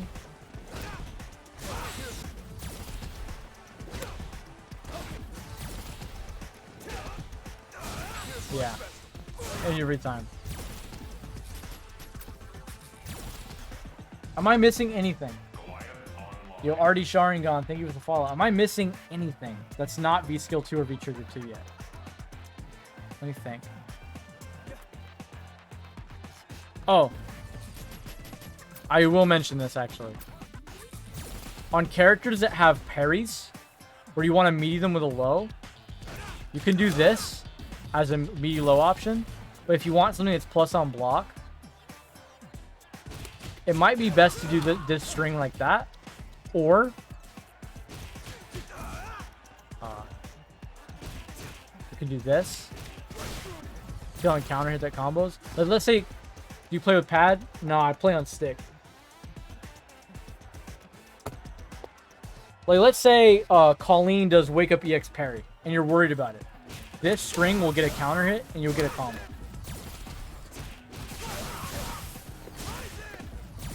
If you want something like this, you can do that. This is probably the best thing to do.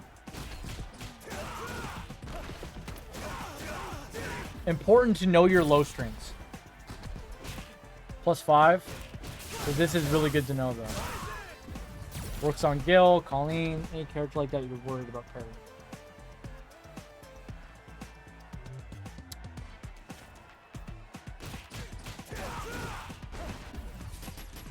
That combo is even without counter hit, by the way. This part. But this is only with counter hit. But this without counter hit.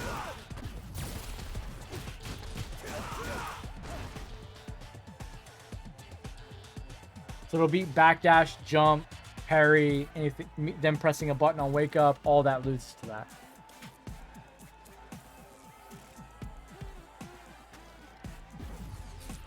If you're trying to punish... Oh, I guess I should probably mention how to punish defensive options now. Earlier, I was talking about back heavy kick covering shit.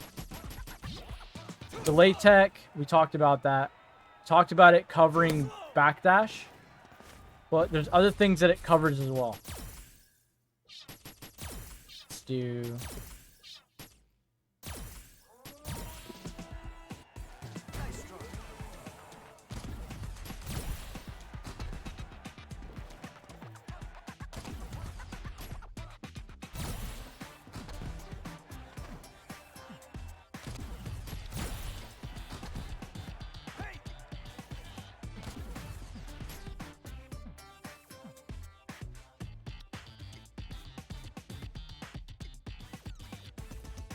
That should be it.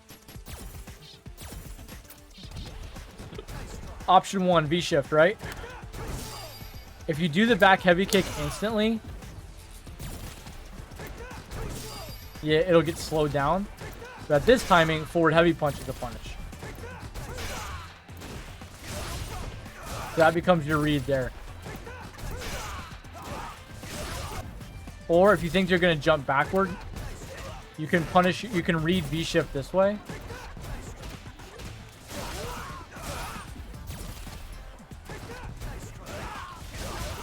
This allows you to get a big punish.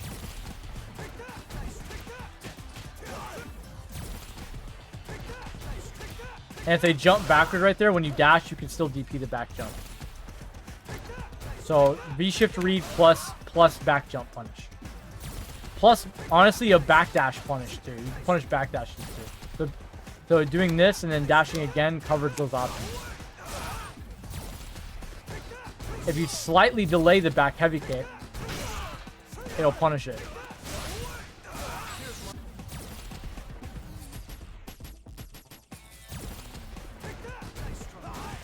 I wish that was a punish.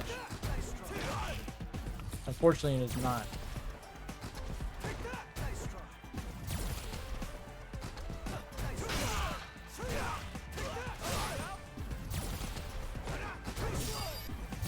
Now, if you were even just one frame delayed, that combo, that works. Back jump, right? The back heavy kick beats the back jump. Deactivate. You get the idea. Now, if you want to read V-shift, this obviously loses right here. But you can super the back jump.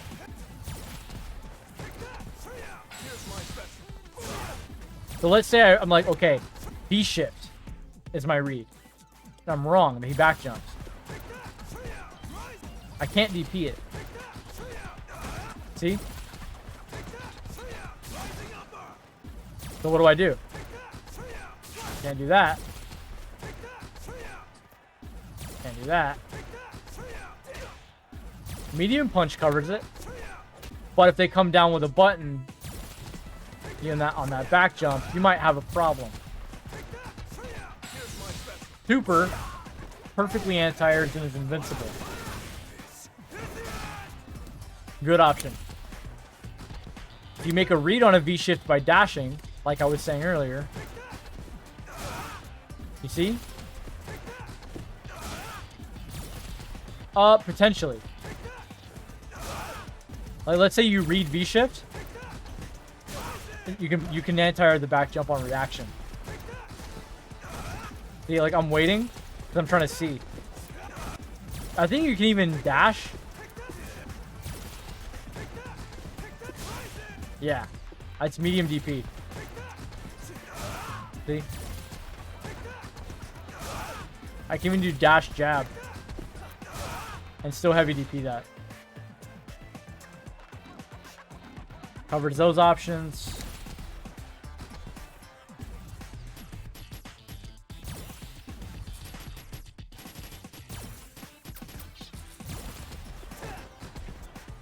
Backdash, right? Like we talked about, it's covered. Backdash still, like if I read V-shift and they backdash instead, still punished. See? This is really good. I can super the back jump, punishes V-shift, flips backdash.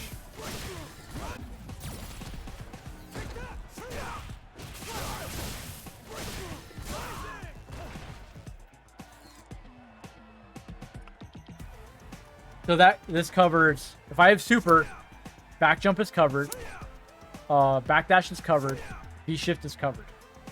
But it loses to delay tech. This covers backdash, back jump, and delay tech. But it whiffs on crouchers, this does not. So if they do nothing, this is actually safer because it doesn't whiff. -2 as well, so. Them teching, right? See? If I do forward heavy punch, now I could do this as a micro shimmy, but then it wouldn't punish the backdash probably. To do it right away. Oh, I get cooked. See? But back heavy kick. Oh, that's reversal. I need it to be delayed. See? Cooked doesn't work. Cooked doesn't work. But back heavy kick. Smokes it. You see how these options all like cover a bunch of stuff? This is the kind of layered sequential offense you're trying to go for. You want to try and make it so that you're like not looking for one. You are looking for one defensive option. Like let's say he V-shifts a lot. I'm going to throw this as my V-shift answer, or I might delay this as my V-shift answer, but I know that they punish backdashes and back jumps as well. You see? I'm covering multiple things just in case I'm wrong. Very important thing to learn in fighting games. Just because I have a read on your defense doesn't mean I'm always right. So it's nice for it to cover a bunch of stuff just in case I'm wrong.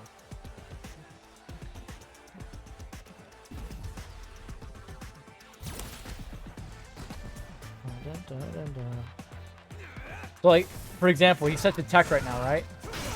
This is the same situation as +2, right? So anytime I land this, I can do micro step throw, or I could do back heavy kick. If I think he'll V-shift after my knuckle, a lot of people V-shift here, by the way. Well, a lot of people V-shift there, right?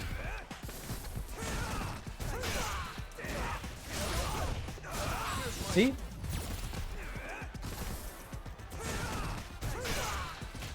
Now you have a punish. Well, what if he backdashes in that same spot, right? Or back jumps. Right?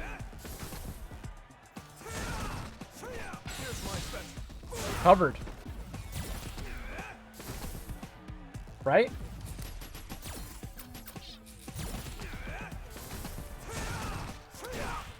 Backdash?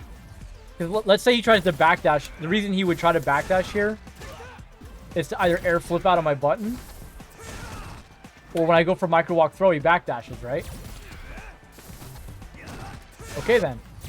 What up, Sanford? So let's say he's trying to backdash my throw. Covered. So back jump is covered.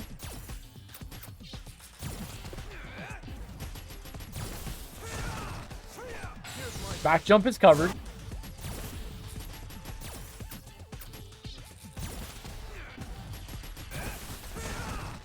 V-shift is covered.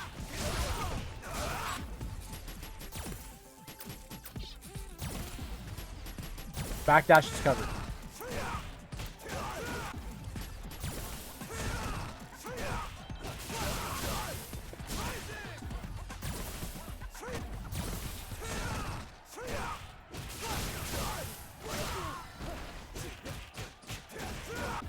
You get the idea.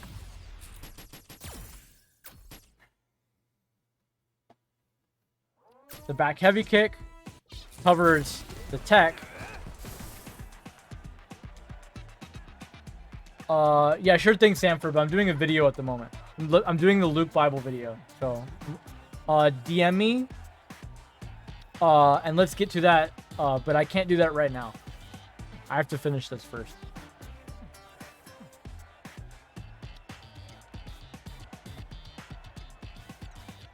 Thank you.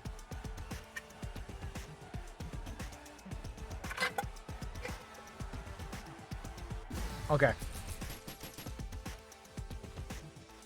That should about cover that. You guys get the gist. If you encounter an option you don't know how to beat, try to find an option that beats it and something else. Always. Always try to find something that covers more than one thing. Like, I'll reiterate, just because you have a read that he'll do one option, you're not guaranteed on that read. If I think he'll V-shift, he could backdash. If I think he'll V-shift, he could jump away. He could do different shit. And that's why I need to have my bases covered as much as possible. It's not possible to beat everything, but the larger, the wider your coverage is, the stronger all your options become, because it makes it so that you can convert any random situation he picks on defense. How you rotate those and how you pay attention to what he's doing is up to you as the player, but generally you want to have an option cover at minimum 2 things. Personally, I say 3 if you can, but never have an option that just does one thing and nothing else. That's typically not that good. For example, let's talk about shimmy, right? When I shimmy you, that allows me to punish your delay tech. But what else does it do? If you mash, I block. And I see what button you pressed. See, if I counter hit you mashing, I don't see what button you pressed. Is it a jab? Was it a medium? Was it a low forward? What are you pressing? But if I shimmy and I block, I see what you pressed, which tells me what you're thinking. If it was a low forward, maybe you tried to beat my shimmy and you mistimed it. Now I know that you're thinking about shimmy. Right? If you're mashing jab, okay, I know what you're doing now. If you backdash, I see it. If you EXDP, I'm walking backwards, so I'm blocking. So shimmy beats tech, beats EXDP, and is safe from all these other options.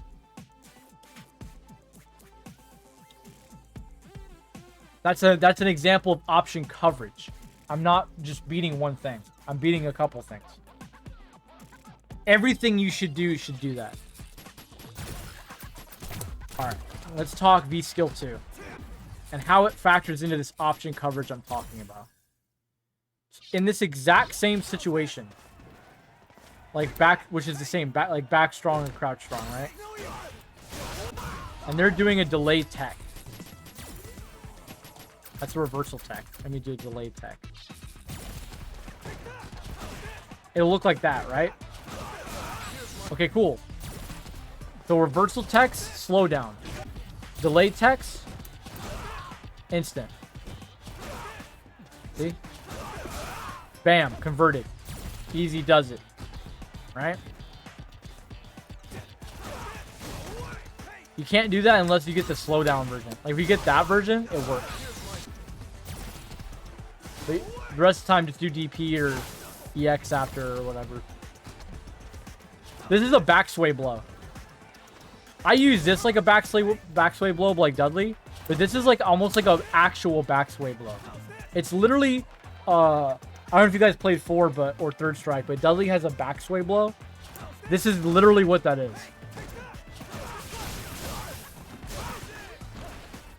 So you can use it in frame traps. You can use it anywhere, any situation like that.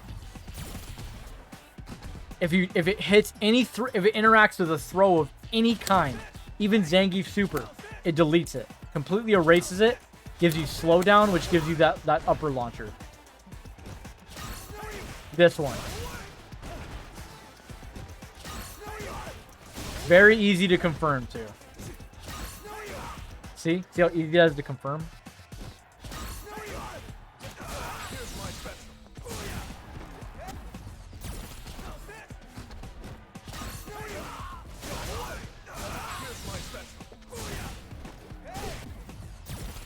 So, any of your tick throws, this is a good option to throw. You can cancel it to EX Fireball too, so if they're not doing what you think they're doing, the back jump, I'm safe. I can't punish it though, I don't think. Unless you're in the corner. If you're in the corner,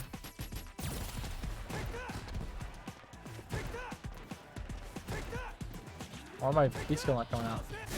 You can DP. You can recover in time to DP. And if he tries to jump over you, you'll recover in time to crosscut.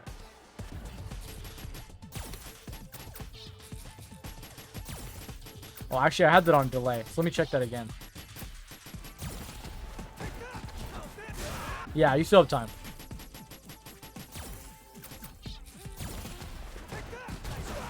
In the corner, this beats B-shift. What about mid-screen, right? No, but you're safe. See? You're only -3 with spacing.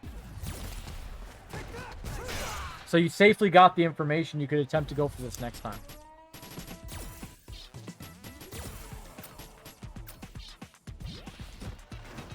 Backdash.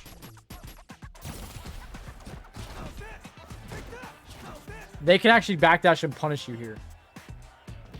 So that's one of the ones you have to be careful of using these skill too.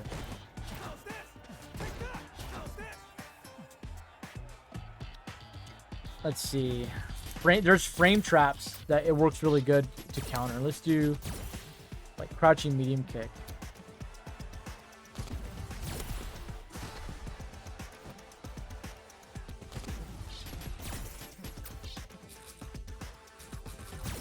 Let's say I use it as like an auto whiff punish, like this. See that?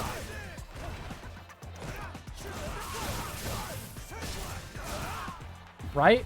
But it can also work in some weird other areas. Like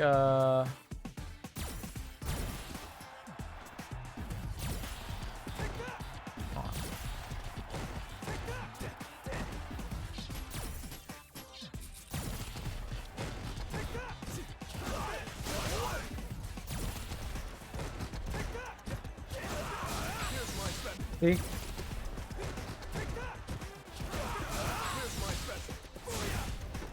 Because it gets you out of the way, right?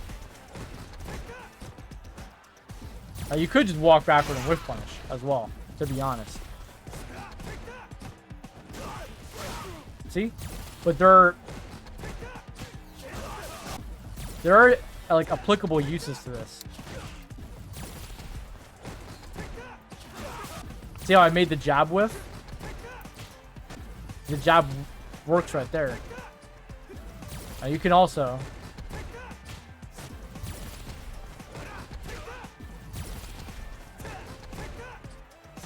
if I just stand up, the jab whiffs as well. So there's always alternatives, is the thing. That's why I don't like this V skill used for this reason. Because there's always alternatives.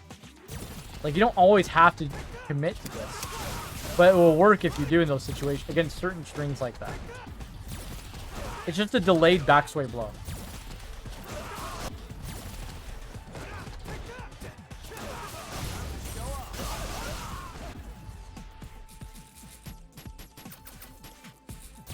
Alright.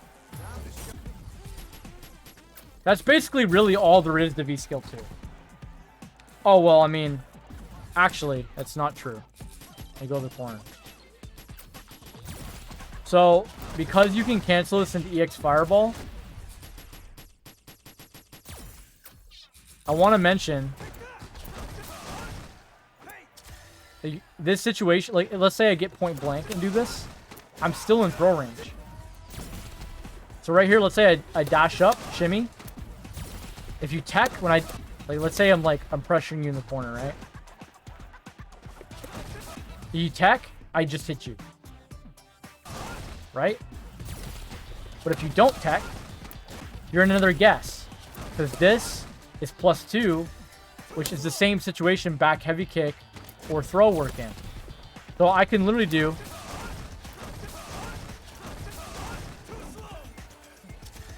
That's pretty... In the corner like that, it's pretty fucked up. You can do it off of jump-ins, like you do like this.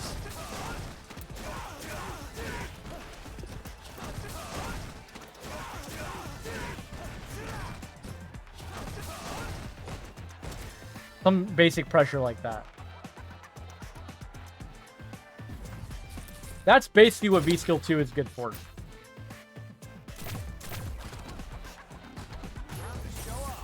Now, V-Trigger 2, I don't use it that much.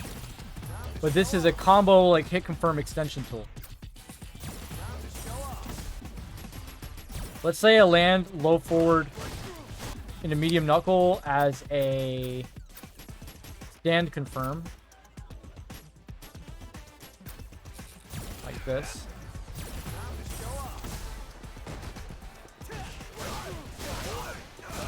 You get that. Medium knuckle, charge, light knuckle. It's pretty good. If you want it, if you just do light knuckle here, as like a true hit confirm, you can do EX dash heavy DP. You can do medium knuckle, EX. The damage is really good.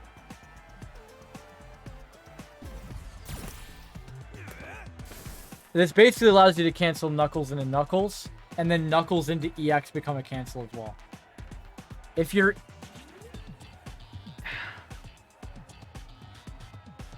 I'm trying to remember.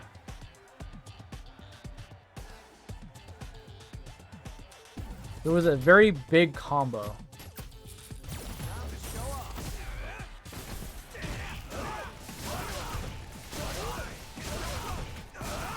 Is that it?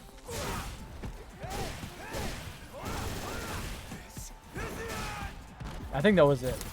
So anytime you land wide open, level 3 medium knuckle, when you have V skill,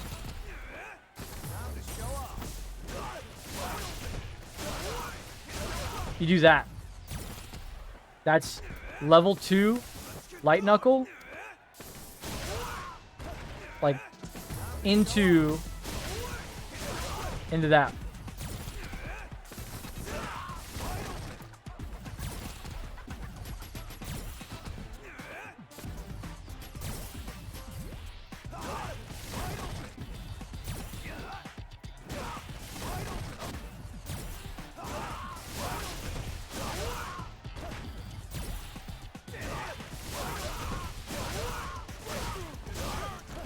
You can also do that.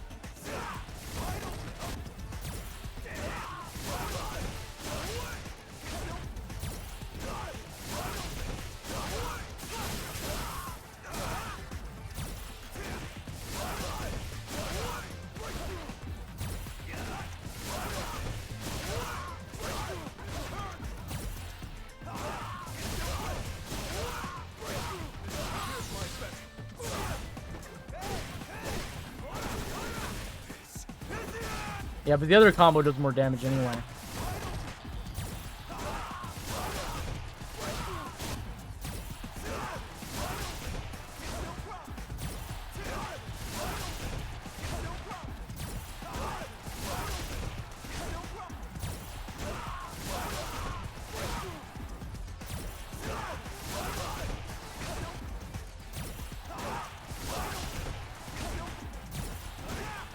That's why I never do this combo.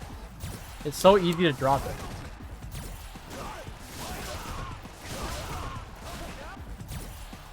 Oh, it's the second one.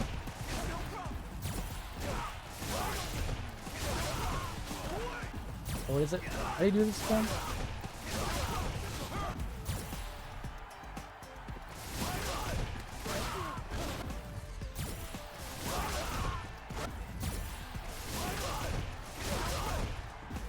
Yeah.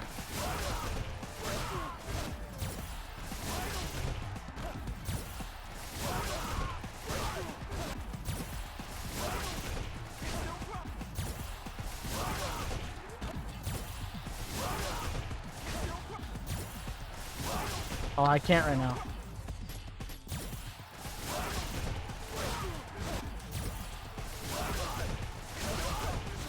Oh, I have to hold it.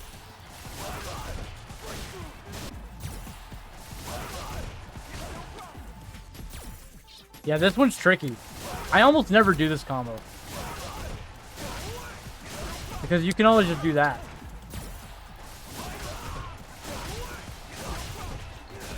And it always works, so why not, right? But there is a combo here that is tricky, but I believe you can do...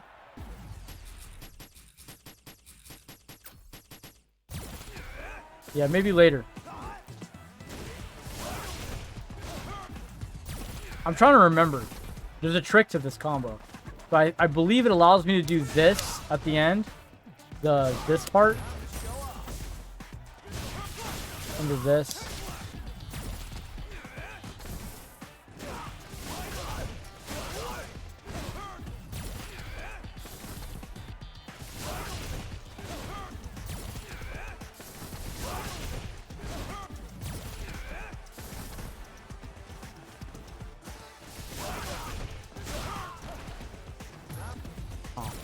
Being a V-trigger would definitely help.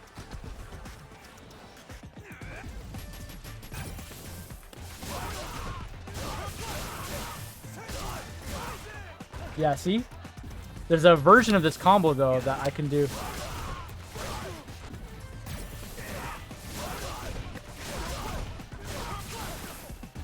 Oh. Is it height-based?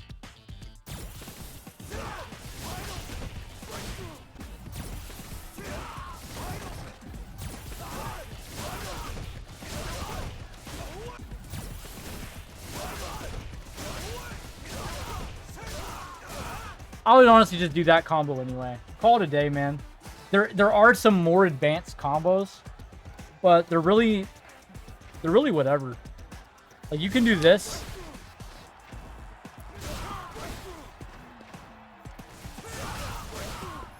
Into that, for example. Like this.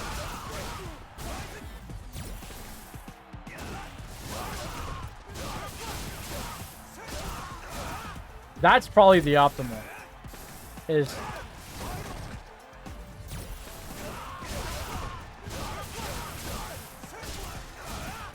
see?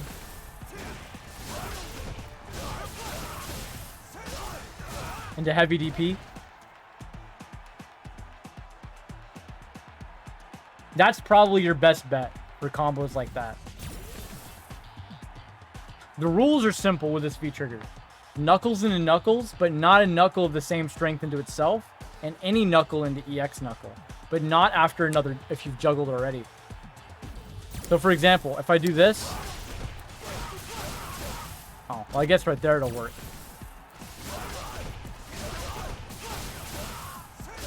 But like I can't do like for example, I can't do see, that doesn't work. And I can't do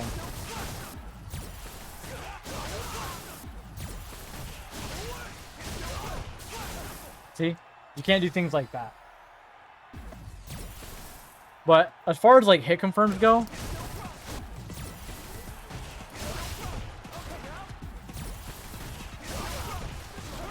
you can do things like this, which is insane. Like you do the standing confirm trick,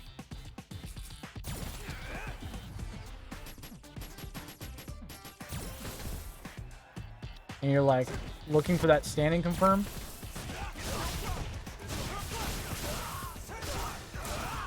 $378.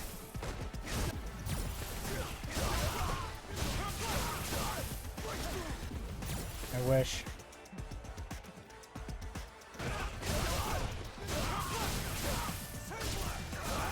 Yeah, see? That's about the best you can do with that right there. But still, I mean, that's still really good, man.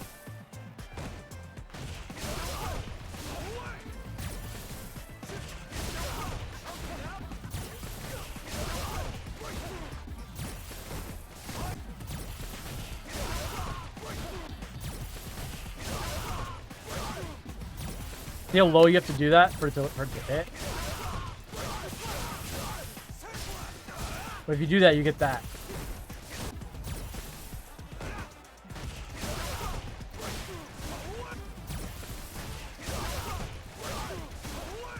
I wish that comboed.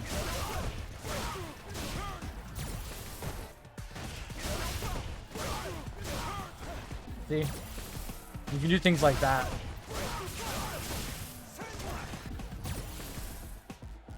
Yeah, it is super good.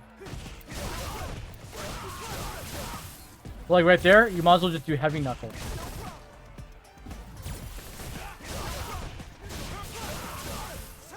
And also you're relying on standing confirm rather than a true hit confirm. Whereas like the true hit confirms, like this one, are much lower reward.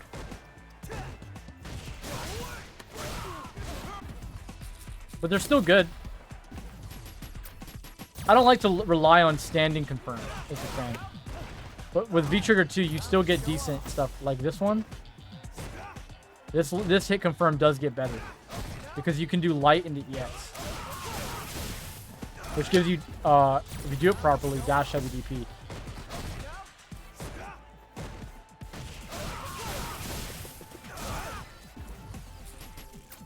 And you don't need this. You don't need the stand confirm trick. You can true hit confirm it.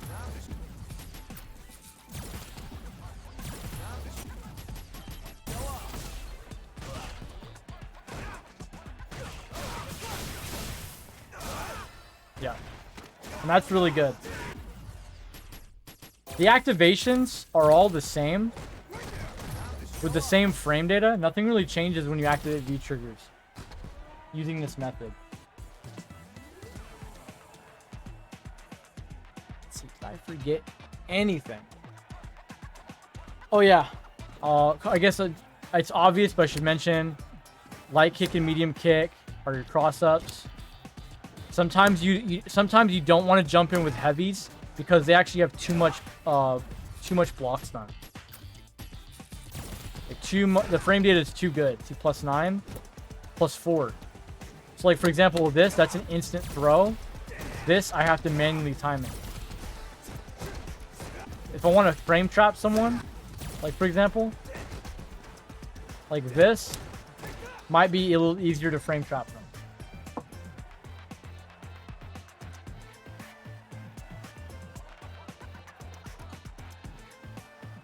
You should take that into account.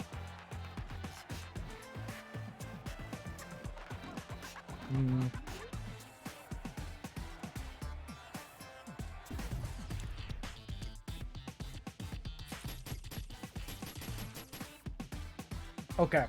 Now to cover whiff punishes.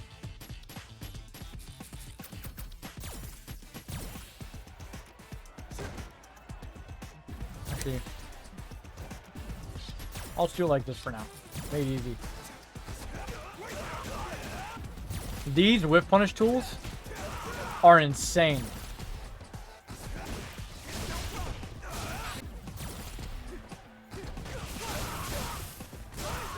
Use them. Especially this. You can standing still. Make a move barely whiff. And just easy whiff punish. The only thing you have to be careful of is that max distance on a whiff punish with jab target combo. When you hit extended hurt boxes, this can drop. See? You have to be careful of that. Sometimes it's the same with that one. At those ranges, just use other stuff. Sweep is actually a really good whip punish too. I whip punish with sweep all the time. It's 8 frames and good range.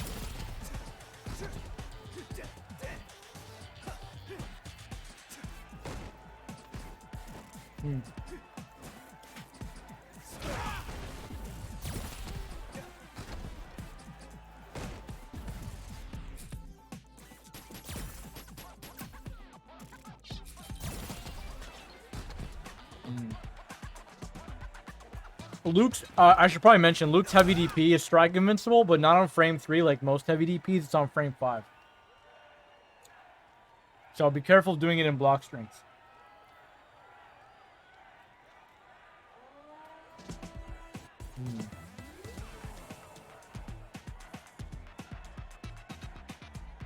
So whiff punishment, right? That's what you whiff punish with. But how do you create the whiff punishes? That's what I'm about to talk about now. Now, at the beginning of this video, I talked about this. Excuse me. I talked about mid-range space control. I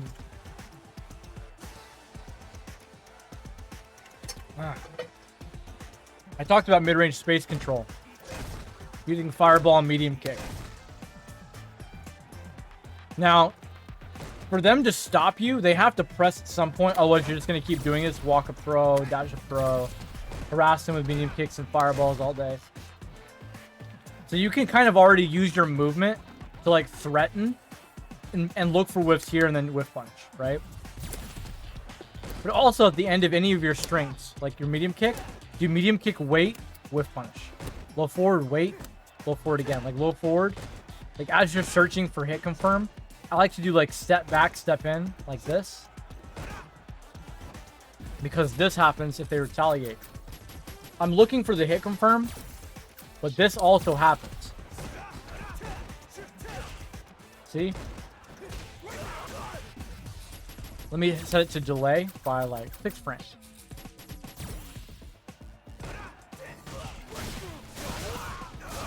See what happened there?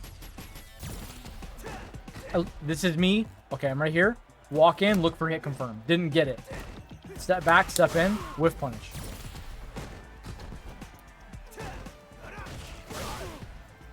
If he doesn't do that, when I come do this, do that, I'm still looking for the hit confirm.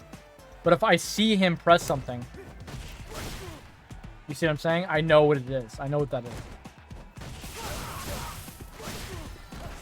That's an easy way to whiff punish. Movement patterns.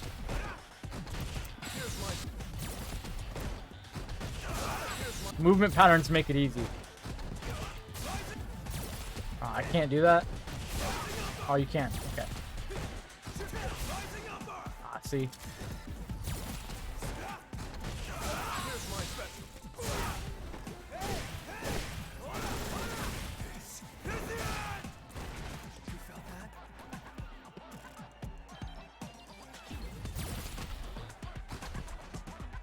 All of Luke's normals put you at a very perfect spacing to make other things whiff. Everything. This one, I literally do it, I walk backward. Now, if they press right away, some of these it can get a little trickier to get out of the way in time. See, I try to walk backward and get clipped, but at the range where it's -1, I do get out of the way in time. See?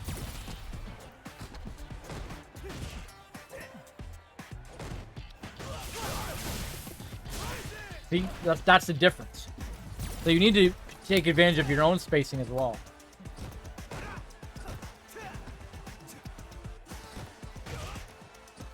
This jab, when it's -4, I have to block. But at the range where it hits, where it's -2 or -3,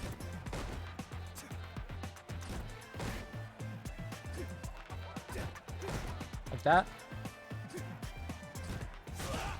you can usually get out of the way in time. See? When you backdash. Spacing matters.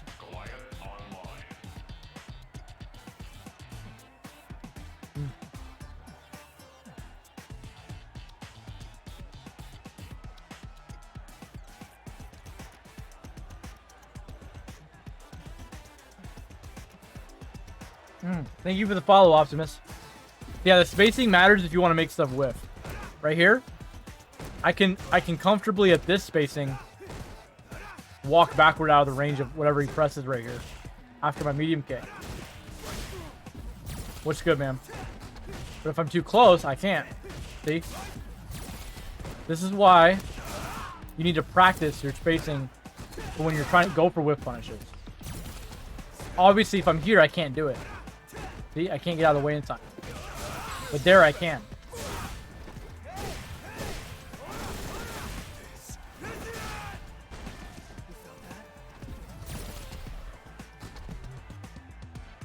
But the game is built on turns, right? Negative, he swings. I swing, he swings. I swing, he swings. This is a pattern that makes it so you can pick up on where and when the button will be. I press, he presses. He doesn't want me to just keep pressing forever. He's gonna press. Now there's other things you can do, right? Like if you know what he's gonna press, sometimes there's like weird counter poking you can do, like here. Like jab a counter hit. And the EX. But whatever, the point is that he's gonna take his turn back.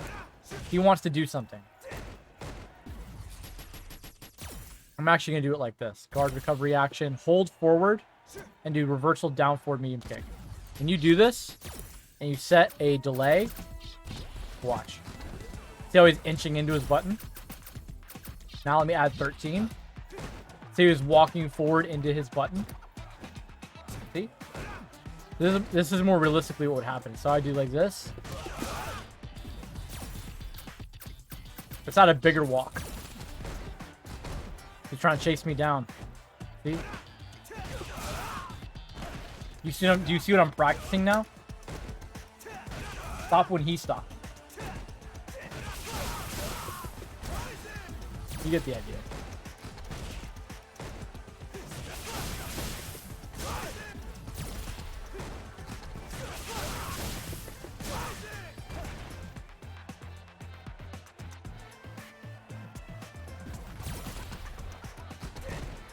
Watch how he takes his turn. When you're playing someone, like, let's say I'm fighting a Karen. Maybe she does her stand medium kick. Maybe she does sweep.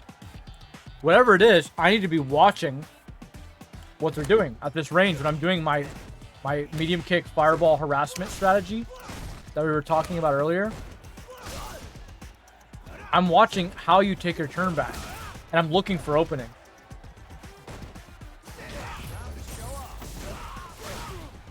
I'm going to be looking for openings, man. So that's typically how you're going to whiff punch at this range. You're baiting them to take their turn back at a range where you control it. So like, I'll do this, I'll inch backward. I'll do this, I'll wait. I'll do heavy punch, heavy fireball, backdash. Go forward, wait.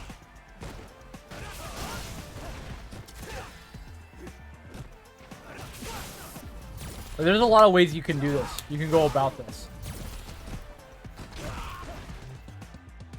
But generally, at the end of your turn, someone else will take their turn. When they take their turn, if they're not in range, or if you make them whiff by moving out of range, you can whiff punish them.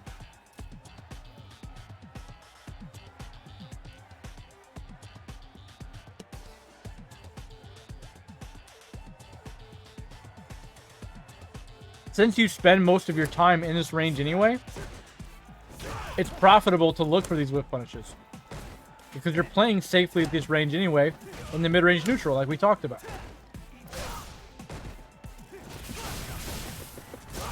Right? So why not? Now, usually people are gonna be, the better the opponent, the less they're gonna win. But practicing it is how you have to look for it. Think about it. Like, look for those whiff punishes, right?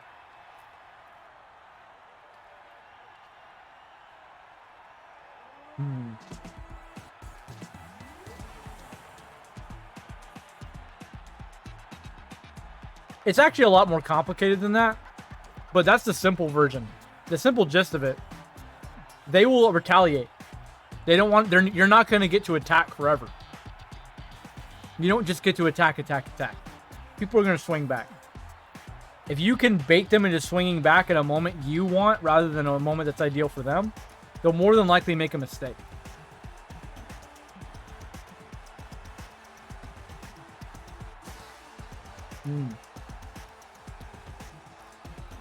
That should be enough. Excuse me. That should be enough of like an idea in your head to begin the concept of learning footsies, right? I do something to provoke you, like walk forward. Like, let's say I'm here. And let's say when I get here, he presses crouch medium kick. Then I'm going to walk here and stop, wait for the crouch medium kick, and whiff punish it.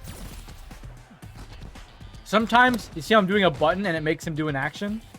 What if me just doing this made him do an action? I'm watching for that too. I walk forward, walk back. What does he do? What does he do? What if I do like that? What if I do like that? Like walk all the way in, then backdash. Walk away in, backdash. Like, does he swing? I'll do walk forward, backdash, walk forward, and if right there he's whiffing, smack it. Anything you do triggers an action. What does he do? Like this triggers an action. I fireball, he walks forward, okay? I counter poke. What does he do when he gets there? Is he trying to press to stop my... Is he trying to stop my fireballs? Okay, cool. I'm gonna wait. Pop. Anytime you do any action, watch the opponent. What are they doing about you? If I can walk forward for free, what's stopping me from kind of moving safely like this and just walking up and throwing you? Right? You have to stop me. So where in the spacing are you gonna swing to stop me? And what are you going to swing? If I walk up and block right here, and Karen does nothing, I might walk forward and throw. If I walk up and block right here and Karen sweeps, I'm going to punish it. If I walk up and block right here and Karen does low forward, I might walk up and block and move backward and try to hit that low forward next time.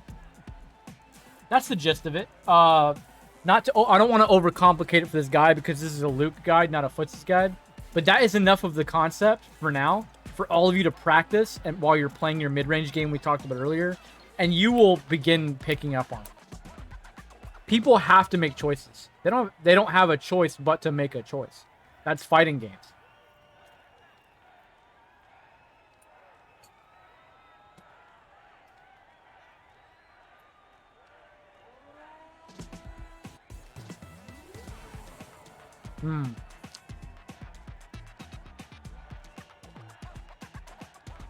Oh, yeah. Practice punishing things. This is the last thing I'll cover. And I know I probably missed a lot of things, but I'm spacing out right now, and I can't think about anything else. I think I've covered most of it. If I have, I will do a part 2. And you guys drop your comments below or message me on Twitter, DM me, whatever. And I will address things that you bring to my attention that I forgot. But I do want to mention this one. I do want to mention this. Let's do it. There are things in this game you should lab how to punish with super. Poison, or crouching heavy punch, is one of them. Luke's super is 5 frames.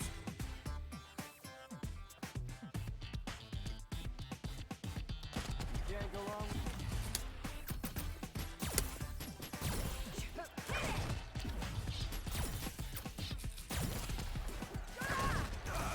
I don't believe that will work from here, but I could try. Here's my special. Oh, it does work. See? I have it set to... I'm going to have it... I'll make sure. Jab, jab, crouch, heavy punch, holding down back. Here's my special. Punish.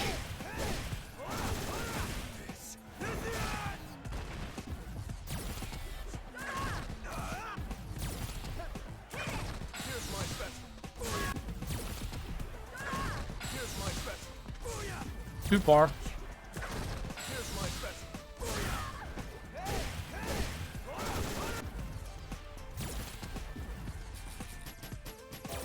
Here's another example. The Manat matchup.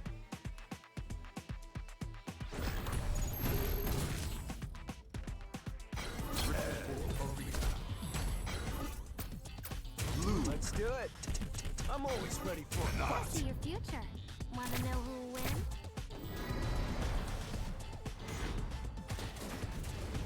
I'm sure you guys see where I'm going with this.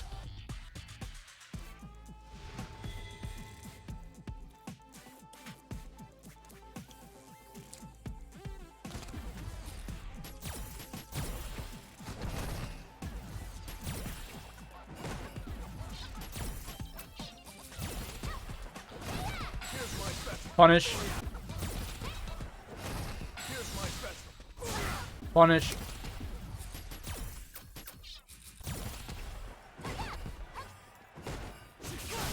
I mean, you could punish that with light kick.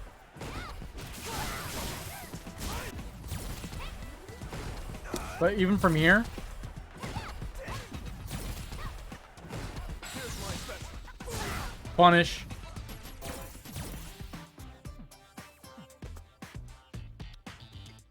So, make sure to lab things like that as you encounter them. There's going to be plenty of those in this game. Abigail's run punch, his meterless run into punch. Super is a punish on that.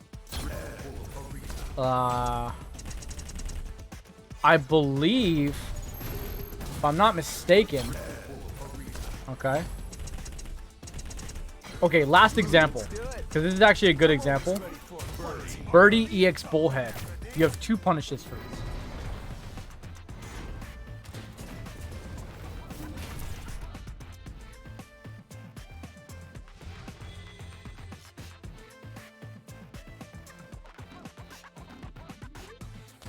Okay.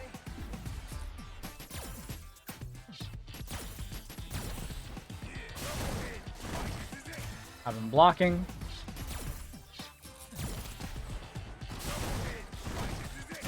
Crouch jab fireball.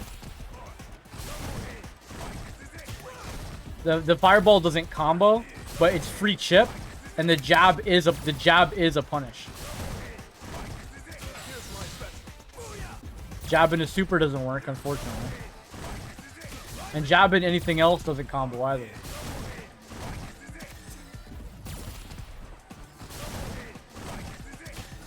See? Unfortunate. But jab into fireball is free chip, right? They're doing 38. It's a 38 damage punish. Which is not that bad. You can also do jab heavy knuckle like that. If you want like 60 damage punish.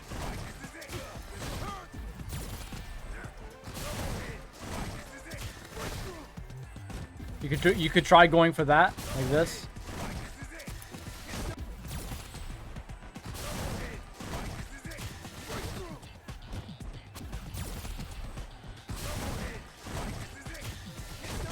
Like that. If you have V skill 1 stocked, obviously.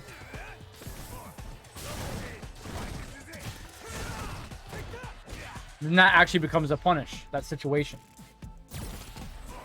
But if you have super, that is a punish. So make sure you guys lab all that stuff. Make sure you guys get that out of the way.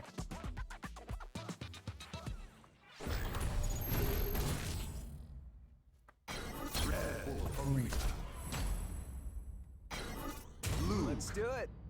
I'm always ready for a fight. I'll eat something after this. Okay. I think I'm going to call it on that. I put this at about 5 hours. On we'll call this part 1. And anything you bring to my attention, I'll cover in the future. Welcome to Luke. He's very broken. He's busted. He's going to be just as... Well, I don't know about just as good, but he's going to be good in 6. He seems pretty identical in concept. And fundamentally speaking, a character that functions the way he does is always going to be good. There's no way for... Even if you nerf the frame data, whatever, the idea, the function of the character is good. In concept and philosophy.